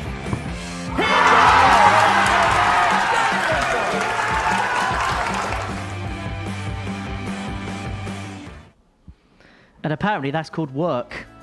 Anyway, this is what we have seen on Champions Night. The final is about to get underway. Jess Smith takes on Jimmy Van Schie. Are we going to have our first ever Canadian/North American champion? Or is Jimmy Van Schie going to join his compatriot Marvin Van Velzen on the Roll of Honour? £25,000, a place in the ADC Global Championship, and a spot in the Super Series history books is on the line. It's the final, and it's time to get it underway.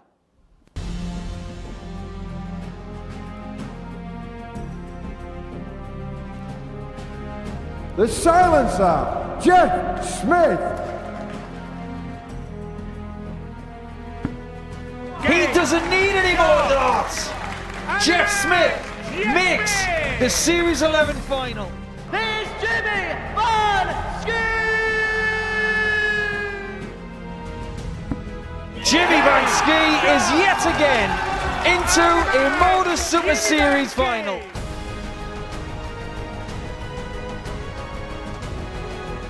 Well, welcome back to the party here in Portsmouth. We're coming to you live on Pluto TV from the Modus Live Lounge. Well, this is it, the grand final of the 11th Modus Super Series. And yes, of course, we're ready. The players are ready. And it's tungsten time. So please welcome the silencer, Jeff Smith.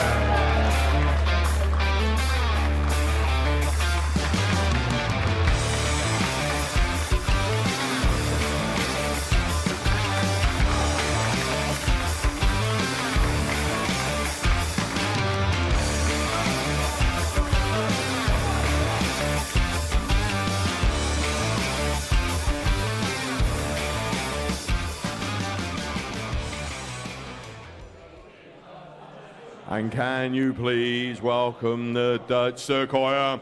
He is Jimmy Van Schie!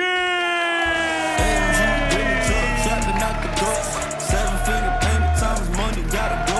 Addicted to the game, cake for the show.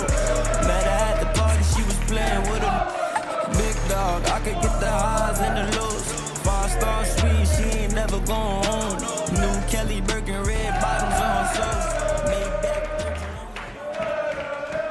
The 10th name on the Modus Super Series will be either Jeff Smith or Jimmy Van Schie. Who is going to climb to the Live Lounge Summit? Let's find out in the company of your big match commentary team of Vincent van der Voort and Matthew Edgar.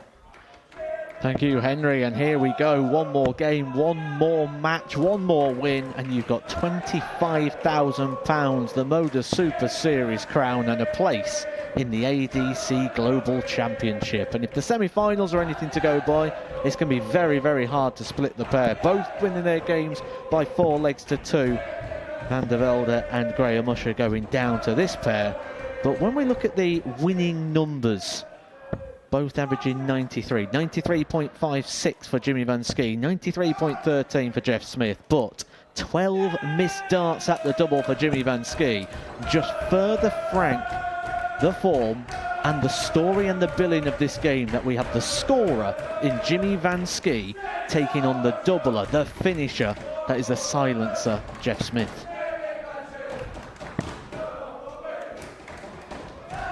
Yeah, so you can see that Jimmy is probably the better scorer of the two. But Jeff Smith is so dangerous when he gets a finish, and when he gets a chance, he will take it. His double 18 in the semi-final was ruthless. Just 15 darts at a double this evening for Jeff Smith, and that's all he's needed to convert 11. An absolute exceptional return rate, but this isn't the first time the pair have met this evening. They have already played on the stage at the end of their group campaign. Jimmy Van Schie picking up a 4-3 success on that occasion, but a quality game that was exactly the same as what we're spilling here. The scorer versus the finisher. Vincent, do you put anything on the fact that Jimmy Van Schie's already beat Jeff Smith tonight, or is this just a completely different game and that's completely irrelevant now? I think it's irrelevant. You have to put that aside. This is just one match. And the last match was 4-3. It was very close. So he has to put that aside and just, this is a final. And Thank you, ladies and gentlemen. Finals are always different. First leg, Jeff to throw first. Yeah, Jeff has to start good, because Jimmy has every match this evening. Jimmy started brilliant, and then after 2 legs he calmed down a little bit and then come up again with his level. 140. So he has to stay with him for the beginning. And Jeff Smith has won the bullseye here. The only game of the week which has a bullseye to see who throws first. Jeff Smith earning that right in the practice room. And that could be a huge advantage, because when they met earlier on, Jimmy Van Schie was the player who had the throw, and the scoreline was 4-3 in the favour of Jimmy Van Schie. Yeah, exactly. So for Jeff, it's just got to be hold your own throw, especially 81. In the beginning of the match. So you keep the crowd a little bit out of the match, and you get Jimmy a little bit worried. Some great names there on that trophy. 140. Add their name to it. Jeff Smith, Jimmy Van Schie. One more game. But you mentioned about Jimmy Van Schie traditionally starting quite quickly. Jeff Smith is out the traps here. Yeah, that's why I mean the finals are always different than normal group games or semi-finals, whatever. 72. This is the player that we dubbed as the finisher. Maybe trying to take both of those titles en route to taking the overall title here. 80. But another one of those darts for Jimmy Van Schie. He's had quite a few of those 58. tonight, but that one could be the costly one here for this leg. Gives Jeff Smith time to be allowed to make this mistake. 40. And that's a difficult one now, eh? 18 left, so for Jimmy, just put pressure on. Hit as many triples as possible. Can't 56. find one. Jeff So what's Jeff going to do? He's going to go 18. straight for the double 9.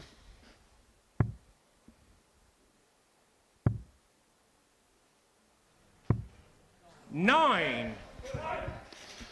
This is exactly why I'm not a fan of double 18. That he leaves himself now with a lot of Jimmy trouble. requires If he 128. went for to go for tops, he wouldn't be in this situation.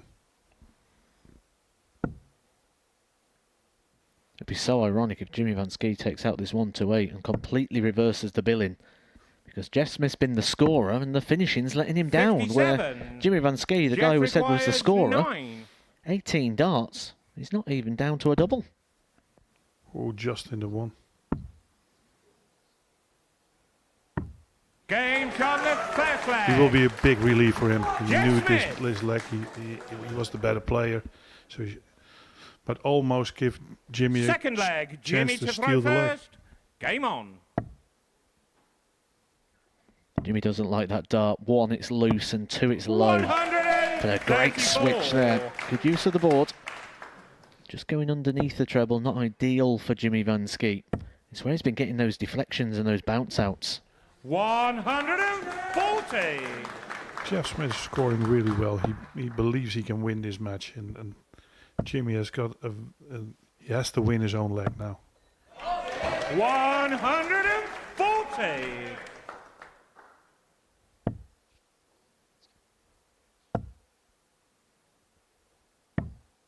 $91. Good last dart. Still in the leg. He needs a little bit of Jimmy now that he doesn't hit any trebles, so he can come back in the game. But 96. triple 19 works well for him. I suppose when your opponent's scoring as well as Jimmy Van Schie is right now, for Jeff Smith it's just hold on to him, be there, and if the mistake comes at the back end of the leg, if he doesn't take his chance, you've got to be there to strike. Jimmy Instead, requires Jimmy Van Schie now 6 darts, a bit of time on his side.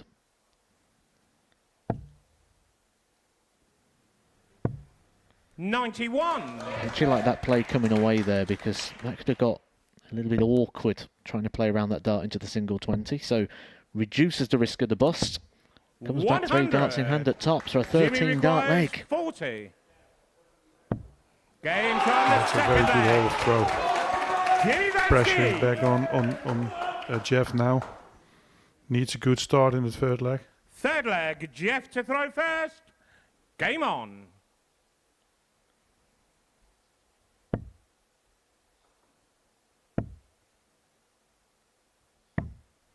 I think we're also seeing further confirmation of the assessment before the match started of Jeff Smith just very controlled, very measured in his approach, where I think Jimmy Van Ski's got to the point of the night where 59. He's literally living and breathing every shot, as we can see from the reaction there. Yeah, Jeff is more in control. He's more the guy who you think you should play darts, and Jimmy just gives everything. Every throw, his head moves. He's trying to force a dart in, but he's playing really well tonight. 135.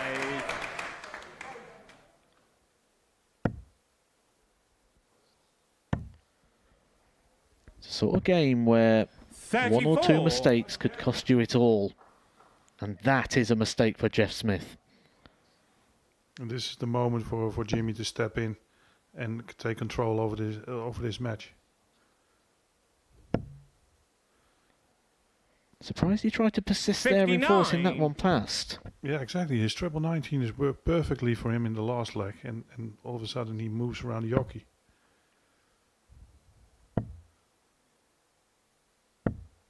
$140. Needs 2 trebles now to get, or his favorite finish of the week with a ton. 100. Oh no. Could you imagine if it goes again? But first of all, Jeff Smith, 130. Just needs the 1 treble to get a dart at the bullseye. Not going to go. Could you imagine if Jimmy Van Ski, 58. For the second time this week, takes out a crucial 148. 2 treble 20s and a double 14. Don't finish it this time, but Jeff is still 72, and that 60. Sounds like an easy one, but it's a very difficult finish 72. In the final of this week. Third leg, you need a hold of throw. Very good treble 16, double 12. Game on the third Great leg. hold of throw. This is why Jeff he's so Smith. good at finishing between 60 and 100. If he's in form, he hits those. Fourth leg, Jimmy to throw first. Game on. And that's the difference between the levels. You know, what is the difference between a good player and a tour card holder, and then the 40. difference between a tour card holder and someone in the top 32? It's just the frequency of those type of shots. A lot of the time you find that players can cancel themselves 40. out in the scoring phase.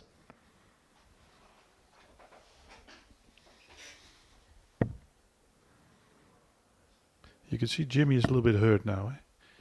He doesn't play as freely anymore. 81. Darts are different in the board. He tried to force that one. He almost fell over. This is the time for Jeff to step in.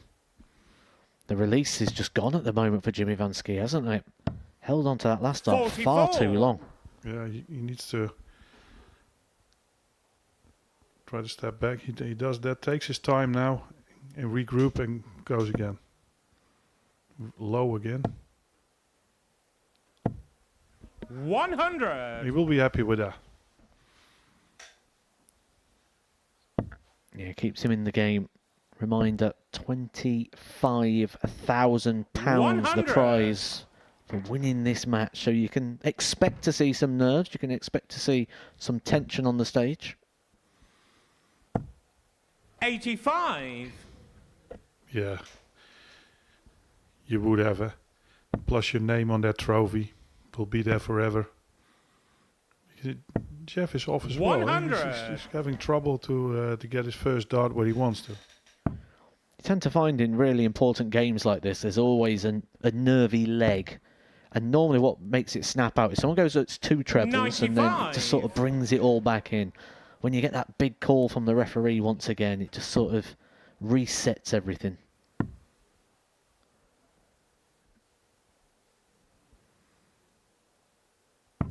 No trouble with the last there. 6 darts for 100. That requires should be enough. 100.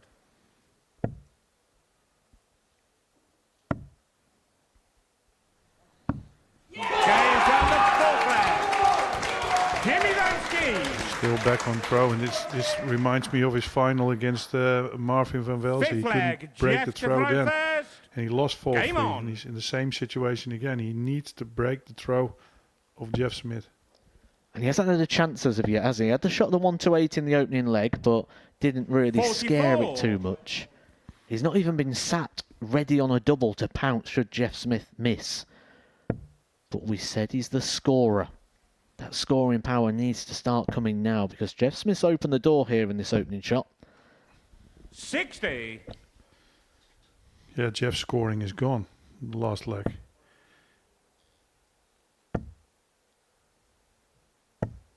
$100. He will be happy with just a straight on. He knows now where he can find it again. He hopes now that he doesn't get a 180 against him, but he's in this leg. 97.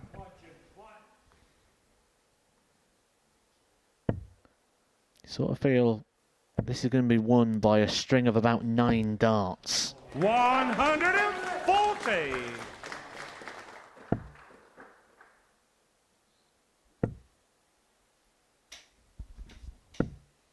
$98.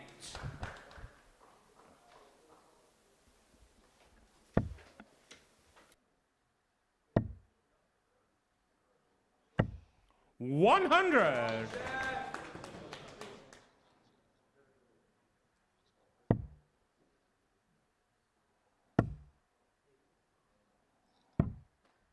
$28.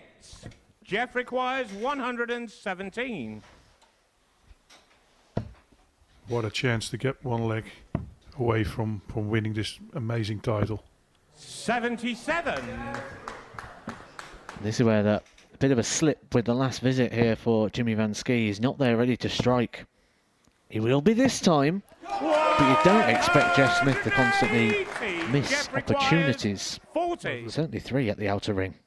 But the pressure is full on now.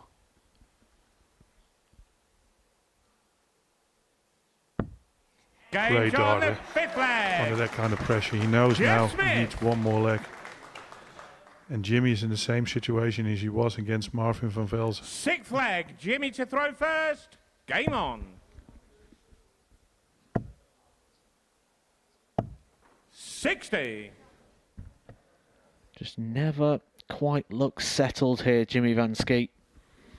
Jeff Smith's been around long enough to notice the signs, to see the telltale signs, to draw 41. confidence. But he's still got to do the job. Just because your opponent's struggling doesn't mean you're going to get an easy pass. He's still got to cross the line. Sometimes it's difficult. 96. If you see your opponent struggle, you wanna hurt him, and if you're not playing well yourself, because this match is by far the worst match of the evening. 100. It's the one that's got the most on it as well, isn't it? So no surprise to see the level dropping as that sort of forward projection starts to go. What 60. this game could bring you. A trophy right there. And all the riches and glory.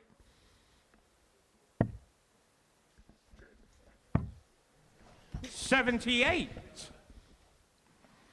They're level again, but Jimmy still has the advantage of throwing first. Good shot. 133. Puts him in control of this leg. Only a 180 will hurt him.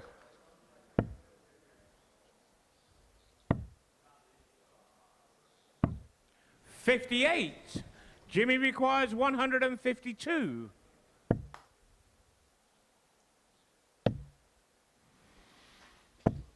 $60. This is the time for Jeff Smith to put pressure on him. Lovely third eye. He can use that barrel to get in the top 40. 134. 92 for Jimmy Jimmy. requires 92. Does he go to bull? No, he's going straight for the treble. I think he goes for double 18. Another double 18. Absolute class quality there for Jimmy Van Ski. What a time to stand up and take notice. Jeff Smith was stood ready on a potential two-darter to win the title. Two double 18s for Jimmy Van Schie to send us all the way. We was here earlier.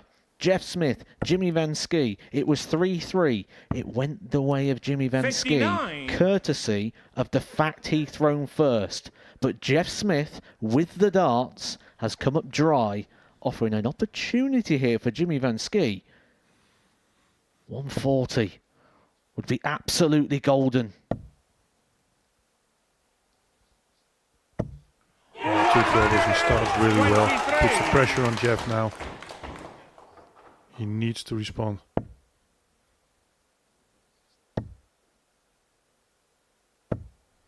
100. It's only a tom, so you would feel that Jimmy feeling his chance is growing now. Great first dart. He needs another one. 85. One treble visits will feel enough right now.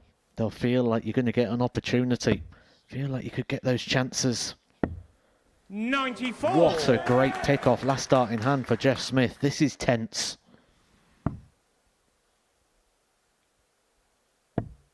Jimmy needs a treble. 59. Jeff is back in control now with the leg, so he would want to have a minimum of one treble now. Gets it. 98. This is the point of the game, isn't it, where you've really got to concentrate on your own game, but you're also very aware and you're hoping your opponent misses at the same time, rather than just being in your own bubble. But 53. a wayward dart for Van Schie. Jeff Smith is 150. guaranteed 6 darts. He just won't have a single treble, then he leaves a two-darter for the match. That's a bit of a let-off as well. If Jimmy can now put pressure on, there will be a lot of pressure on that 92. Needs trebles. Maybe the bull now. 55. Jeff Poor leg. requires 92. 92 for the match. This could be it. Is this Jeff Smith's moment? Starts on the bullseye. It's a dart at double 18. He's been trying to leave it all week, and he misses it for the title. 74. Jimmy Van Schie to save his skin. 126. What a moment for him. 126 for the match and get his name on that title. Andreas Harrison's name's on that trophy. And he did it when Cam Crabtree was sat on a double. He took out a 1-2-1. Is this flashback vibes? Can Jimmy Van Schie do the same? Just needs the one treble here on the 19s. Finds it. For the bull. 101. Oh, unlucky. Jeff requires 18. 18 is still not an easy finish, yeah? He's just got a lot of pressure on it. He's going to split it. 2 darts for double 4 for the match. Game. Shot. And the Modus Super Series 11 champion, Jeff Smith. Well, just look what that means to Jeff Smith. Jeff Smith is the Super Series champion. £25,000, a place in the ADC Global Championship, and the 11th name on the Modus Super Series title. Jimmy Van Schie gave it his all. He missed a match start, but the moment, the night, the series belongs to the silencer. It belongs to Jeff Smith. Goodness me, what a final that was. Jimmy Van Schie had a dart at the bull to win it. The opportunity came and went, but Jeff Smith held his nerve, and in the tightest and the most crucial scenarios with 18 left, decided to split and then hit the double 4, which sees him become the 10th different name on the Modus Super Series trophy. He becomes the first North American player to pick up the title, and it's his first major televised triumph. Almost 10 years after that BDO World Championship final defeat to Scott Waits. He is finally a major champion. He beats Jimmy Van Schie by 4 legs to 3 in the final. You could see the emotion from a man who is usually as cool as a cucumber. It is his biggest title to date, his biggest check to date, and he is going to add his name to that particular roll of honour. It began with Conan Whitehead. Luke Little had got his name on it a couple of times, and it now bears the name of Jess Smith, who's speaking now on stage with Paul Nicholson. Thank you, Henry. We have our champion from Series 11, the first North American to win a Super Series championship. Jeff, this must mean a hell of a lot to you. Yeah, it's playing that game and all the crowd support Jimmy had. I wish I was Dutch, but at the same time, yeah, I'm thrilled. I can't even believe I got this. I don't know if you're aware of this. I know your mind is probably in a bit of a tiz right now, but you won the series with the same shot as winning week 1. Maybe it was meant to be. Is 18 your new lucky number? Yeah, I had 18 left. I had double 9. I said, no, there's no way. The last one won me. It was a split. I'm going 10 double 4, and here we are. Your reputation has been built over the last 15, 20 years on finishing. You were 73% on finishing going into the final, and you were able to finish the job. You must be very proud of the way you've played tonight. Yeah, that's my whole game. If I'm finishing well, I can beat any player in the world, and I know that. And if I could get my scoring up, I'd probably be a world champion someday. But tonight, I'm Modus Super Series champion. There we are. You've got the gold medal. You're going to get the trophy pretty soon, £25,000, which is a lot more in Canadian dollars. That's going to buy you a lot of lobsters. Yes, sir. My wife's happy. We're going to Korea in September, and we're going to have a great trip now. Obviously, this comes with something else as well, an invitation to the ADC Global Championship. You said you could potentially be a world champion someday. Is there any reason why you can't be an ADC Global Champion? Yeah, I can't wait for that. The spin-offs of playing Modus is unreal. To get to come back again for that now is there's another £60,000 at the table, and man, like, so happy you guys all came out tonight. Good support. I can't wait. Hopefully you're back in December. What are you most proud of about the way you played tonight? The finishing. I was against a throw a couple of times, and I was worried about that because I had a couple of really stout players against me, and found a way to win. As long as I get a shot at a double, I have a chance. We were saying in commentary that if people gave you chances, they were in big trouble. And that's what your game is all about, isn't it? Yeah, I don't want to give them any chances to begin with, but if they let me off the hook on a shot or here or there, then that's what I do. I just clean up. After this World Cup in Korea, you've won the World Cup singles before. You'd like to win it again. We're going to see you back here in November for the ADC Global Championship. I know that everybody back in North America and Canada is going to be watching this saying, our boys just won it. You went one better than Jacob Taylor. Have you got anything to say to anybody over in North America watching you right now? Yeah, Jacob Taylor is one of the best dart players in North America. Kind of made his bringing through the online darts and whatnot, but he came over here and he showed he could play, and this one's for him. I'm not going to make you wait much longer because now we're going to go to our MC of the evening. It's time for the trophy presentation with our MC Paul Starr. Well, there we go, ladies and gentlemen. What a wonderful, wonderful series of darts we have seen here at the Modus Live Lounge, and we're ready. Our champion's certainly ready, and it's trophy time. So receiving this fantastic trophy and £25,000, the new Modus Super Series champion, the silencer, Jeff Smith. Ladies and gentlemen, the 11th Modus Super Series champion, the silencer, Jeff Smith!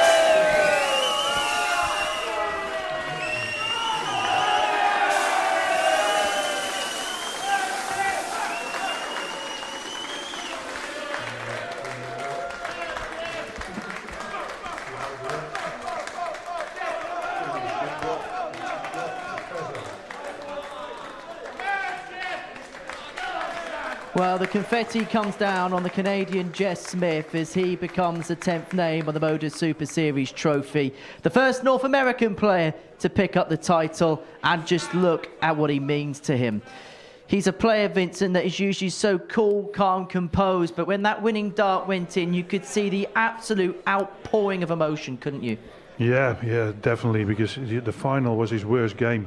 They both couldn't find the trebles. You could see what it means to them, and they wanted it so bad. And at the end, he was a little bit better than Jimmy. And this is a major triumph for Jeff, isn't it? It's the first time that he's won a big televised title. We've seen him get to the Lakeside final 10 years ago. But this, even as he approaches his 50s, is probably the biggest day of his career so far. Yeah, I think so. This is a big title, and probably in the future it will be even bigger. But yeah, this is a great achievement. There's a lot of money involved, and he's in the global championship. So what a day for him. I hate to say that you're right, Matt, but you did say that he was a series champion waiting to happen. He's everything the Super Series is. If you want to know what it takes to win a Modus Super Series, model yourself on Jeff Smith. He's cool, he's calm, he's collected, he's composed, he's clinical, he's consistent. Everything you need to be successful here, he has got it. It's not about, can I go up and hit 110 average? We've seen that, didn't we, this week? Shane McGurk went up and hit some big averages. He didn't even make it to Saturday night. It's not about individual performance, about consistency. And that man is it in a nutshell. What was the keys towards Jeff winning that particular final, Vincent? It was to start with that he started the match, and his doubles. The first leg he was a little bit shaky on the doubles, but since then he finished everything off, and that is his strong point. I mean, if you look at all his matches, I can't remember one point that he said, well, how spectacular he played, how many big shots, big 180, nothing. It was really good, but inconsistent, and that made him a winner. They're incredible pictures, Matt, aren't they? These are pictures that'll last a lifetime for Jeff Smith and for his family, his friends, the people that he's played darts with. This is what makes it worthwhile. Jeff Smith is one of those people that's travelled. He's not someone who's sort of relocated over here and sort of set base. He's one of those people that are backwards and forwards, clocking up the air miles, doing the journeys, doing the miles, doing the hard work. He's had to make a lot of commitments and a lot of sacrifices to get himself to this position, to have opportunities. And yes, he's come close before, but he's never really took one of those. He's never had his big moment. And today, under the confetti, that big smile on his face, all them years of travelling, you know, nearly 50 years old now, he's been doing this about 30 odd years, it all feels worthwhile to him tonight.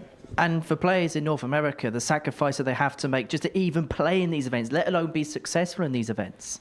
Yeah, exactly. It's what Matt said. He did in the miles. And I'm from Holland, so if I've got a 1 hour flight, I'm home. He has to be after very disappointing weeks in the PDC or wherever he played, and then you have the long flight home and you have to come back again. And sometimes it's very lonely on tour and it's very depressing. So moments like this, yeah, that make your career. However, there's always two sides to a final, and Jimmy Van Schie was a dart at the bullseye away from completing the set here and picking up the trophy that he came here to win on Monday morning. Absolute heartbreak. That's the only thing you can say about that for Jimmy Van Schie. He seemed so close. It was a well-thrown dart at the bullseye. It wasn't a nervy one. You can't say he bottled it in any way, shape or form. He thrown a very good effort. It just was a little bit too high for him. And I think he knew straight away when he missed it. You saw him fall to the floor, almost expecting that he wasn't going to come back to the hockey after, you know, Jeff Smith coming up for the 18, and we know how good he is on his finishes. So it was heartbreak again for Jimmy. He's come so close, but he's got another opportunity. We've still got Series 12. That's on the horizon. I think that's probably Jimmy's last chance, because I think the evidence of what we've seen this week and what we've seen tonight from Jimmy Van Schie, I think he's ready for the tour. Well, you see him on his knees, and I tell you what, Jeff Smith, it takes some in a last leg decider of a big final like this to split 18. Yeah, definitely, yeah. Because you would think you go straight for the double, you want to get it over with. But he stayed calm, and first dart at the double was in. That was an amazing shot, and you can see what it means to him. I feel a little bit sorry for Jimmy. He gave it everything he had, and he knows in the final he didn't play his best darts, and that's the moment you blame yourself, and you're gonna go to your hotel room tonight and thinking, I should have played better in the final. I'll tell you what, Health and Sade were a bit way when that final dart went up in the air, weren't they? Jimmy was as well. I've seen him watching it all the way, so you never know. Not the first time. Remember Adam Warner? Oh, yes. And he lost it down the side, didn't he? We found it like on the railings, didn't we? About 3 months later. Yeah. So I hope Jeff gets his dart back, because they would be quite useful to have at some point for him. Certainly in a few months' time, ADC Global Championship. We'll probably see him back here again in Series 12. He's become a fixture here now, hasn't he? And that now is going to make him a fixture, because he's going to get his face on the wall of fame now here at the Super Series. And he's actually going to be back in a couple of weeks' time. We spoke about Jimmy Van Schie having the opportunity to complete the set, but he's going to be playing in international pairs alongside Dawson Michelle. He's going to have his chance to complete the set in a few weeks. Yeah, he's going to be back. And he's going to be dangerous then, because he's going to feel this building is great for him and has been very kind to him. So that will be fun to watch as well. In terms of this night, we thought it was going to be a great evening, and it kind of delivered, didn't it? Champions Week always does. It always gives us a story, and it always gives us something new. There's so many stories to be told within the world of darts. Everyone's got a different one. And when you look at the stories we've told here, when we had a 16-year-old in Luke Littler, we had an 18-year-old as the defending champion this series. We've had players plus 50, like Jim McEwen, coming here and picking up their trophy and having their moment. It's creating stories and memories for a lot of people, telling a lot of stories. And I think Jeff's story that he's told tonight is just part of a continuation for him. This isn't the end. There's a lot more still to come. And like Vince was saying, someone's got to hoover that confetti up in time for Monday morning. Let's have a look at the Roll of Honour then. Jess Smith joining a illustrious list of names. Jensen Walker, well, it was his up until around about 15 minutes ago. And you look at the names on there, Vincent, Jess Smith does not look out of place one bit. No, definitely not. It's all great names. They're all really good plays, but you have to be honest, and there's no player is going to win this except very good dart players, or else it's impossible to win a series like this. And for North American darts, Matt, how big could this be? I think it just confirms what we all know, and it confirms what we've all been talking about.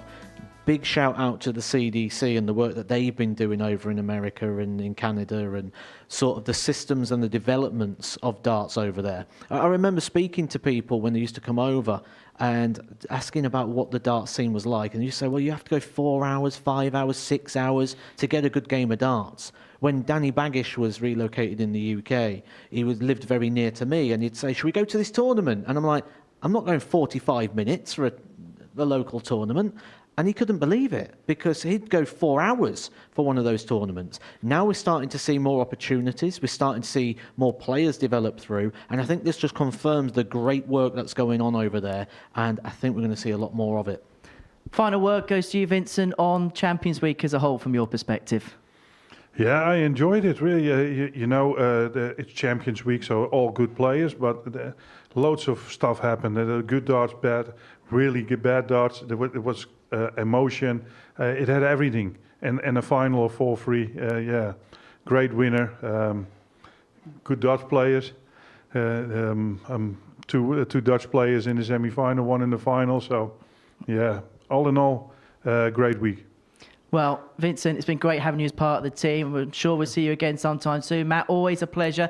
Plenty coming up on Pluto TV. The darts isn't quite done yet on Pluto TV. The brand new series Murph Meets is coming up next, with perhaps some of the worst Photoshop editing of a photo I've ever seen. And then we've got the Rising Stars. That's a live darts that gets back underway on Monday. And then the long-awaited return of international pairs, which is going to see Adrian Lewis make his long-awaited return. And then Jess Smith's going to be the defending champion in Series 12 as that gets underway on Monday, the 1st of September. And every single dart, as ever, is live here on Pluto TV.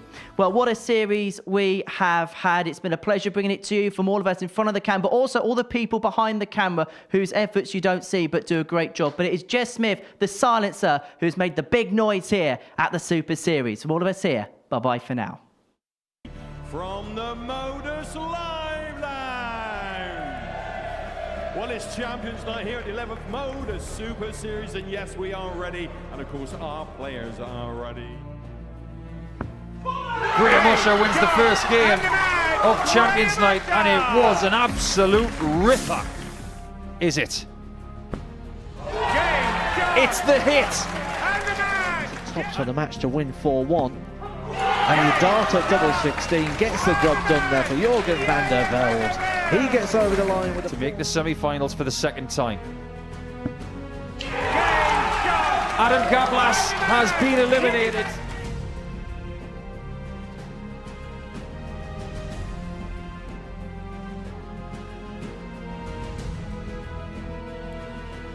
He knows best, and he takes the lead.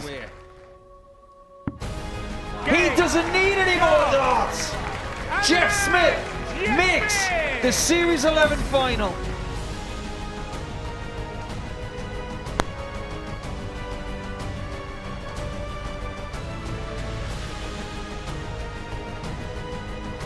Right now, I'd say the head's gone, and you don't have long to recover.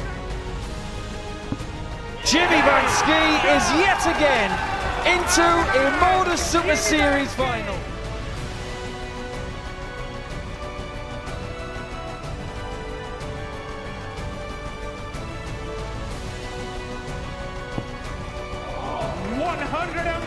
Oh, unlucky.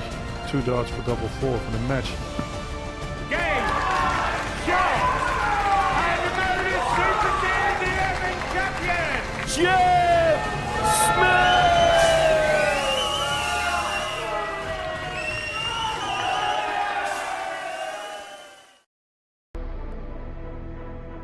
So receiving the trophy. Side for the win. Absolutely incredible. £25,000. The new Modus Super Series champion.